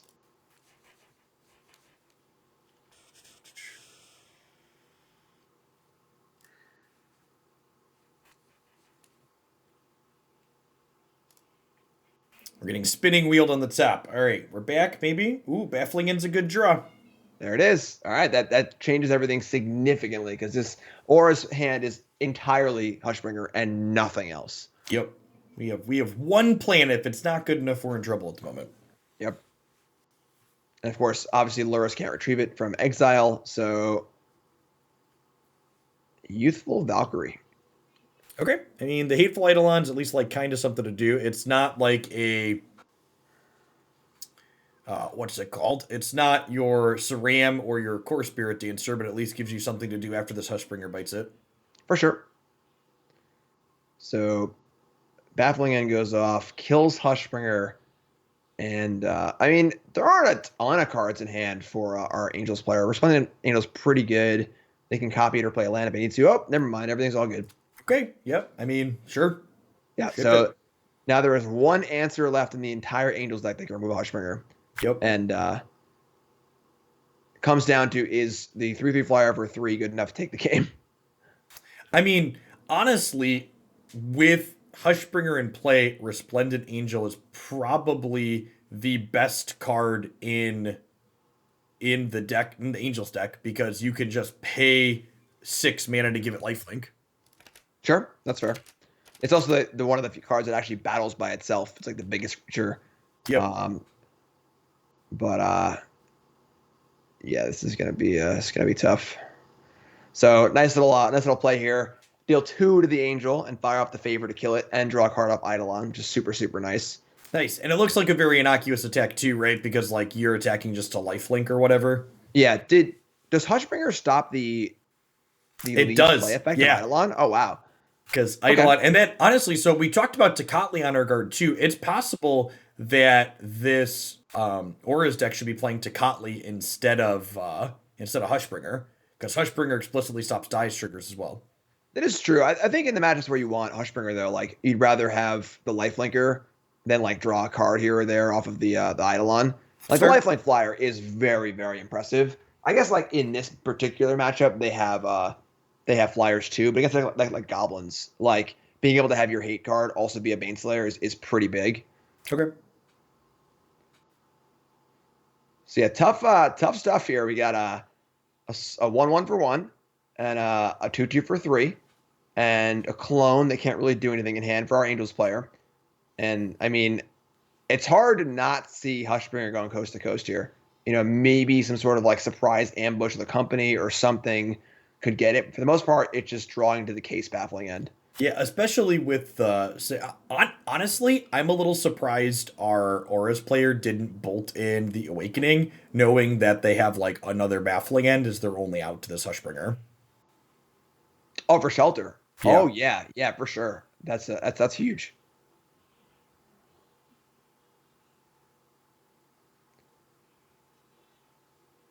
That's interesting. Are we attacking then and gonna shelter to kill a Resplendent Angel?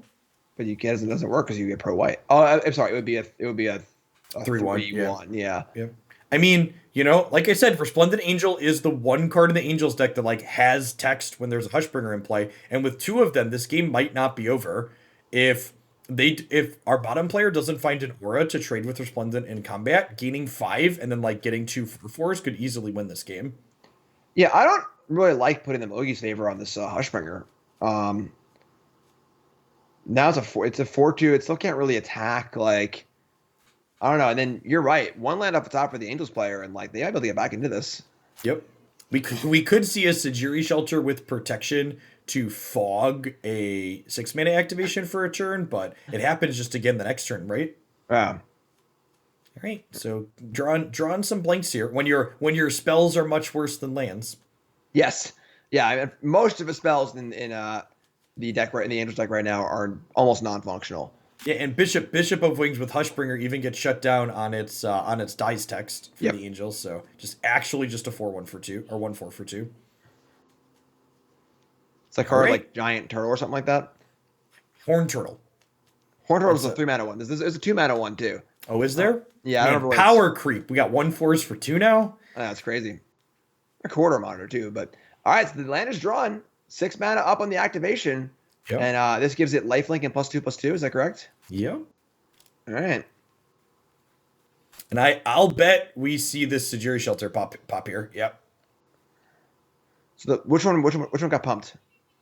The one that's being blocked, so it does not die. Another brick. I think that's gonna be it. Well, now we have card doesn't even do anything though. Yeah. What? Yeah. Can we get what a weird, just a total brick off from our Aura's player here. I mean, this is really unfortunate. 9 lands in like a 20 land deck. Yep. So now, once this actually hits, we've got 5 life gained and 2 tokens made. Yep. And now there's going to be 2 4/4s in play, in addition to the ones that are already there. We can't even see like a chain here really, because like was the cartouche cast on the Hushbringer? It was. As first strike now, but that's still not a good block. So. Oh gosh, the Hushbringer's dying, and now the Angels gain at end of turn. Oh no. Oh, we're definitely done here now. The Hushbringer's off the board. Now they come in and trigger the Soul Warden and the Bishops. Yeah, and you gain 9 per. Oh my god. Yeah. I mean, the Hushbringer can be recast next turn, but oh, the extra. Yep. Yeah, I could definitely sort of see not casting Cartouche and just like letting it happen and just trying to draw Saram and just like pop off. See so much mana in play, but yeah, I don't think it ultimately mattered there. For sure, for sure. Yeah, I mean that's a pretty wild one because there really aren't any other answers for that Hashbringer, but that was just a total brickfest. Yeah, it's like the. If you would have told me we were going to see Angels win a game through a Hushbringer staying in play today, I don't think I would have believed you. For sure, yeah, for sure. Like, I've actually won an early Hushbringer, so like the damage wasn't even done yet. No life was gained before Hushbringer came into play. So, pretty wild, pretty wild. I was gonna feel bad from the Aura side too, as you have your Hushbringer, you're feeling real good about this game, and you just kind of pop, just kind of. Oh my god, that's a hand. This hand's very good. All right, Hushbringer again. Myers Grasp, Hateful Eidolon. Excellent, excellent hand. Yeah, just really fantastic overall. Probably a quick mulligan for Angels player here. Yeah, not too shabby, or not too good, not shabby, whatever. Pretty shabby hand for the Angels player. Yes, it is shabby. It's not shabby. Okay, we got to keep. Let's see how it goes. All right.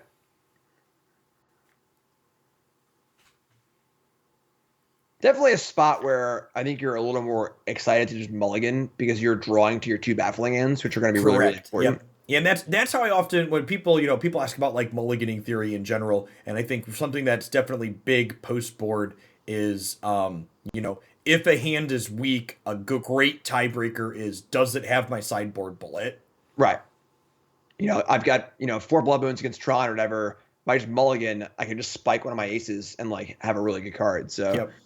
Really heads up play here from Todd, our Auras player here on the bottom, electing to wait to Hushbringer until we get this Kaya on it, so it's not even baffling endable. Yeah, that's really, really big. And now we're at a spot where, again, Hushbringer unassailable, but now there's a Myers Grasp, there's a Hateful Eidolon, and still Lurrus. So the flood starts to come. Another Hateful Eidolon, sure. So interesting spot here. I mean, we could see a cartouche. You could grasp, and I kind of don't hate just drawing the Lurrus here because none of your other plays are super exciting. I mean, you can just cartouche the Hushbringer attack, see if they block or not. If they don't block, gain life. Sure, and if they don't block, play Hateful Eidolon. Okay. Yeah, I think you're right. I like that. Because it's a free attack for life again, so it's not just like, oh, I'm playing to. It's not obvious that you guaranteed have a Myers Grasp. Absolutely.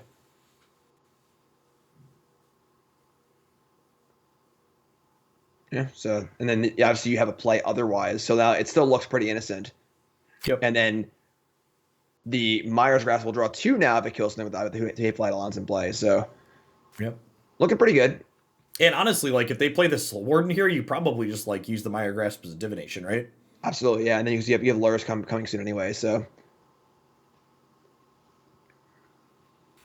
the probably jam first. All right, another Valkyrie, sure. Yeah, this means the Hushbringer can't attack anymore. I love this. I feel like I would rather Meyer kill the Soul Warden, try and spike the land this turn. Totally agree. This is a develop your board kind of thing where you just want to make that land drop and keep developing. Playing Saram is okay, but we could just do that if we draw the land anyway. We want to draw the land really badly, and we have 2 looks at it. So definitely agree. Triple Valkyrie. This would be really good if they could gain life. Yes, if any of their cards function as intended, this would be great. All right, so there's the land. All right. I mean, we get to draw an extra card here.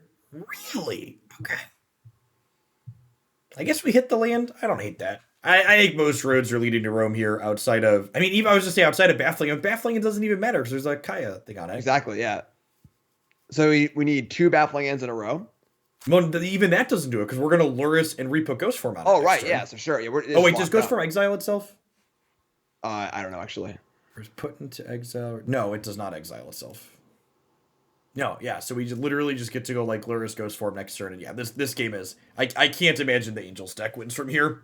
Yeah, so very different than last game. So I always say we said that last game, but this time there are numerous engines in play for our Auras player. Correct, yeah. I think our Auras player could draw lands for the next 8 cards here and probably still win. Right. Dear Todd, if you actually draw lands for the next 8 cards, I apologize. All right, Straw, yeah, Awakening. Perfect. Now our Hushbringer is protected once again with the Ghost Form. Yep. And, yeah, I mean, there are a lot of 2/4s in play, I guess, but Lurrus also gains life. The Eidolons gain life. Just drawing any sort of a pump effect is really good. There's still a cartouche in the graveyard too. Yeah, all that glitters is like game ending at this point because they hate for sure. Eidolon. Even a cartouche on the Lurrus for a 4-power lifelink first striker. Sure, yeah. This really is like we're now applying a draft deck against a historic deck here, where if these 2/4 flyers can cross the finish line, I guess sure, but yeah, they come with a sweet red glowing effect. What's up? They come with a sweet red glowing effect. That is true. Yeah, Spirit Dancer is just even more stuff here. Cartouche goes in the Lurrus, I would think. It's gonna go on the Hushbringer. Yeah, let's this attack for the turn. Sure. I feel like Lurrus just gains more life. We're trying to not get cheesed out. We can put Demonic Vigor on the Lurrus, right, if we wanted. I guess that trades it for the Valkyrie and the other one. Yeah. Yeah, I think you're right that I would like to see the Lurrus get big enough to attack. Oh, we missed our free attack there, huh? I guess we're worried about Collected Company, technically. Sure. That's fair. Yeah, the Hushbringer being a 2/3 means that it can block in the air. For sure, yes. That invalidates 2 of the attackers, so... Yep. Love Soul Warden getting in there. All right, yes, there's a block. And I'm taking 4 total. And then we're going to draw like 12 cards next turn. And if we find a Glitters or another way to gain life, we'll be in a great spot. The 5th 2/4 flyer is going to do it, Jim. Yeah. Myers Grasp on the Soul Warden, too. It might just be lethal. Like, if we can find any sort of pumping effects, that's a good draw, too. Like, yeah, this is where the hits don't stop coming here. I'm just like, all right, and this one draws... I actually kind of like Myers Grasp on the 2/4. We definitely should attack the 2/3 this time. Collected Company was not available. Yeah. All right, so finish that one off. Draw a bunch more cards. Draw a card. Draw. And we're once again entering the, maybe they'll deck themselves phase of the game. Hushbringer stops the Hateful Eidolons from... Oh, right, sure. So we only drew like 2 cards instead of 4 cards. Only drew 4 cards instead of 6. Yeah, whatever it was. Uh-oh. That is a hand. 4-land double Saram. Archon of Ameria. Now, what does that do? Lands, non-basics come in tapped, and only one spell a turn? Yeah. Okay. So, sure. That would have been good a little bit earlier. I think it's probably too little, too late at this point, but... Yeah, huge punishment now for putting the Myers Grasp on that random flyer, because we could also be casting Grasp every turn. Never mind.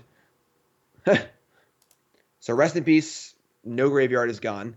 Lurrus is now off, but again, eventually our Aurus player is going to draw an all that glitters and win the game. So,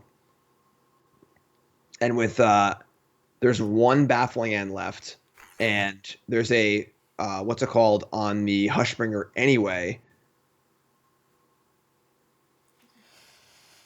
What if Todd hits Resplendent Angels here, Jim? Or what if our Angel player hits Resplendent Angels here? You need like 2 of them, right? You can't. One's not good enough because you need to be able to attack in and trade with the Hushbringer, and then have the other one trigger. Yeah, I guess that's somewhat of a path. Another Archon. You get Linvala Angel here, right? Yeah. Yeah, Linvala is pretty nice as far as protecting your Resplendent Angel, but even then, like. Also, you have the Resplendent Angel path here again, right? I feel like I'm about to eat my words about this Angel player not being in the game, Jim. I can't. I just can't see it. The Resplendent Angel is going to crack them up to 21, and then they're going to make a 4/4, and one of these Hushbringers will be gone. The 3/4 is going to go away. Well, it's gonna turn into a 1/2, I should say, because the Ghost Form is going to put it back into play. But we don't have to. The Aurus players have to block here, right? You just jump at the smallest one too. Yeah, I guess, but then you're not making them use the Linvala. It's tough because you need to take the Linvala off the table so you can have a chance to draw an aura and actually kill this the following turn, because every turn that you let this thing survive, it gets to gain 5 more life. And I mean, like the 3/4 Hushbringer currently has a vigilance as well, right? it does. Yeah, so we just need some sort of power pumping aura, I guess. I guess there are a lot of blockers too. Yeah, this is Man, the Shajiri shelters have just been. It's such an awkward match for our Auras player. yeah.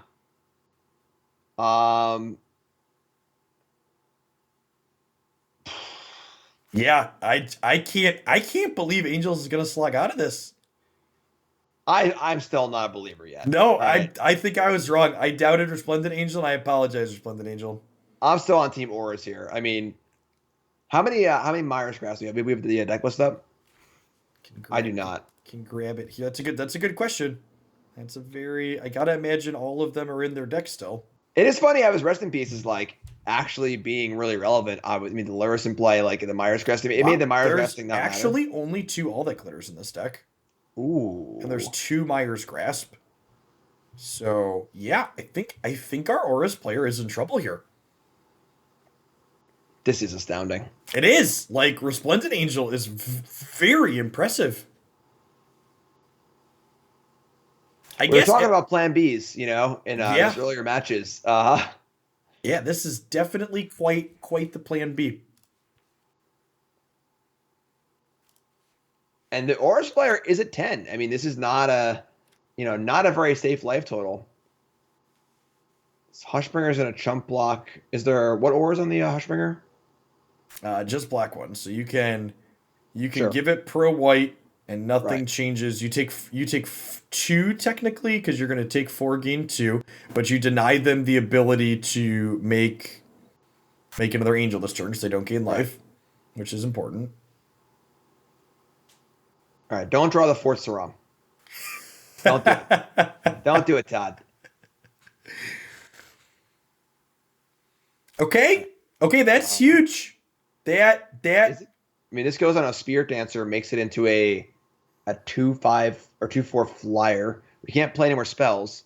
You can't play another spell. Wow. Yeah, Archon. like, the thing is, like, we drew 4 cards, so 5 cards. We can't cast any more of them this turn. I mean, like our search for all the search for all the glitters is now, it's on at least. Okay, I'm gonna say something, and maybe I'm gonna pull up Twitch chat. Twitch chat, did Todd board out all that glitters? I think I remember Todd. I pulled up my chat. Chat, did anybody remember? I think Todd boarded out all that glitters, right? Oh boy. That's a tough one. I think I remember seeing that. If that's the case, I mean, someone's gonna have to go back. I'll have to go back and check the tape later, but I don't think there are all that glitters in the Auras deck to draw to. So I mean, now this smaller Hushbringer just like has the chump block. Yeah. And then you can't even double block because Linball is sitting out here protecting the board. Yeah, another aura on Spirit Dancer would make it into a large enough blocker where it can like start to actually, put some defense up. I mean, it's the Angel's only a 5/5, so someone went back to check the tape. There are not all that glitters in Todd's deck currently. Oh my god. Okay. Yeah, and that's the other thing too is we're gonna see Resplendent Angel here. Our Angels player is 1 life total off of Righteous Valkyrie being online. Yeah. The entire board gets +8/+8 if our top player hits 27 life. All right, so are we losing the Spirit Dancer here? Or is it double block on the Resplendent Angel? We're gonna lose the Spirit Dancer. And there's 9 mana for our Angels player, so they get to deploy the second Linval out of hand immediately after. Man, this is wild. This is definitely the game of the tournament for sure. Just an absolutely wild game. Honestly, I like that the hate cards in this format are like, in formats like Modern, they aren't quite Stony Silence hate cards, right? Like your deck is kind of off, but you still get to play a game at least here. For sure. And like Hushbringer, like it's still good here. Like you definitely want to play it if you can, but like the fact that we're playing through it is absurd. Yeah. And honestly, the second Linvala probably closes the door. I think the second Linvala means that and honestly the Archon too. The Archon was huge here in terms of tempoing how many spells are. Yeah, absolutely. Like, without Archon, this game's over this turn. Yep. Just like a million spells to get cast, with a million mana in play. So you got one spell, make it a good one.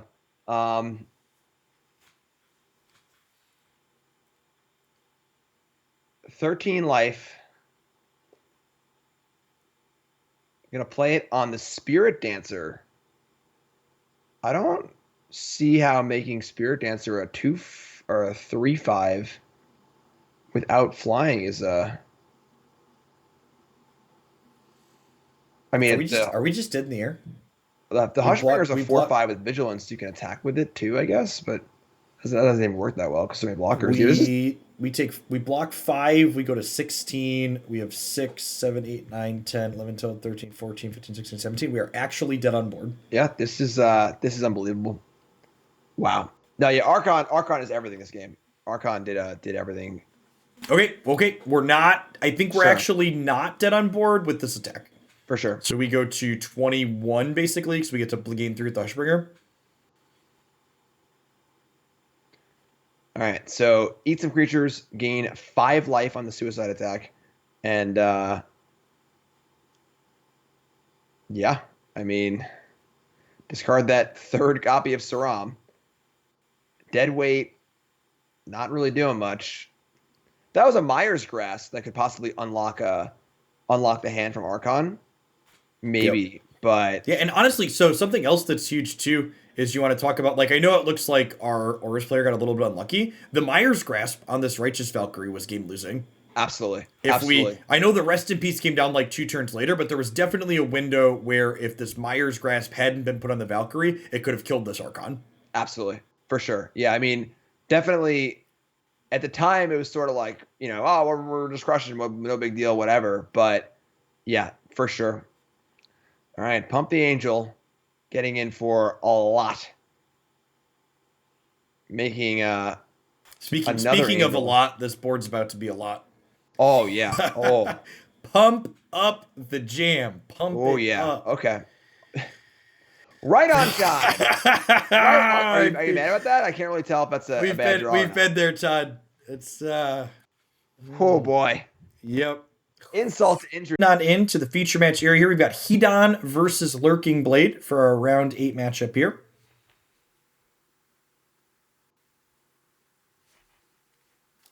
That's a hand. All right, honestly, we're going to see another Aurus player here versus some Sultai Ultimatum. And the hand, our Sultai hand looks like pretty land heavy, but I think his hands are actually pretty great. We just have Explore and a Wrath. Yeah, you know what the matchup is too, so you know like your verdict's going to be pretty good. Absolutely, and then against Auras, as we see Selfless Savior again, no savior here against the exiling removal spells. So both Selfless Savior and it's gone now, it's mulliganed. And this is the Sejiri's Shelter doing nothing against the Wrath. So mulligan to 6 for our Auras player, looking for a card to bottom. Kaya's Ghost Form is useful against exiling, which is pretty good. Saram obviously a key card. Thoughtseize important too. And 2 lands. So pretty good hand for our Aurus player. Yep. Yeah, the Thoughtseize is gonna make the Shadow's Verdict, the keep for our Sultai player, a little bit more embarrassing here. Gonna be dependent on the top of the deck. For sure. And honestly, so Sultai Ultimatum here, you can see they've got a bunch of shocks and check lands in here, but if you're someone at home who hasn't gotten into Historic, maybe the bigger card pool's a little bit intimidating. If you have standard cards, the Sultai Ultimatum deck is very reasonable in this format. It's a great choice for, that's a choice. Oh, there you go. Okay, so choosing to slow them down, basically saying, I think I want to be able to try and kill you before Verdict happens. Well, I guess Kaya's Ghost Form makes that not strictly true. Right. I think that the Ghost Form is the key part there, where our Aurus player is sort of saying, you know what? I can Ghost Form this Saram. I can draw enough cards to the point where when you Verdict, it's going to be fine for me.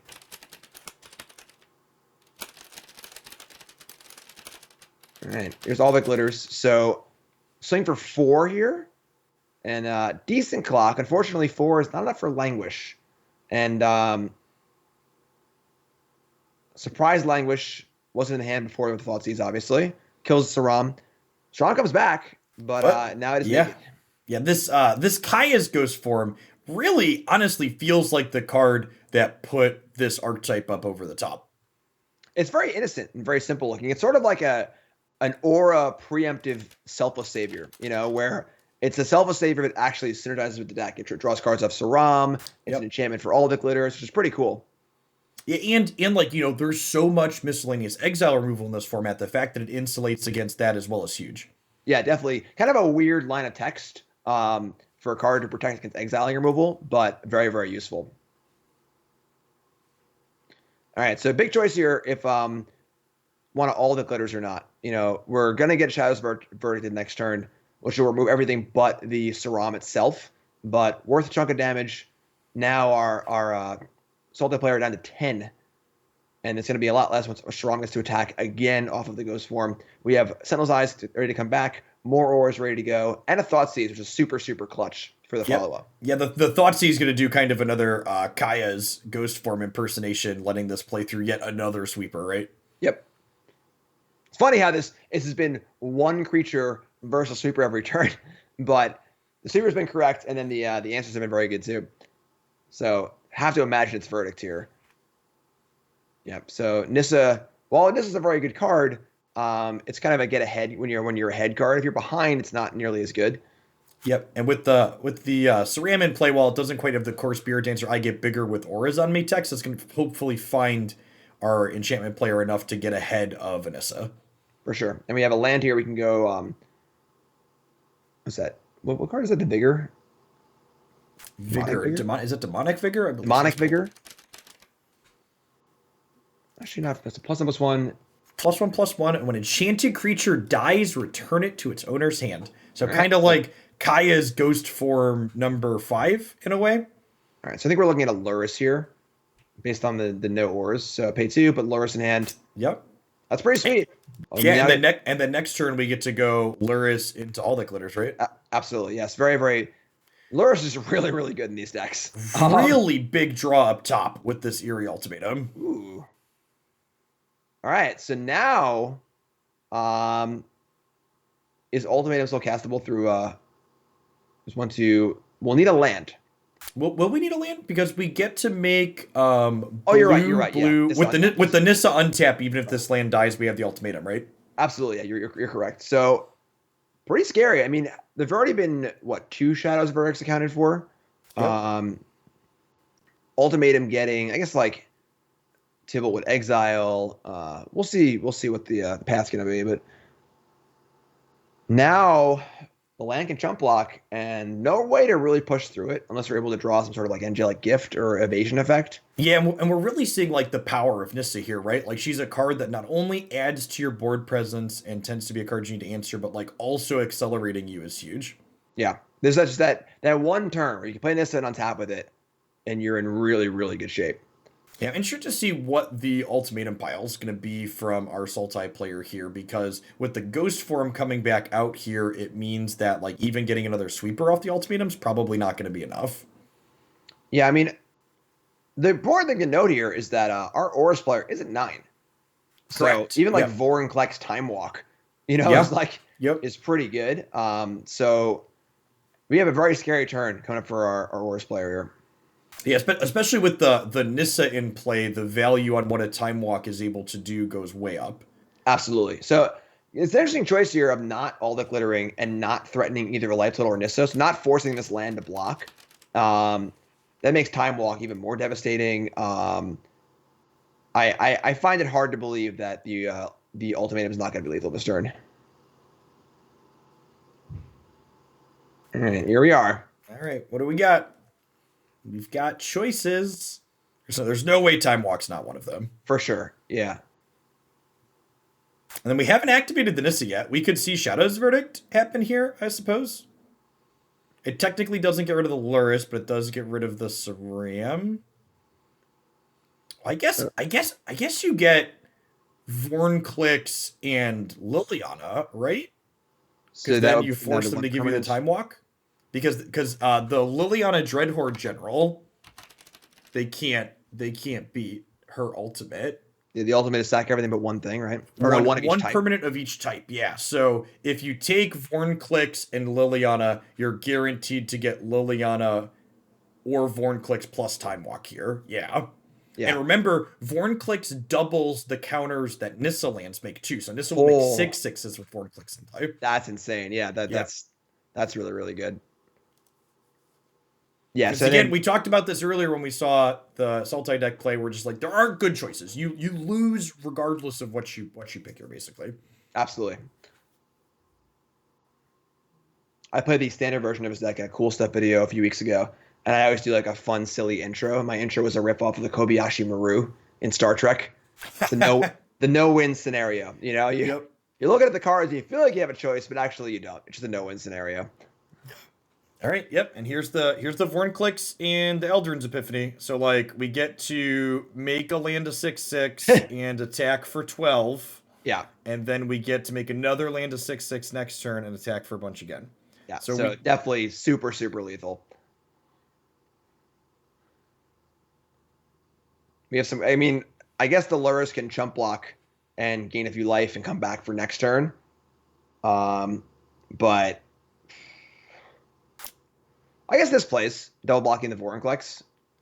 You're still dead though, right? Because you're Yeah. taking 3 down to 6, and then next turn they get another 3/3. For sure, still dead, but you know. I guess we're not dead on this. No, we're dead on this attack, right? Because we're taking. Nope, we're going to 9. We're technically going to 1 here. We jump a 6/6. You're correct. Yep. All right. The growth spiral could have drawn a Doomblade. Goal's pretty interesting too. It's kind of a nice one. I don't think we're out of it at this. I don't think there's a way to get back into it at this point, so it probably doesn't matter. Yeah, there's no way to push through here. Especially with the artifact creature, right? Like there's just no haste in this white black deck, and the artifact creature means you can't protection spell to punk them out. Yeah, same with the lands. The lands are still colorless. Yep. Are they green? Lands are still colorless. Actually, it doesn't make green, so yeah, sure.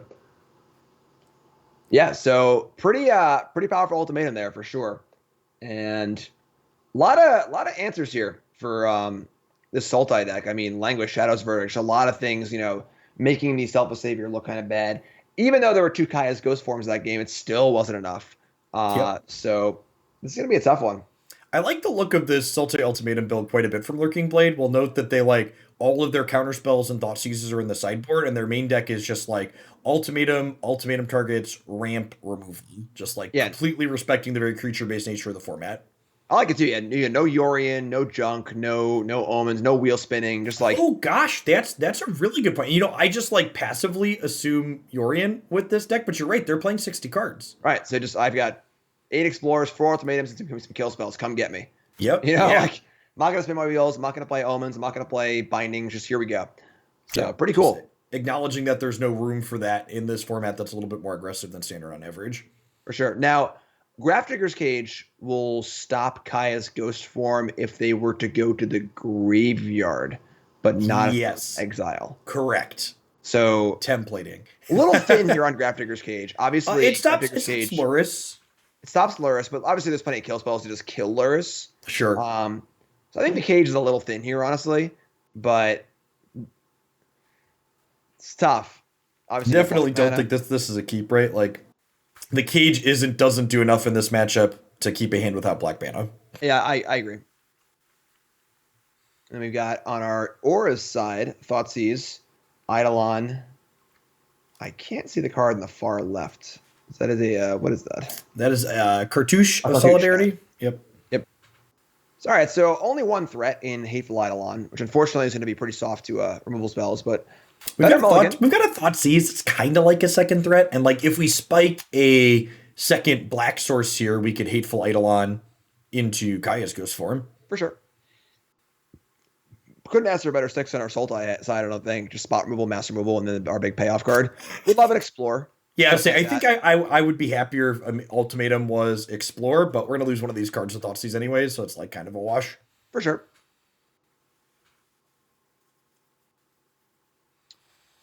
What do you think the take here is? take the Blood Chief's Thirst. The Languish can get outsized by your All That Glitters potentially down the line. You could also just take the Ultimatum and plan to play through their Disruption. I guess I don't hate that, actually. I think I'm with you on Thirst, honestly. I think that it's only 3 lands here. There's no avenue towards having more lands. So, but I go either way there. I think it's definitely not the Languish. Yeah, I would agree with that for sure. Oh, there's your second black source. So now we are aligned for Eidolon plus Ghost Form. And then the goal here is that you then get set up to outsize the Languish by the time that happens. So I assume, wow, we just didn't do it, huh? So you know about all their cards here. So at this point, do you like just attack for 1 tapped land go, so that way you can core plus land? I guess you don't get to outsize Languish that way. I actually really like the sequencing from Lurking Blade here. My gut was like, oh, we just Thirst right away, but waiting to Thirst kind of ties up Hedon's mana this turn, because Kaya's Ghost Form notably doesn't keep the other auras on the creature. It only puts the creature back into play. For sure, yeah. So it puts a lot of opportunity cost on putting more auras on this Eidolon. Yep. It is awkward again. Given a little bit of information here on the top. So, like, we played the land that we drew, letting them know that we guaranteed have Languish next turn. Yeah, that's fair. A little slight thing that really adds up over the time. Yep. Now, one thing that is worth noting here is that if we play the Spirit Dancer, we can put the Cartouche on it, and then it's a 3/5, so it doesn't die to Languish. Yeah, I mean, I imagine it would die to Thirst. Sure, but then you're keeping your Eidolon for a turn, you get to draw another card. That's true. Yeah, the Eidolon counts too. Yeah, that's correct. Yep. Eliminate. That's a lot of removal spells. Yep. Like I said, I like this build out of Lurking Blade a lot. This format's very creature based. There's a lot of things that are playing to the board aggressively, and their build's very no nonsense. Interesting choice to use the Eliminate over the Blood Chief's Thirst. Yeah, prioritizing the efficiency of that Thirst on the line here. The nice thing about keeping the Thirst is if you spike the untapped land next turn, you can Thirst, clear the enchantments, then Languish and get rid of the Eidolon. That is true. I mean, Eliminate's also very good with Nissa too. So the ability to untap a land and have it Eliminate up off of Nissa. There's an Overgrown Tomb in play too. So a lot of little values on both sides. Second Eidolon here is interesting because it means if you play your All That Glitters, you get to draw more cards. I guess Ceramic also lets you draw a card with it though. It's a really tough needle to thread here where like Hedon needs to put enough pressure in play to get them to pull the trigger on the sweeper, but you're also trying to like not play out so much that you can't recover from the sweeper. Absolutely, yeah. A lot of things to play through here. There's also, you can't go too slow because Ultimatum looms, Nissa looms, these powerful effects are looming. Okay, so the problem here is Languish kills the Ceram still, right? Right, because the aura will go away and shrink it, correct. Oh, what? Huh? Was that a kicked Blood Chief's Thirst? Was that a misclick? A little overkill? Oops. Yeah, I think that might have been a misclick. Yeah, I mean... Because Languish... I guess if you Languish, they draw 2 cards? Are they dead? 16, not quite, but it's close. 15, 2, 1, 2, 3, 4, 5... just 11, right? 11? Yeah, 11 sounds right. And Hedon doesn't know about the Shadow's Verdict here. Honestly, if I'm looking at that Languish, I'm playing this All That Glitters, and I'm cracking them for 11. Yeah. And even if they do Shadow's Verdict you here, I guess the Hateful Eidolons don't trigger, right? Because they're getting exiled? 8 triggers on... Yeah, I guess that is true. This is going to be a pretty backbreaking Shadow's Verdict. And again, just Shadow's Verdict has been impressive all day every time it's come up against anything in the format. For sure. Okay. Grafdigger's Cage is here too. I guess the cards are exiled for the most part, but... Alright, so the Eidolon comes back. I mean, okay. The Cage is going to be relevant in that it stops the Lurrus from recasting spells from the bin. It actually will stop the Ghost Form too, right? So the... because the Ghost... depending on how it dies here. So you can Cage and then... You can Cage and then Languish. Yeah. Interesting. Do we play the Cage here or we save a blocker? There's no way you can play the Cage here, right? Okay. I mean, this is pretty risky. Okay. Not punished. Oh, no, there's play. Oh, yeah, you can't play the Cuff You Cage. can't play the cards. Yeah. So a top deck glitters there would have been lethal. Yeah, glitters, Mogi's favor. They're already through 3 glitters, to be fair, though. That's fair. Yeah. And now Mogius the +2/+2/-1 would have been bad. And now our Sultai player is in a pretty good spot. Yep, yeah, I agree. We are definitely in stabilization range. There's no burn, there's no haste creatures, so like you can stabilize low against these Aura's decks and feel pretty good about it. For sure. And then the main vessel to come back in the Aura's deck is the graveyard with Lurrus and stuff like that. So correct. Yep. Cage is being effective here. So you get to play this Golos, and then we mentioned the eliminate with the all these lands tap for extra. I was thinking this Golos had to tap out, but that's not remotely true. Yeah, this is pretty good. Nissa doesn't screw around. She closes out very quickly. Yeah. Well, I think Vigilance is so big too. Yep. Offense, defense, extra mana, like she slices, she dices. Yeah. And there's no way we don't see this eliminate pop off at end of turn, right? Yeah, I mean now we're just I guess we're trying to draw a card off the Eidolon. So when the Eidolon dies, it'll come back and they'll draw a card off a trigger on the Kai's Ghost form. Well, it's not going to come back because of the cage, right? Oh, right. Though, yeah. So they'll draw a card off the Eidolon. Or is it a replacement effect? I'm gonna check Ghost form real quick. Because it is not a replacement effect. It does go to the graveyard and then try and come back. So Cage will stop this. So we get to draw a card still because something did still die. Right. But it is not going to come back into play.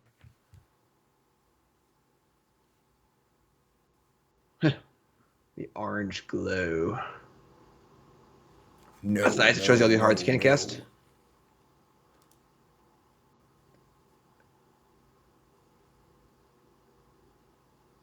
So,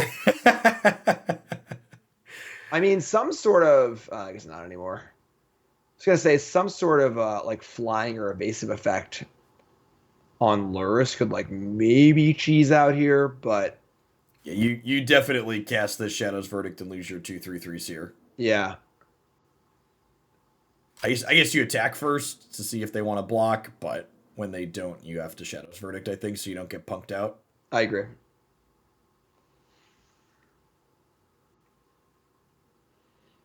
Second gauge too.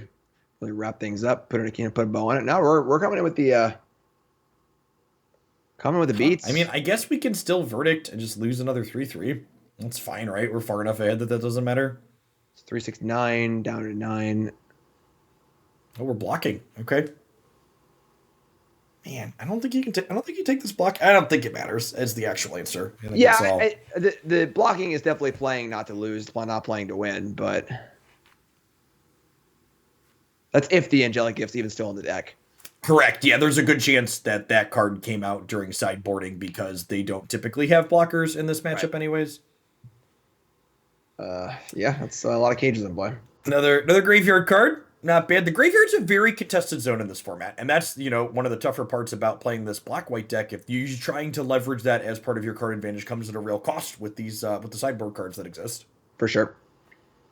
It's funny, I didn't think the cages are going to be very good. I mean, there are functioning here. I suppose if the cage was just like a Doomblade, that would have killed. I guess the Doomblade doesn't kill Lurrus, but whatever.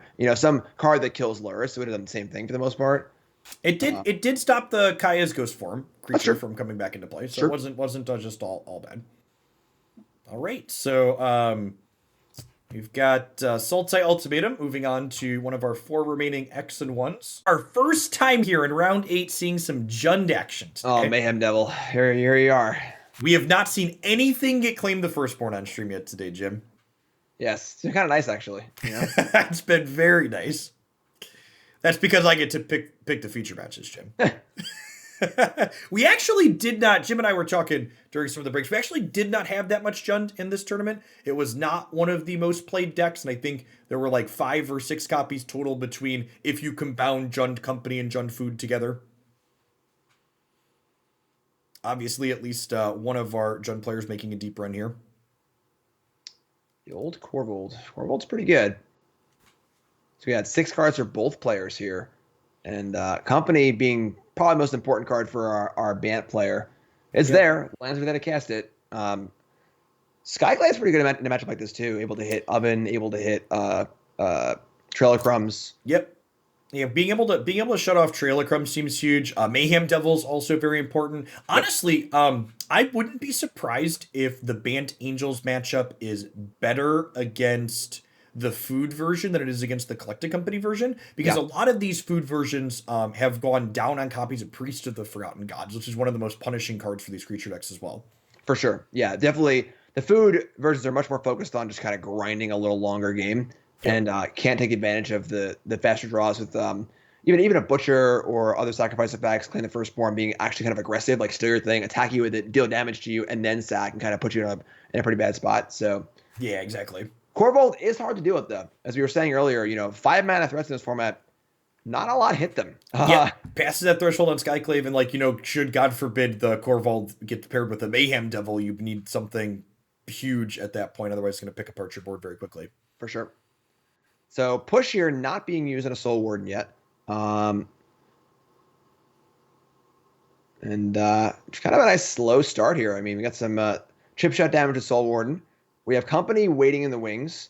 And then for our Jund player, not a ton going on. I mean, Maelstrom Pulse is pretty nice, take out the Soul Wardens, but that Company's coming. It's going to be a big, big company here. I always can't help but chuckle about the Collected Companies in these creature decks. You're just like, 3 cards in hand, 4 mana, go, no plays. Yeah. Just like Rats, the most telegraphed thing in the world. Yeah. So playing the passage here to turn on Fatal Push, a play we don't usually see in Historic. Obviously, it's more of a modern play with Fetch Lands and Fatal Push. But now we'll have a decent response to this company. Corvold's pretty naked here. Also going to have the option to put Gigantha in hand and then fetch a Swamp for the push. Yep. So perhaps some wasted mana there if there are 2 Swamps in the deck. And we're seeing, Resplendent Angel and Righteous Valkyrie. Yeah. Yeah, probably Angel, a Resplendent Angel, and Valk, and yeah, looks good. So the push takes out one of these. Which one is a little interesting? I think you probably kill the Resplendent Angel because that's the one that threatens to activate with just like 2 more land drops. Like the Valkyrie is kind of individually weak, especially given the current life total. For sure. And also given the fact it's only 2 cards in hand. So Yep. yeah, pretty reasonable. So kill the Valkyrie. Jump player has Corvold next turn with nothing to really go with it. I think I would have liked to see that Gigantha in hand. I think playing Gigantha over Corvold next turn would have been a lot better. Yep, I agree with that. You're like giving up some bluff equity, but that's about it. For sure. It's like playing Corvold sacking a land it's passable, but it's not very exciting. I mean, it's pretty good with how the Angels player is going here. For sure. Familiar, a pretty good draw too. Fifth converted mana cost here. Mayhem Devil gonna live up to its name next turn, most likely. Yeah, so pretty good pickups here.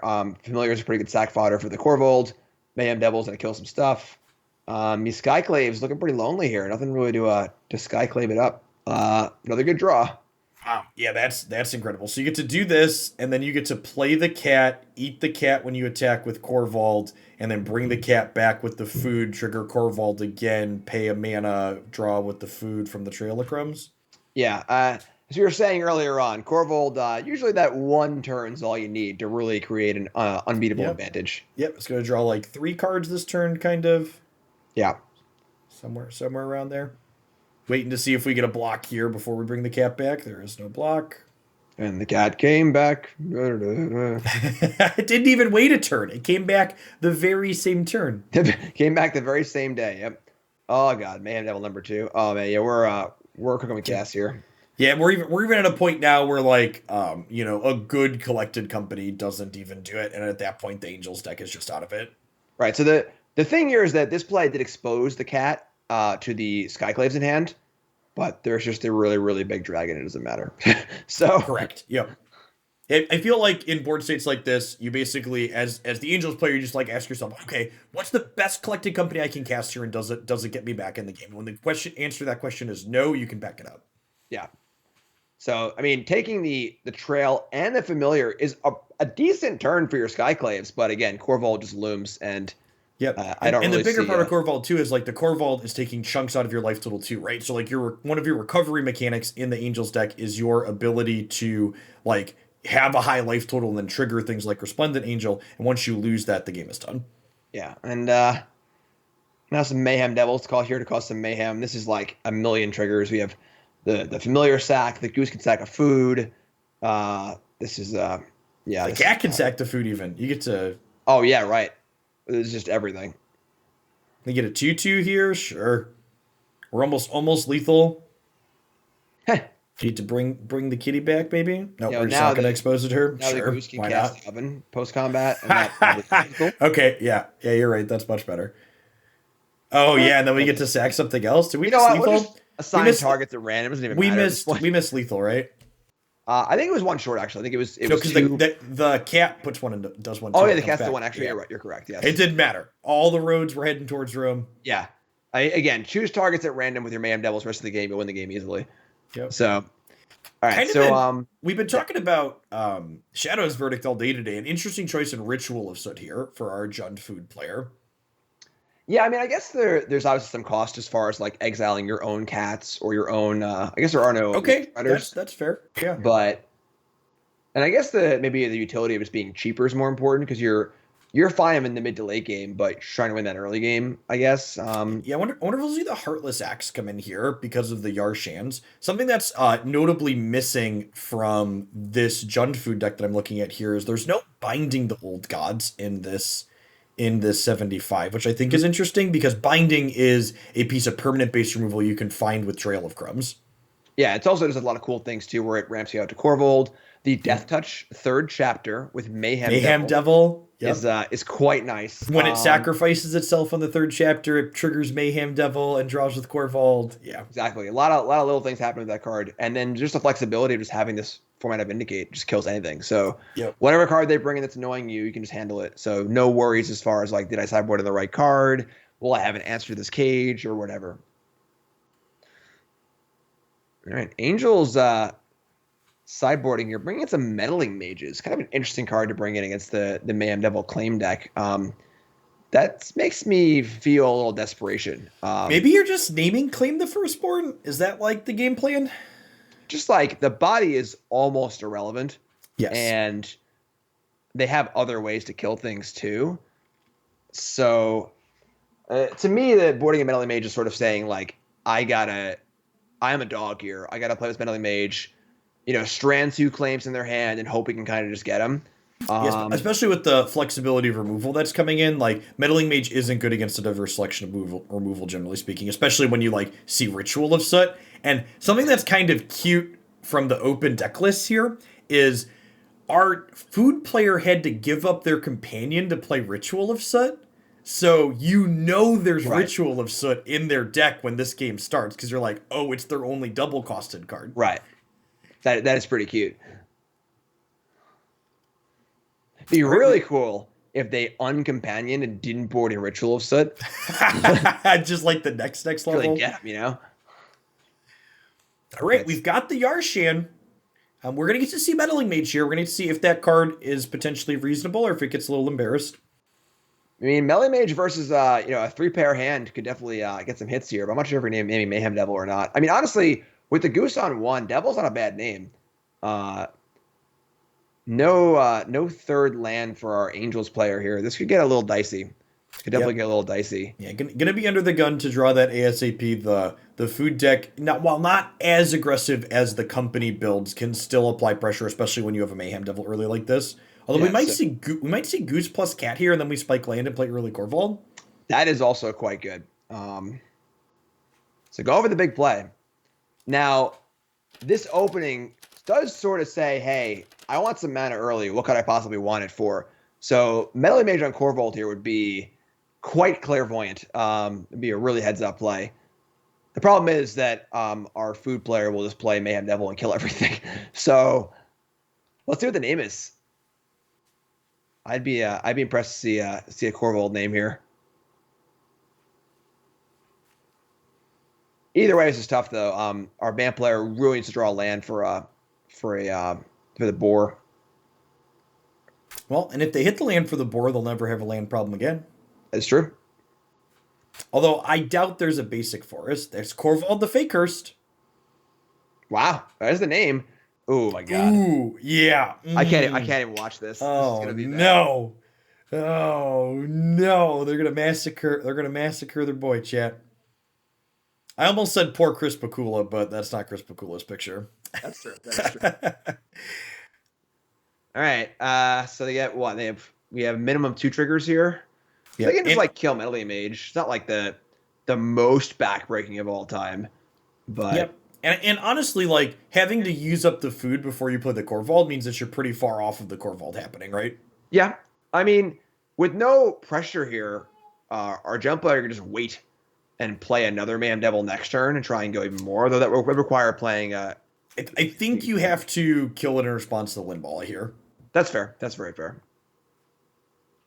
Oh, I guess you have second Mayhem Devil. Maybe you just leave it and you kill them both next turn.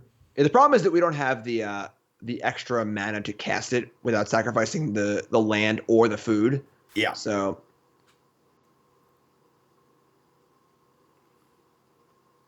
All right.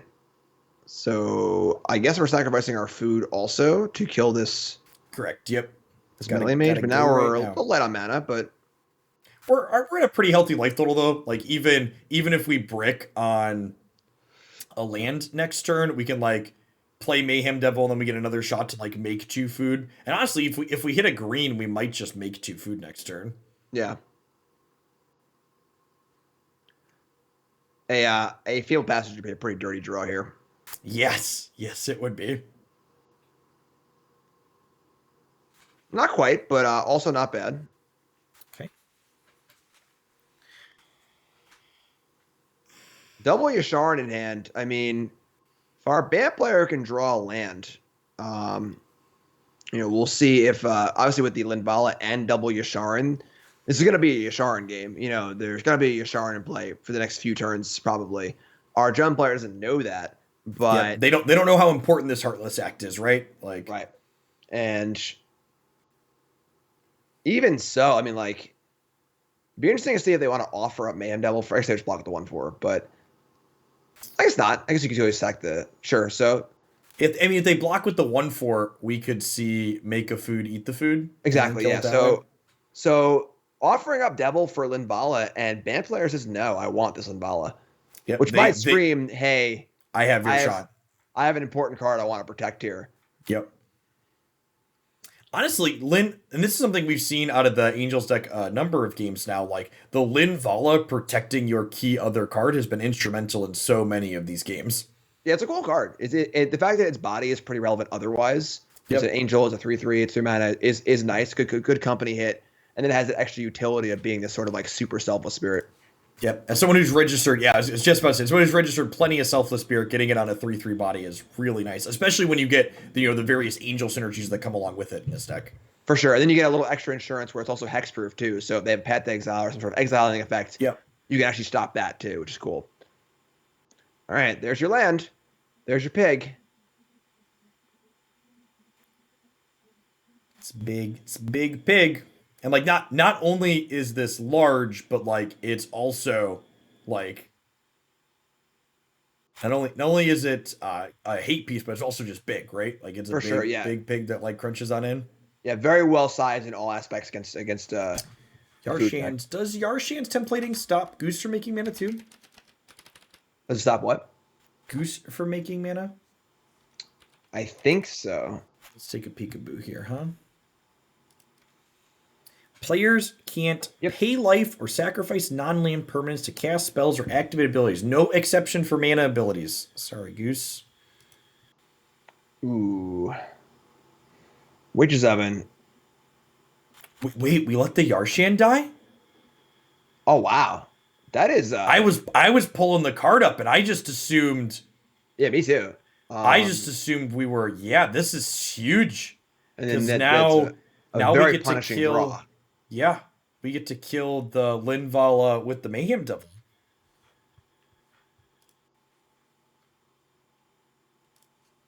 Maybe a small miscalculation here from our Angels player. The reality is, though, that we just have another Yasharin coming down, and there isn't really a path to killing it for a while. Yeah, it opens up a lot of their top decks though. So like Maelstrom Pulse, another Heartless Act. For Whereas sure. like had we just kept the Yarshan alive, I guess that's still true though. I guess it's about a wash. Man, it's so appealing to want to go like Bishop into Righteous Valkyrie here and gain infinite and be mana efficient, but there's no way you can't jam the Yarshan, right? Yeah, there's a lot of butts there, but things are about to get pretty dirty with the devil. I guess our Banta player doesn't know about the second devil in hand, so they could get tempted into the mana efficiency of that, and then the second devil will come down and just obliterate everything. But playing Yarshan is obviously much, much safer. Would you say it was the devil tempting them into the mana efficiency, Jim? Yes, You're the Angels deck. Listen to the angel on your shoulder. definitely. The Yarshan. Play your hate card. This is the battle of good and evil here. So we get to go ahead and shoot this, and then we get to bring the cat back and shoot it again, and then we get to goose of food and shoot it a third time. So the downside here is that the fourth mana is going away again. Yep. So still a little mana stuck for our Jund player. Yeah, with two 5-drops and being mana stuck is not fantastic. Yeah. While the geese can't make mana while Yarshan is in play, they can make food still at least. So that way, when we eventually draw Maelstrom Pulse or Heartless Act, it could be reasonable. Absolutely. And Yasharin, like, it is big and fairly well sized, but you still can't just attack into a cat and a devil and just trade it off. So not exactly the clock you're looking for per se. Small mistake here on our Angels player part, sacrificing for, because it's optimal to sacrifice usually, but giving the devil an extra trigger there since devil triggers symmetrically on sacrifice effects. Yes. Kind of a weird effect. It is, yeah. Usually those types of things are not symmetrical. Yeah, I played a Ragdow sacrifice deck in Modern for my cool stuff video tomorrow. And in Modern, there's so many things that just happen to sacrifice, fetch lands and this and that, chromatic stars. So it's definitely interesting. Well, we got Leonard 4 here. And it's a green source, so we get to make 2 food. We could play second devil. Yeah, I think Devil's pretty reasonable here because the 3/3 just block the 4/4. So now the board gets gummed up. We have more time to draw our removal spells. The jump player isn't really under any like serious pressure. Nothing really in the air yet.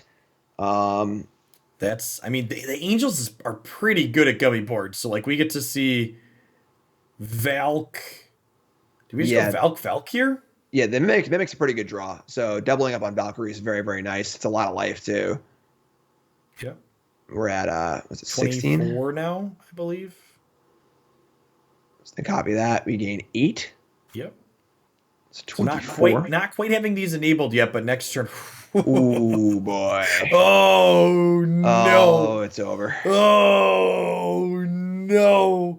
Their whole board is dead, right? Like there's 2 Mayhem Devils in play. I don't think everything's gonna die. There are some pretty big butts over there, but a lot of stuff's gonna die here.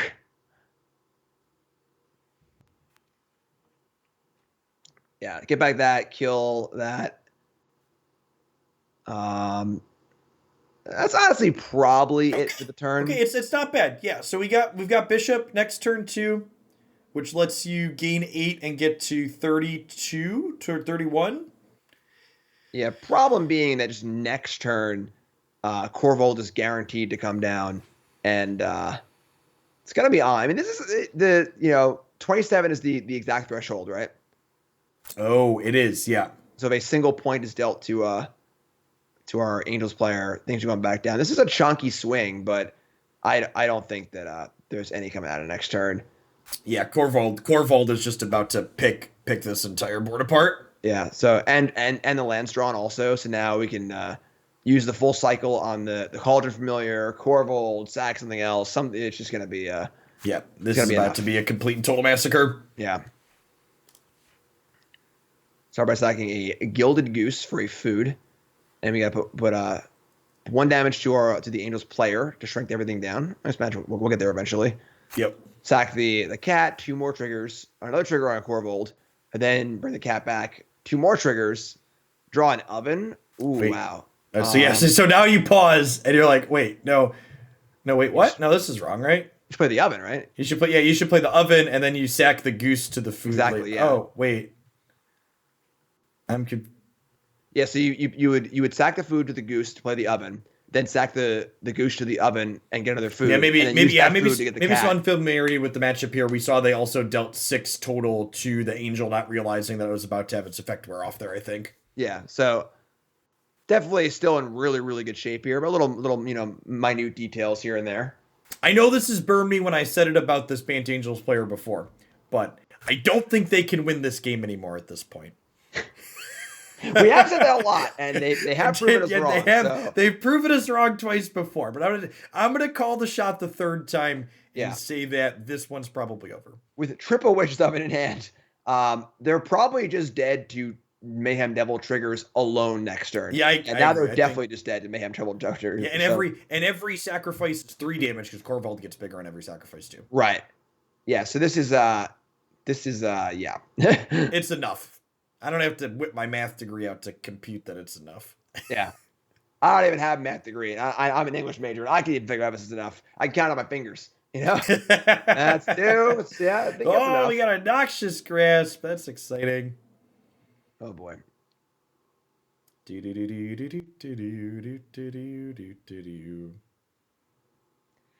Oh my god, yeah. Just many triggers. And then Corvald gets to draw cards while all this happens too. And there's also a Corvald in play. It's going to be a 15-15. And yeah. It's okay. It's okay, bud. You don't really need to think about your triggers. We could let Twitch chat pick which of your opponent's things get targeted here, and you'd win. Yeah, swipe those out. Got him.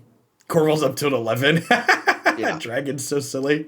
I mean, we've got multiple more sacks. You have the other goose. I don't even know. I mean, we're gonna sure. Listen. The Angels player could top rate anytime they wanted. Okay. True. If they want to hang out and play, kill their board. Enjoy it. Take the screen time. Oh, there it is. See? There we go. Oh boy. Mayhem Devil. All right. Bant Angels finally falls deep run in the tournament. Congrats to these players. Are doing well, but I would rather watch Elves.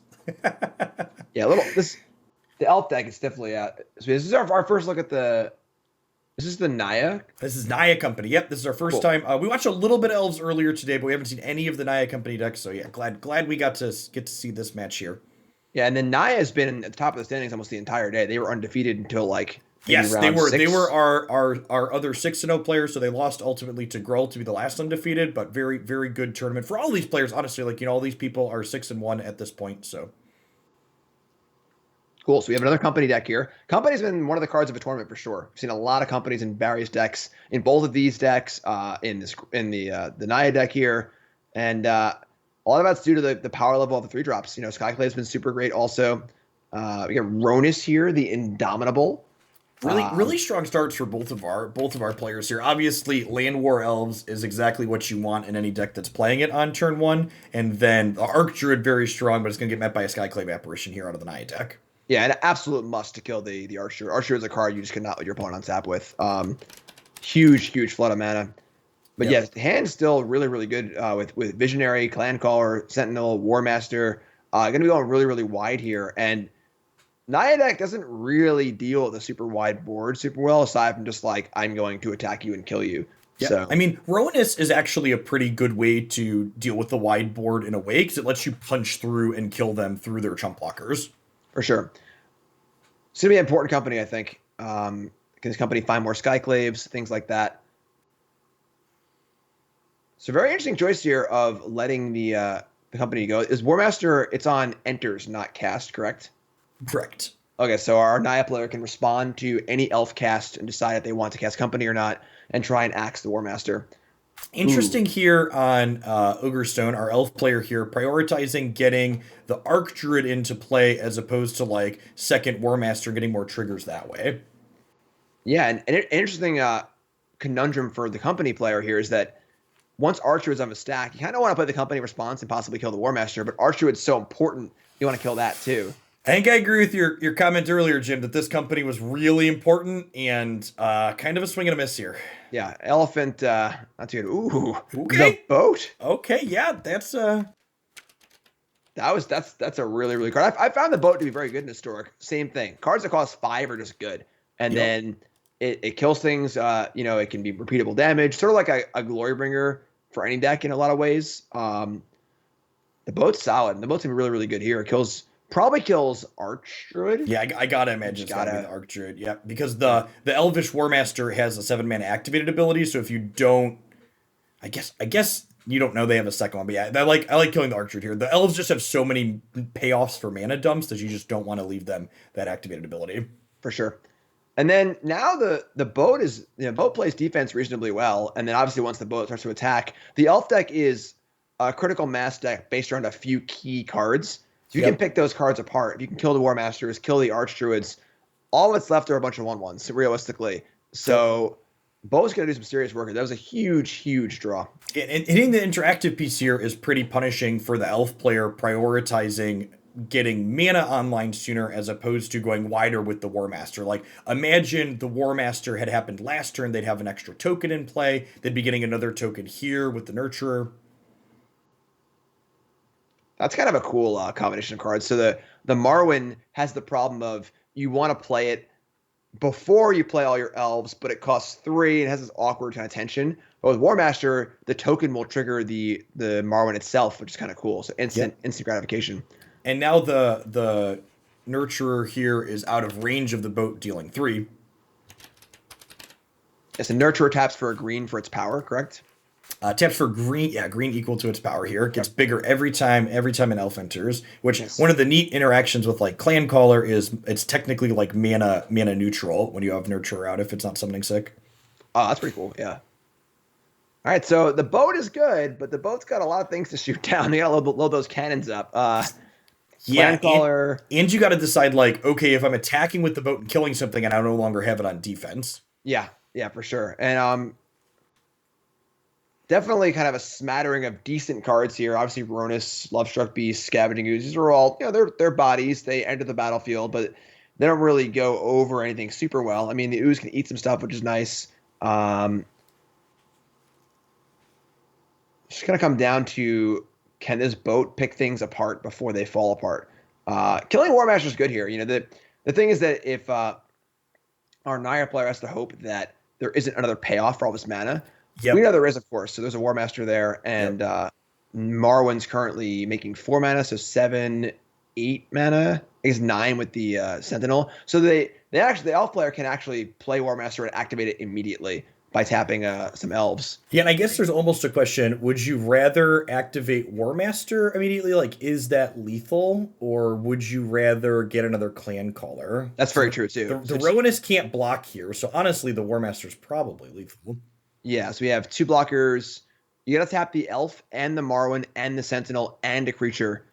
Well, the Land War Elf is going to come into play here, too, so you don't have to tap the Sentinel. You actually only have to tap the Nurture now, because she's going to go up to 7.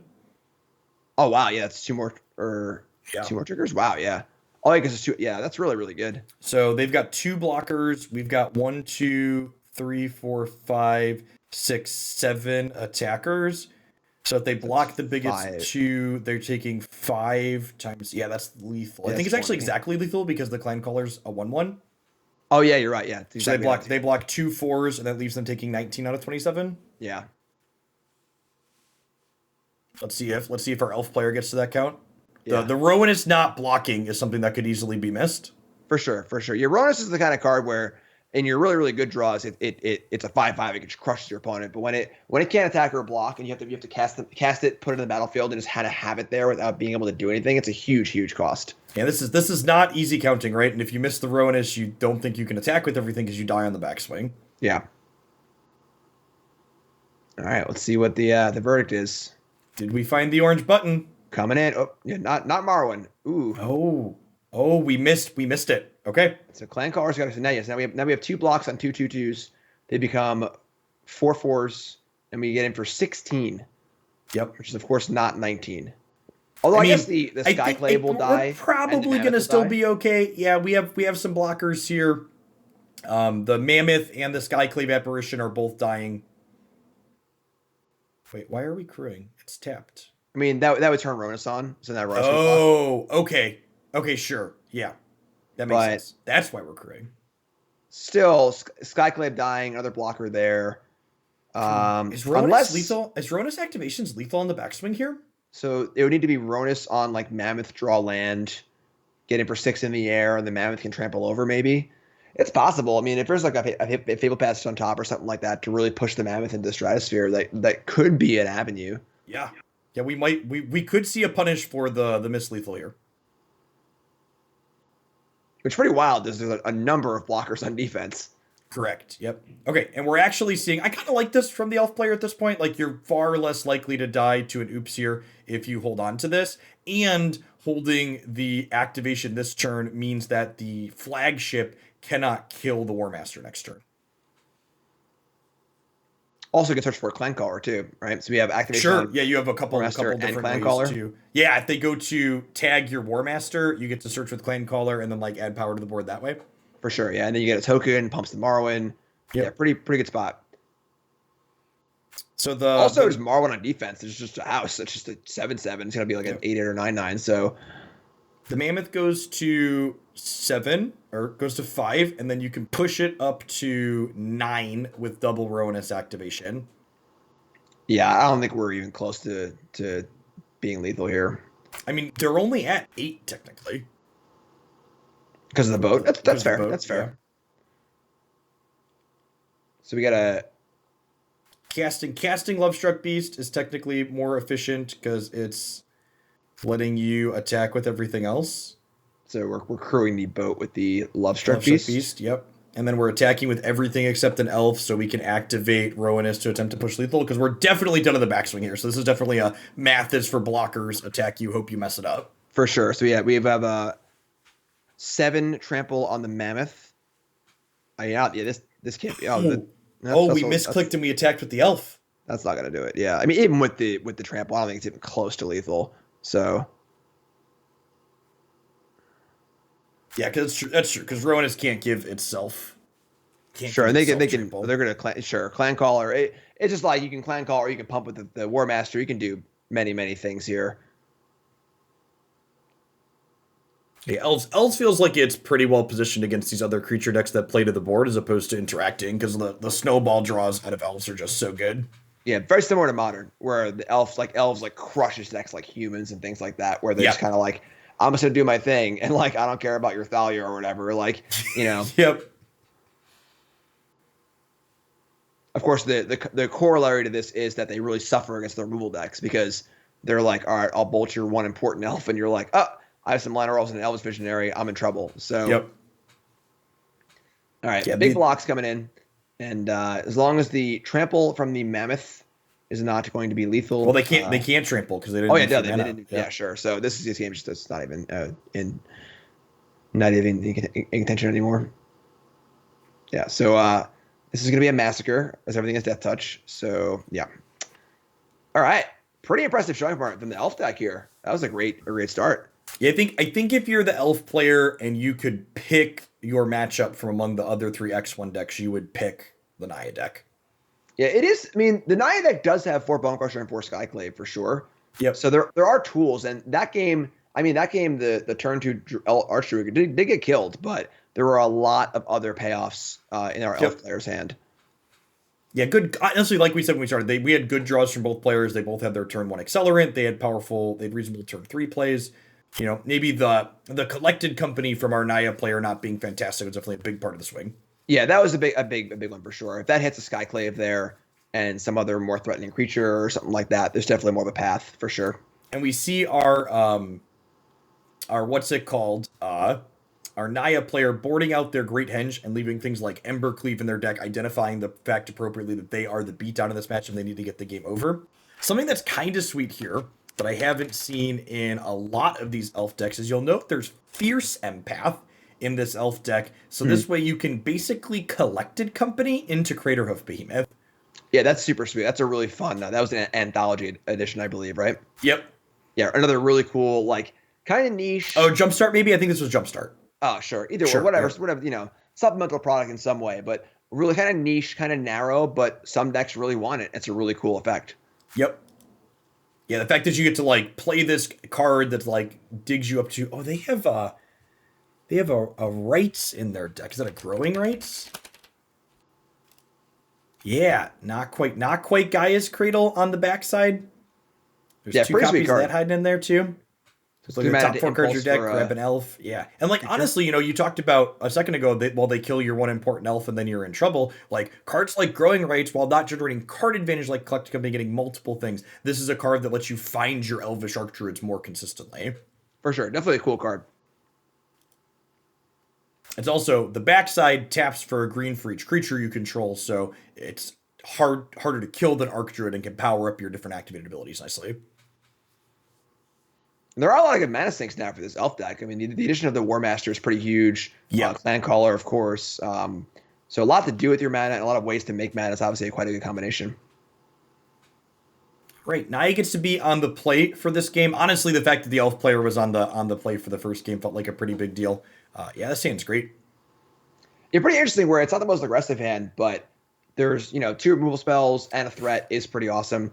And then our elf hand, Shaper Sanctuary is in a lineup really, really well here. Yeah, let's pull that one up here. That one is I haven't been a fan personally of Shaper Sanctuary, but man, when you play it on 1, it is just easily the best card in your deck against these removal heavy decks.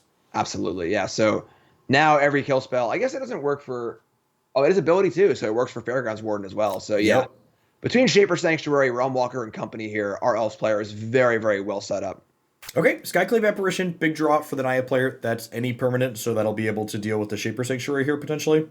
Absolutely, and that's actually a draw against Shaper Sanctuary with Skyclave being so important in the format that maybe it's not as good. I mean, it's better against like the more control-y decks, but well, it's like it's a tough needle, right? So like the control decks can still sweep you when you have Sanctuary out, and if you draw Sanctuary after they've killed your stuff, it doesn't do a lot for you. True. So we're gonna see double 1-drop here for our elf player. Yeah, Realm Walker's solid too. I mean, like not the most powerful card. It's a worse conspicuous Snoop, but that's still good. I've been pretty impressed with Realm Walker. This is more the axis of grindy that I really like in Elves. You can like top deck this in the late game and then like play a bunch of cards off the top to generate that card advantage after the fact. For sure. For an elf deck in particular that's really good at making mana, doesn't always have the card draw or threats, it definitely plays out pretty well. Yep. Having your card advantage or anti-interaction card being something you find with Collected Company also has a lot of value to it. Definitely. So I imagine we're going to see a Skyclave onto this Sanctuary here to open up the all the other cards in the Naya hand here. Yeah, Ronus, Mammoth. You already struggled to keep up with all of their must answer threats, and if you make them all cantrip when you kill them, you'll just never be able to. Absolutely. We're seeing a bit of the downside of a company deck here in that when you just draw all your 3s and don't draw any companies, you can definitely feel a little clunky. Yeah. So the Ronus is an interesting player. Yeah, Ronus is again, as I said in the last game, like the opportunity cost of just playing Ronus is really, really high. You are tapping 3 mana on a critical turn to not affect the board, and now you know your opponent's company.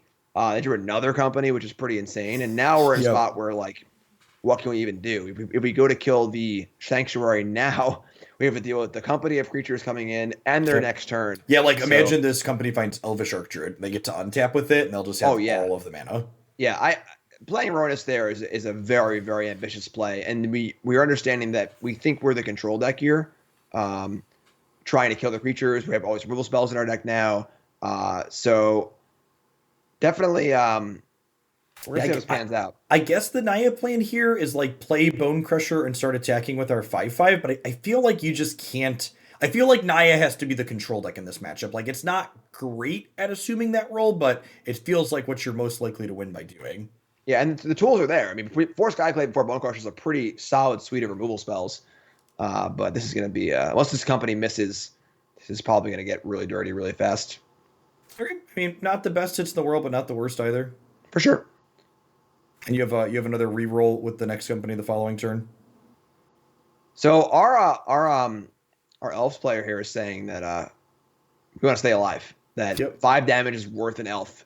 We feel like we're going to win this game if it goes long, which makes sense with Shaper Sanctuary and company and a pretty good hand and Realm Walker. They have all the tools to. It's also really good to like get your chump blocks in while you can, because Ronus can threaten to give other things trample. So like that 1/1 probably won't get to chump block something down the line, but it can guarantee chump block this turn. Exactly. Yeah. Very, very good heads up play. Recognizing that like the game's not about this turn; it's about 2 turns from now. So very good foresight.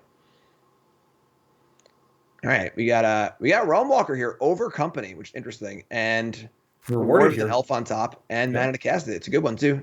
An Elvish Visionary or Elvish Visionary, Land of War Visionary. Yep. Land of War Elves, Elvish Visionary. Very clever. There's an Arc Druid on top. So now we could see an upkeep company maybe on the next turn to guarantee that everything comes into play. You just cast it too, I guess. So yep. Yeah, you could either wait way, and this see board's there's getting more pretty elves thick. on the bottom. Yeah. Yeah, you could theoretically like draw, see if there's an elf on top, and then like company to clear a land. That's true. That's true. Also, yeah.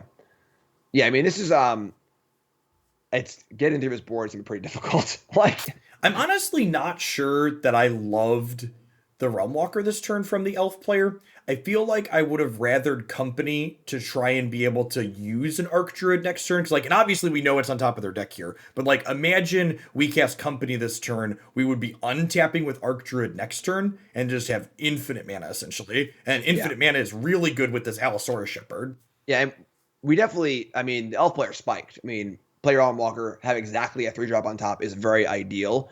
Yep. If there's a land on top, that's pretty not a very good turn. You know, it's okay. We could have cast Dwin's Elite, I guess, but like, you know, a little bit of risk there. Here's Skyclave.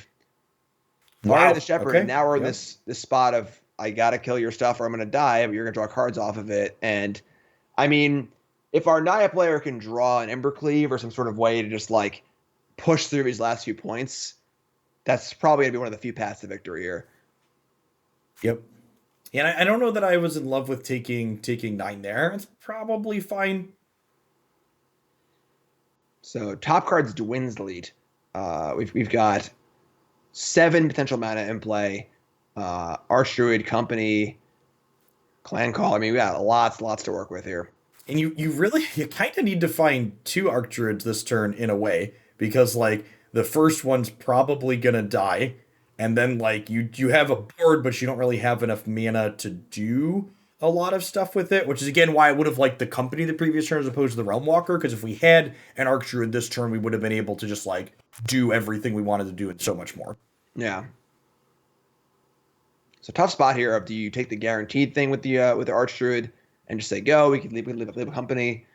A lot of elves entering the battlefield here. Obviously, there's a lot of stuff happening. There's what we have. We have 1 lord in play currently. Clan Caller is about to enter the battlefield too. So 2 lords. So everything's really big now. Of course, Ronus Indestructible. It kind of rumble on through, but this Bone Crusher's not making a very good trade here. And then a lot of you can just put up 4/4 in front of Bone Crusher so it can't trample either. So Yep.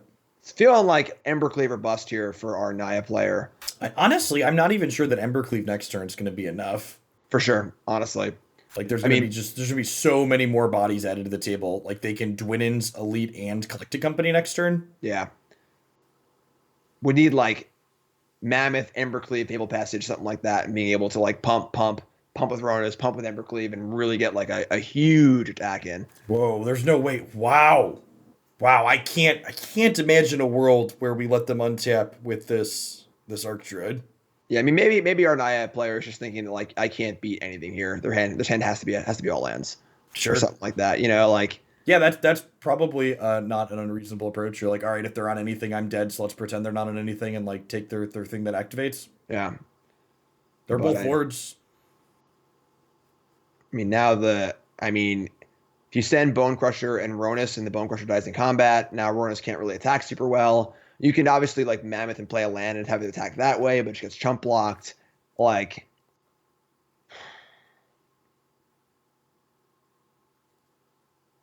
good blocks all around for the Elves player. Yeah, you get to pump the Skyclave Apparition to trade with their 3/3, but like now your Rowanus doesn't work, and yeah, I think not playing Mammoth is also a huge opportunity cost too. Yep. So we draw Embercleave next turn. We can go land, landfall, attack with 2 things, 5 mana Embercleave. We can't even do that since it's not enough to play Embercleave and pump the Mammoth. Yep. Yeah. Oh, I'm sorry. The Warden can attack too. So in theory, we can play Mammoth. You know, play a land, pump it, Embercleave, Ronus it. But yeah, I mean, trading off Skyclave for an elf there seems worse than playing Mammoth because again, we're not really now. What are we drawing to at this point? What can we hopefully I feel accomplish. like this game at its core kind of just goes back to like the role assessment that we saw on turn 3, where like we decided to play Rowanus as opposed to playing out the Skyclave apparition and taking the Shaper Sanctuary and then trying to 1-for-1 a little bit through here. For sure, for sure. This War Master on top might actually just be lethal. Yeah, I mean we've got yeah. I guess we only have 4 things that can attack after we activate the Archdruid. So they have 1 blocker, and then they take 8, 15. I don't think we're quite lethal off of 1 activation yet.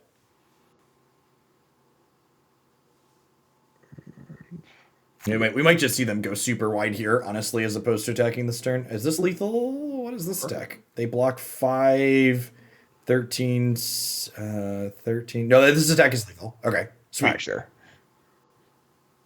We block the 5. I didn't count it before either. I'm glad they counted it. It's actually just 13. Yep. Good play.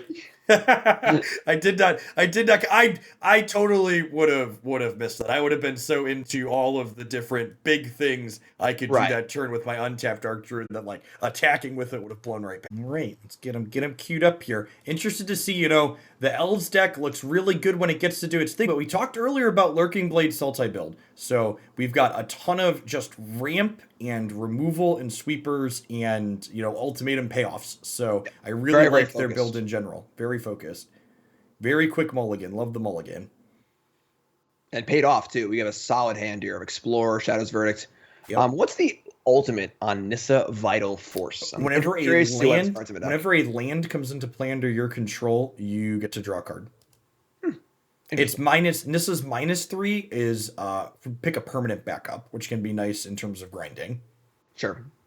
Okay. There's also some consideration. I believe that ultimatum list is 3 World Waker and then 1 of that one. So like you could technically have 2 Nissas in play at once if that was a thing you felt like was necessary. Yeah. All right, so we got lands and Shadow's Verdict for our Sultai player. There's a Castle Vanders here, which is a nice little insurance policy against flooding. And a lot of elves. A good grindy elf hand, though. Obviously, 2 Visionaries are nice. War Master. War Master and Visionaries give the elf deck the ability to put a decent amount of power in play without actually using cards, because, of course, the Visionaries replace themselves. Marwyn here is definitely interesting, too. So, definitely going to be a song of dance. The Nurturer is a little scary here in a way, because the Nurturer is a little scary in that it encourages you to extend a little bit here. So, like, makes your 1 mana elves technically free, and there could be a sweeper lurking. For sure. Yeah, definitely a tightrope needs to be walked here against all these mass removal spells. And we're just going in here. Now we've had 4 counters, so we can play double Visionary, which is pretty awesome. But, I mean, this is a lot to lose to a Shadow's Verdict. Yep. We saw our our Lurking Blade hold their Shadow's Verdict up. We saw Lurking Blade choose to play their untapped land this turn, and so to bluff a removal spell here. Oh, now they have a Nissa to follow it up. Goodbye, green friends. Oh no, to the exile zone. Yeah, I mean, not a terrible follow up, but I mean, I think that our elf player could have walked the line a little bit more, more safely there. They're already up a hard as the mulligan. They could have just played the Visionaries and gotten them into play and then apply enough pressure to force the Wrath without, blowing the entire pile of elves. So and, the sweeper was so incredibly likely there too, right? Because like we've been talking about Lurking Blade's build being built very respectfully in terms of the aggressive decks of the farm. There are 5 sweepers in Lurking Blade's decks. So there's 3 verdicts and 2 languish mains. So like the odds of them having one of those there is pretty high. Yeah. Also, the mulligan says, "I know what you're playing. I know what I need. I'm gonna go mulligan." And yeah, I definitely agree. Very, very likely. It's a very, very greedy shot here. So we will see Allosaurus Shepherd turn to a dinosaur and eat a land, which is kind of cool. But oh my god! So Nissa plus Time Walk was already really good. But now we have an ultimatum too. So a better sequence for our Sultai player. Yeah, I mean, if our Sultai player was writing the script, this is exactly how it goes. Kill 100 elves on turn 4 with a mass removal spell. Draw Nissa, draw ultimatum. Yeah, we're going to game 2 here pretty quick. Again, that Dreadhorde General's ultimate there makes them sacrifice all permanents except for 1 of each type, so it puts them down to 1 land as well. And then this is also actually just lethal here because the Vorn clicks makes Nissa make 6/6s, so you get to attack for 12 here, and then next turn you get to attack for 20. Yeah. There Oh boy, are no winning choices there. That was a quick one. So our Elves player needs to go back to the drawing board a little bit here and think about what their plan's going to be as far as to beat all these match removal spells. 3 Shadows Verdict, 2 Languish, more removal coming in, and now the Thoughtseize can go out, and the Sultai player can focus on just a million kill spells. They're actually there's only 2 more copies of Eliminate post board, which makes a lot of sense when you look at the main deck and realize how much removal is there to start. Sure, and then the cages come in too, and that's a real problem because the cages don't affect that many cards, but they affect all the cards that create card advantage. So Collected Company, Realm Walker, Clan Caller, none of these cards function with a cage in play. So and matchups like this we've seen a lot of Elves decks in this format splashing black off of the fast lands and the pathways and the overgrown tombs, so they can play Thoughtseize so that we can have some amount of disruption in a matchup like this. Whereas this mono green build here, it literally just has to put the pedal to the floor and hope that they dodge sweepers and can high roll their opponent. For sure. So definitely a little more power, a little less consistency. So in that last matchup against Naya, that's perfect. That's exactly where you want to be. All your lands are untapped. Just do your thing and do it well. But your opponent starts playing sweeper effects, and that can be pretty dicey, as we saw in that last game. Yep. Tough, too, because Heroic Intervention doesn't actually do anything. It's so embarrassing against so many of the sweepers in this format. Not only is holding up 2 mana difficult on those early turns, but like when Verdict is the sweeper of choice, like it doesn't work against Languish either, right? It's just like there's 2 different sweepers in this Sultai deck, and it doesn't work against either. 5 sweepers has 0 effect on any of them. So that's tough, And then, like we said, with Cage turning off Realm Walker and other advantage things. And then Shaper Sanctuary, which is like, it's a sweet card against spot removal, but there's just 5 sweepers in your opponent's deck, So we're definitely tough without a card like Thoughtseize. Even like if we were to splash blue for negate or something like that, just some sort of way to interact with these sweepers, or these ultimatums where if you can find that key turn, counter the wrath, untap and kill you, that's cool. But lacking that element.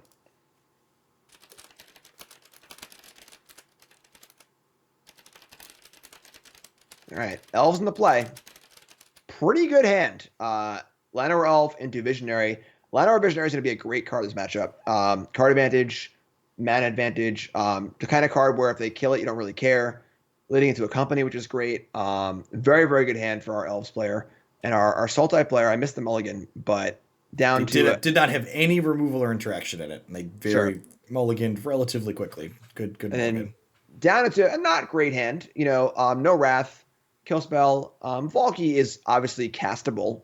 It's okay. But all right, so we're gonna thirst the Llanowar Elves. This is a pretty interesting decision point for players playing as Llanowar Elf decks. Do I want to kill the elf or do I want to just kill the threat that follows it? And the problem, of course, with thirst is you can't kill an Elvish Archer with it. You can't kill any of the 3 drops with it. So you probably just have to kill the elf there and just understand that, hey, I don't got any more creatures. And now the Valki actually looking pretty good here, taking the Elvish Visionary.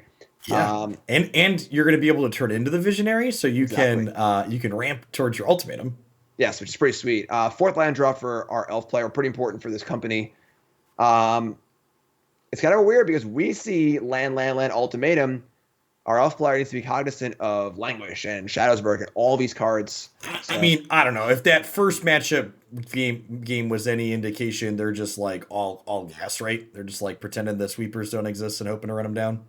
Sure, that's very possible. And the corollary to that would be that they, after that getting blown out so bad with the Shadowsburg, maybe they readjust their their perception a little bit. So we'll see. Definitely interesting choice. Your company probably going to happen on the end step.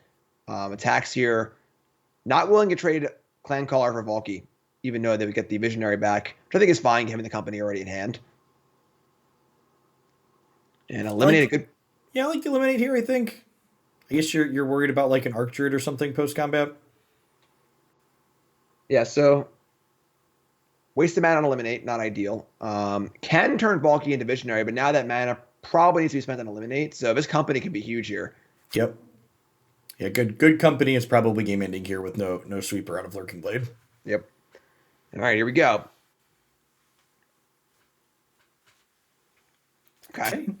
Not the worst. I mean, it's 4 power and it draws 2 cards. It's 6 power and it draws 2 cards. It sounds great. Yeah. So we're I didn't catch if Creator Hoof was still in our deck. I have to imagine that card came out, I feel like. I would think the same. I mean, it is like a way, to just like win the game really quickly, I guess, if you're scared of ultimatums. You don't really have. Yeah, I guess it must still be in their deck though, right? Because it's the only thing they could tutor up. So like if you're cutting Sure, yeah. Crater Hoof, then Empath must go too. Right, you put in Scavenging Ooze over Empath, and Empath is terrible. So sure, double draw here on Visionaries. And now the board's pretty good, honestly. Like Visionaries are the kind of cards you want in a matchup like this, where they're a little slower, but they just produce bodies that need to be answered. Yep, and this castle here is huge too, because it means that castle extra mana can be used for creature activated abilities as well. So the Clan Caller is live to start finding more Clan Callers here. Yes, that is actually awesome. We go to pressure here. We go to eliminate this War Master, and we fish a Clan Caller in response here, I think, which triggers the War Master, and then we crack them for 9. Yeah, this is a good place to be, and this is sort of like the better path to victory for the Elf deck, where even if we were to get Wrath, we still have 3 cards in hand, which is great. And we're kind of just like nickel and diming, playing cards, drawing cards. Obviously, the Sultai player's hand wasn't great, but it was 2 kill spells and a Valki, which killed a card too, essentially. So, I mean, honestly, this game feels like a testament to the power of Elvish Visionary in this archetype more than anything, being that card that could let you, being the card that lets you like add pressure to the board, but also generate extra resources at the same time. Yeah, absolutely. That game was basically on the back of the Llanowar Visionary and the 2 Elvish Visionaries for sure. All right, we got a game 3. Pretty convincing win there. No Wrath effects for our Sultai player.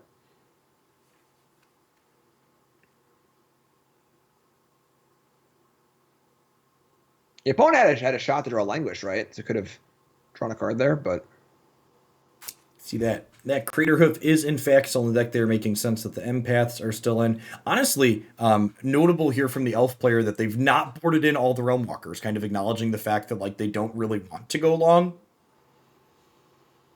Yeah, that's pretty interesting. The Clan Callers are kind of cool too, because you can kind of just play them and sit on them if you have a lot of mana. Yeah, I feel like if I was on the Elf side here, I would probably cut the Crater Hoof Empaths and like get that last Realm Walker and Clan Callers back in my deck.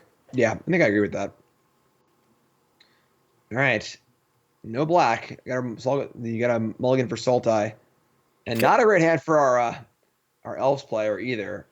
This hand is definitely passable from the Sultai on our 6 here. Probably bottom of Nissa if you want to be conservative, bottom of land if you want to be greedy, but like hopefully the Blood Chief's Thirst is enough interaction to like survive you to the Shadow's Verdict.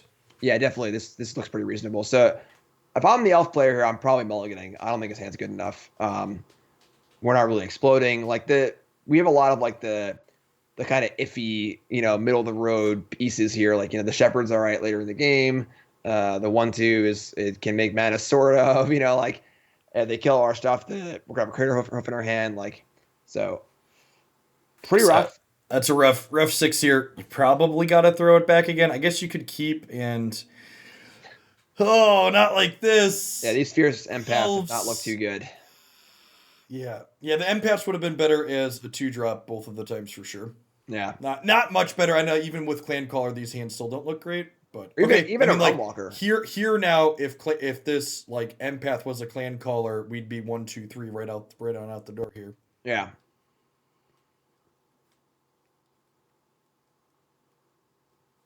No Shepherd play. Interesting. So wanting to play around the Blood Chief's Thirst, I guess. I mean, that's the perfect payoff card for holding that in your hand. But now we can't play War Master either because we want to try and hold the Shepherd. Yeah. It's Yeah. And because you don't blink the Blood Chief's Thirst by waiting on that, right? Like it's gonna kill something at some point anyways, so it feels like a strange point to pause and wait. For sure, and the Shepherd realistically doesn't have any value yet. Like that's correct. Yeah, it's just a 1/1 until much later in the game. Right. Like I would take 1 green mana to rest your Blood Chief's Thirst. So interesting. So Thirst kills the War Master, and now we're looking at a Shadow's Verdict. And an Archdruid and a Liliana, which actually could be pretty devastating here. Okay. Yeah. I mean, you're playing Liliana. You're playing Liliana for the kind of combo kill, but also just like very reasonable card when you draw it here. Absolutely, yeah. So this is going to be a tough turn because I imagine at least 2 creatures are being deployed here, and then the Verdict will clean that up. 2 more creatures come in, and Liliana mops up, and then we're looking at some stuff here. Again, another hand that's just kind of like a lot of fillery cards. The Sentinel. Fierce Empath. The Shepherd's okay. What's the cost on Shepherd activation? It's 6, right? Yes. All right, so almost there on that with the Castle Garen Brig.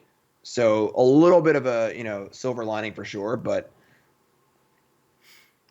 And they got to decide here, how deep do you want to go? They didn't Shadow's Verdict you last turn, but like you only had one thing in play, so like they're giving you some, how much do you want to give? for sure. And the fear also is that say they don't have the verdict, they have Ultimatum in their hand.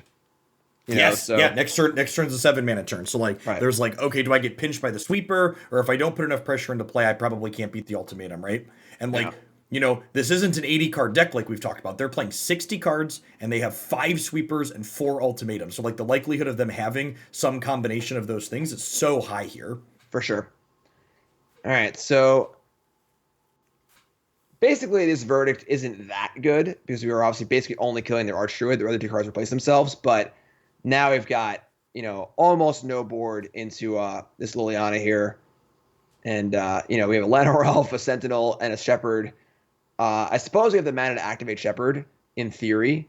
So, for example, if they were to Liliana minus, we could, draw land and kill Liliana, but...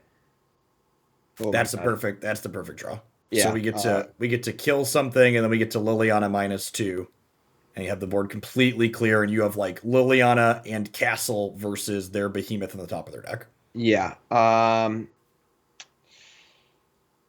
Maybe if we had a few more mana. Yep.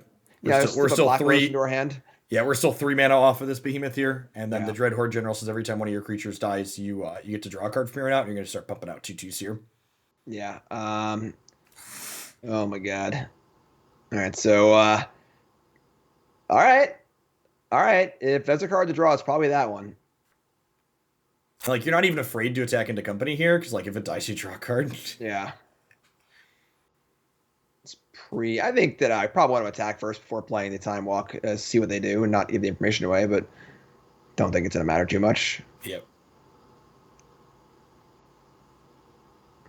All right. There's a Woodland Cemetery. Make another token. Getting in for 6 now. I suppose there's a world where we find Archdruid plus War, whatever it's called, the War Master, and then we Craterhoof Behemoth off another company next turn. So I think that there was activating Liliana before attacking. I guess you don't want your opponent to draw cards anyway. So all right, we got Marwyn, Llanowar Visionary. That's enough mana for Craterhoof, right? It is. Unfortunately, Hoof is not that big on its own. Yeah. Another land. The Sentinel is mana neutral. Yep. And then I think the Visionary can attack too, right? Can the Visionary attack? Well, remember the Craterhoof does not give your other creatures haste, so only the Visionary gets to attack alongside the Behemoth. So that'll be 9 plus 6 is 15 here. This plays.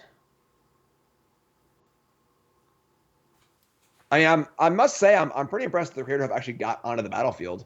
Yeah, that's true. I guess you get to kill the Liliana here. So it's Liliana's on 5, and then go to face. Yeah. This is I mean, there's also a Castle Vantress in play too. Yeah, I mean, the Shadow's Verdict doesn't kill the Behemoth here. Yeah. And you're losing the Liliana for your card advantage. So on the Sultai side, you've got 4 looks at an ultimatum here.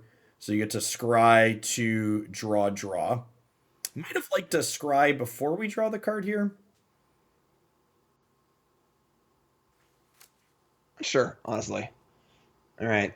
Growth Spiral, land at the bottom. Makes a lot of sense. Yeah, our Elves player might be sneaking past here. All right.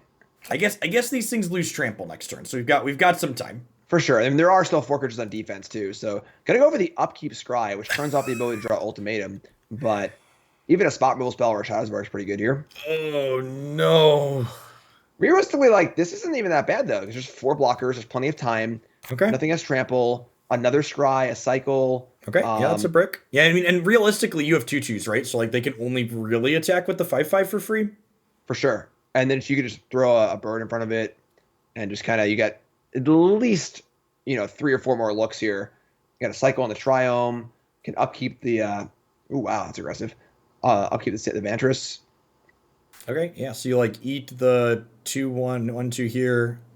Really, I would double block the Nurturer here, I think. Yeah, I would. The two zombies and the Marwin's pretty nice. And I guess you're worried about them like juking you with a collected company, and like maybe you think that's why they're attacking, but like I don't think you're beating a collected company, so yeah, ooh, it's actually not that good. So it's a languish, but only kills one of the creatures. So there is, I guess, some of the value in that attack was that hey, if you draw a Wrath, I'm gonna lose it anyway. But there's your ultimatum, and not enough mana to cast it though, right? So yep. So we gotta buy a turn here. Yeah, I think we just pass. I like the pass here. Yeah. So okay, man, I thought this was closer than I was expecting it to be. Yeah, I mean, Kratos definitely swung this game in ways I didn't think it was going to.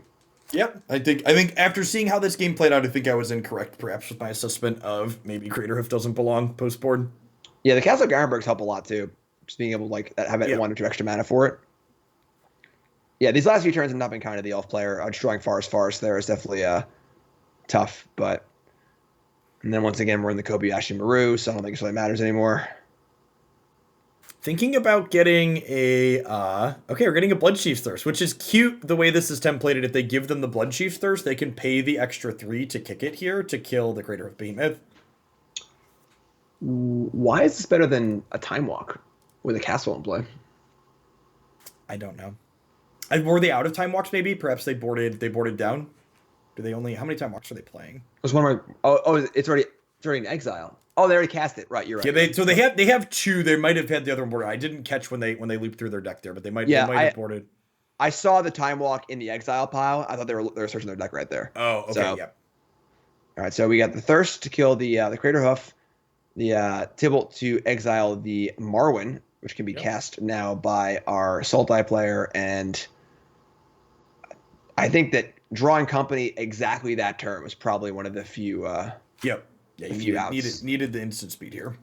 Right. So with Languish in hand and Tybalt and Shadow's Verdict, that's a lot of stuff.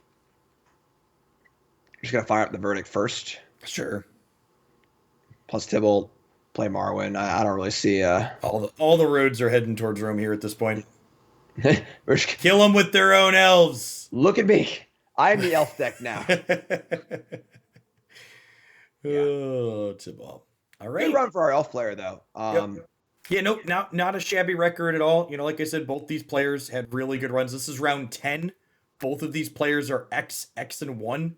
This elf deck went 8 and 2. Then that means at this, and then our finals here is going to be playing out momentarily.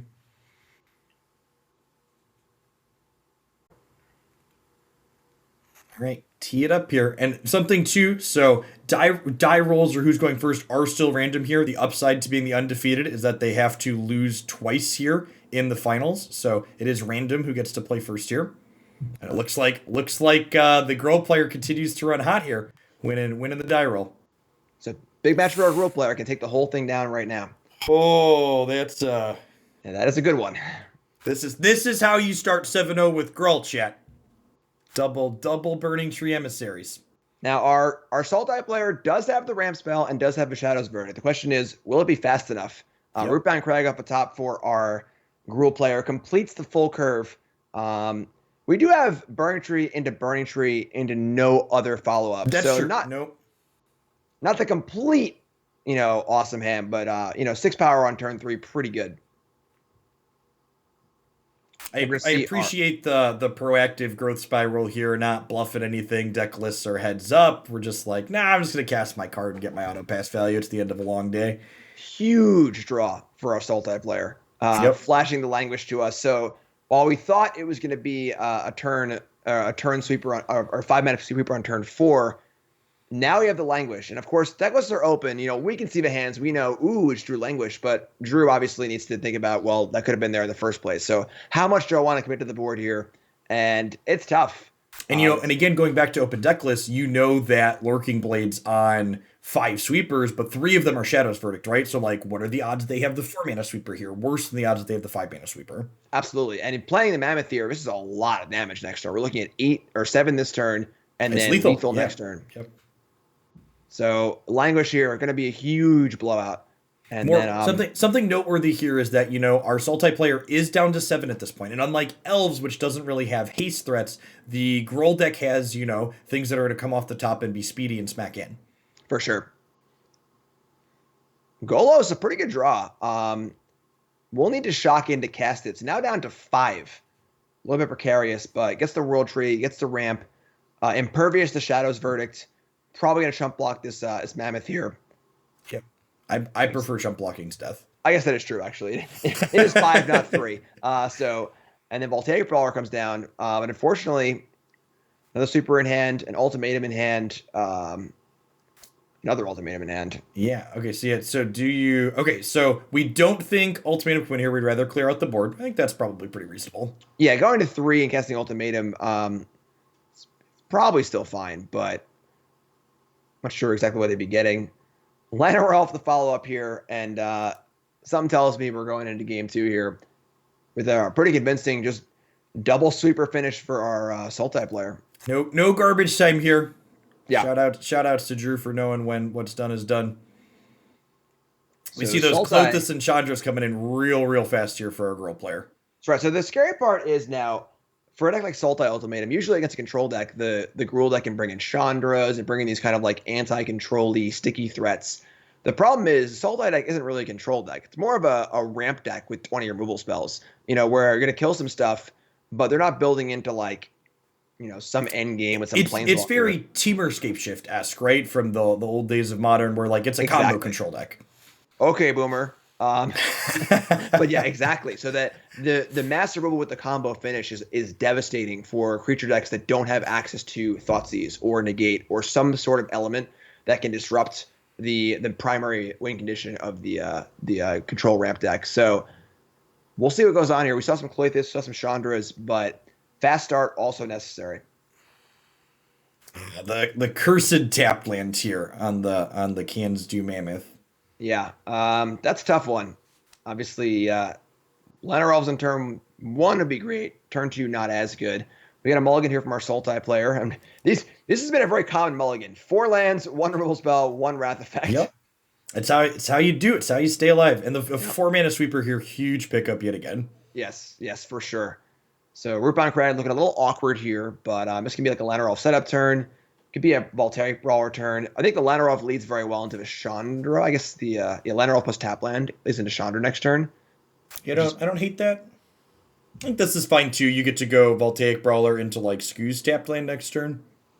Yeah, I think that given the density of super effects in the Sultai deck, just playing Chandra as soon as possible. I mean, the Elf would have died to Bloodchief's Thirst. That's almost honestly not that bad anyway.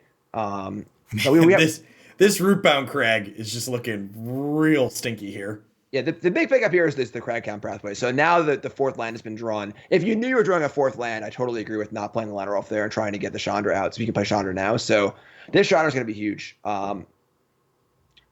We could see probably see a plus for 2 damage. You could plus for mana and stomp. It's the same thing basically. It's not really worth it. Yeah, except you give away a card in your hand.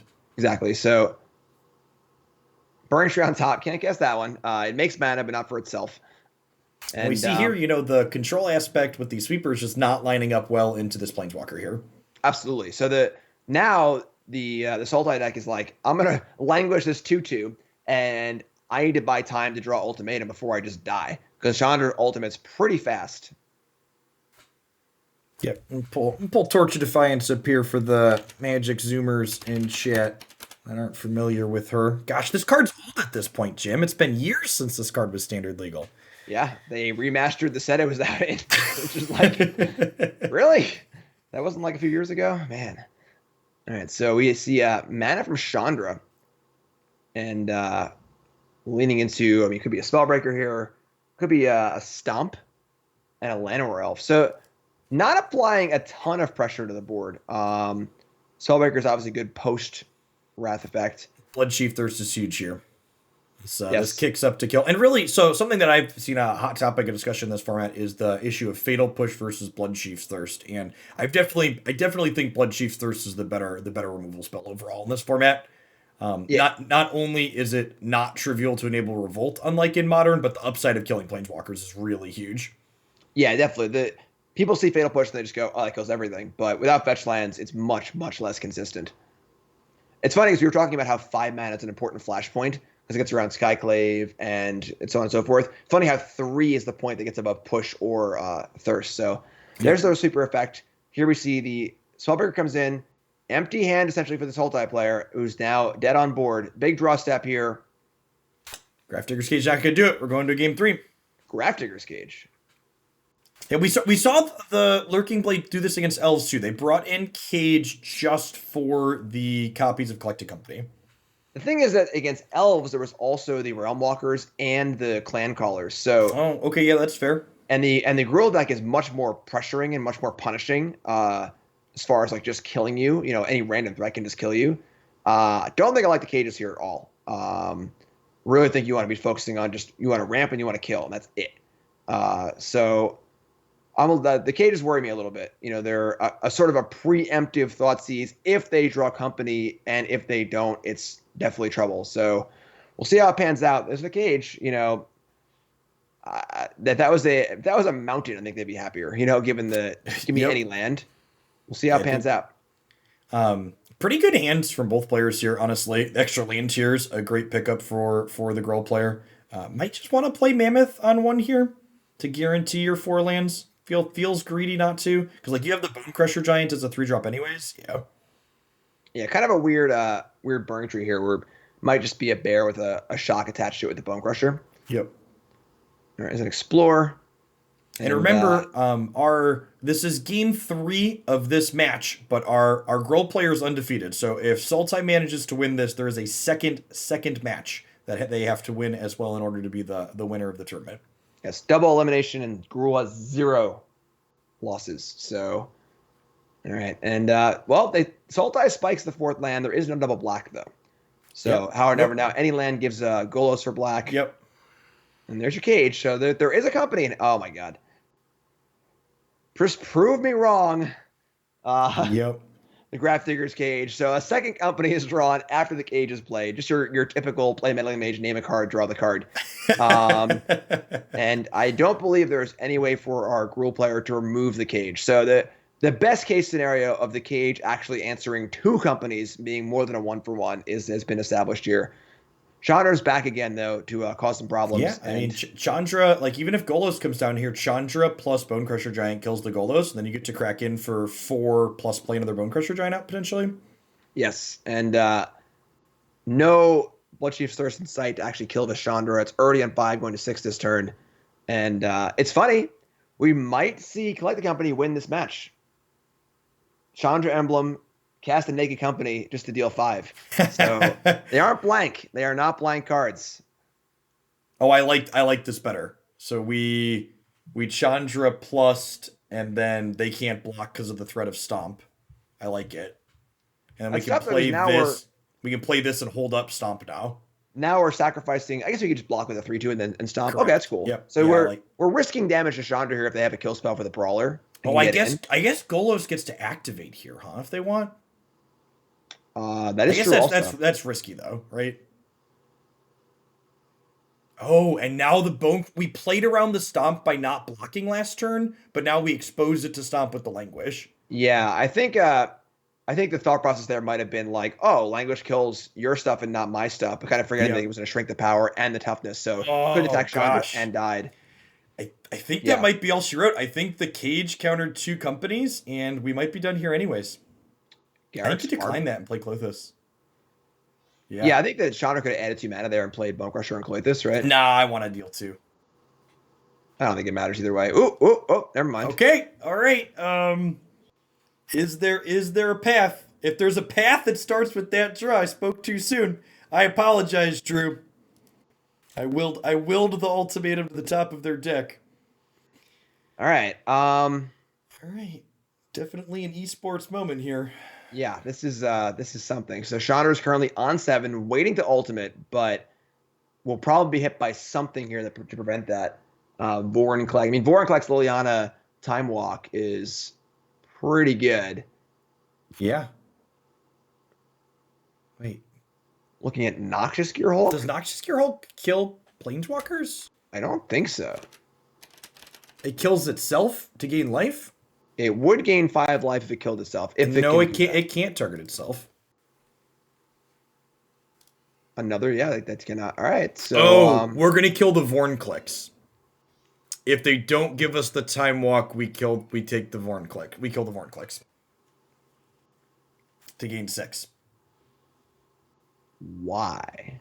Yeah, I think that's worse than Liliana. I guess you're at 4. I mean, So I guess with Liliana, you just leave the Coitus in play and just die to that in 2 turns. So, but this is no. Now the Chandra's gonna ultimate, right? If you kill the. Okay, yeah. I don't understand the Gear Hulk. yeah, I mean, Vorinclex, That's a concession. Okay. that felt weird. I feel like that should have been Maybe a bit of a brain fart there. Maybe they were expecting Noxious Gear Hulk to be able to kill itself. Because if Gear Hulk kills itself and you gain 4 there, and Vorn clicks hits Chandra, you have like an okay shot, perhaps. Yeah. Yeah, that's interesting. I mean, there are like better cards in the format that gain life, like Thrag Tusk or some other possible, card that could be in that sort of slot. They messed up the order putting it on the stack, is what they said. Yeah, I don't know. I feel like even if the order on the stack ends up in the appropriate way, you're still dead, right? Because you kill it and you gain 6 and you go to 9, but then Chandra emblems and then Clothish triggers. Yeah, I think either way, congrats to our undefeated Gruul player with a clean 8-0 sweep throughout the tournament to be our Hooglandia Open winner. Thank you to everybody that followed the channel today. We had a bunch of subs and resubs, a ton of people watching all day. Remember, if you'd like to play in the next Hooglandia Open, April 17th, we'll be playing Standard right after Strixhaven drops here on the channel. For people that are just into historic Magic Arena's non-rotating format, the Open after that, sometime in May, will definitely be historic again. So my plan is to do Standard right after set releases drop, and then probably historic for the one after that, assuming historic is fun and reasonable. And so far, it seems fun and reasonable. HA4, we got to see some Sawtooths today. That was definitely the HA4 card of the day, I think. Not too many shadows, more Sawtooths than anything.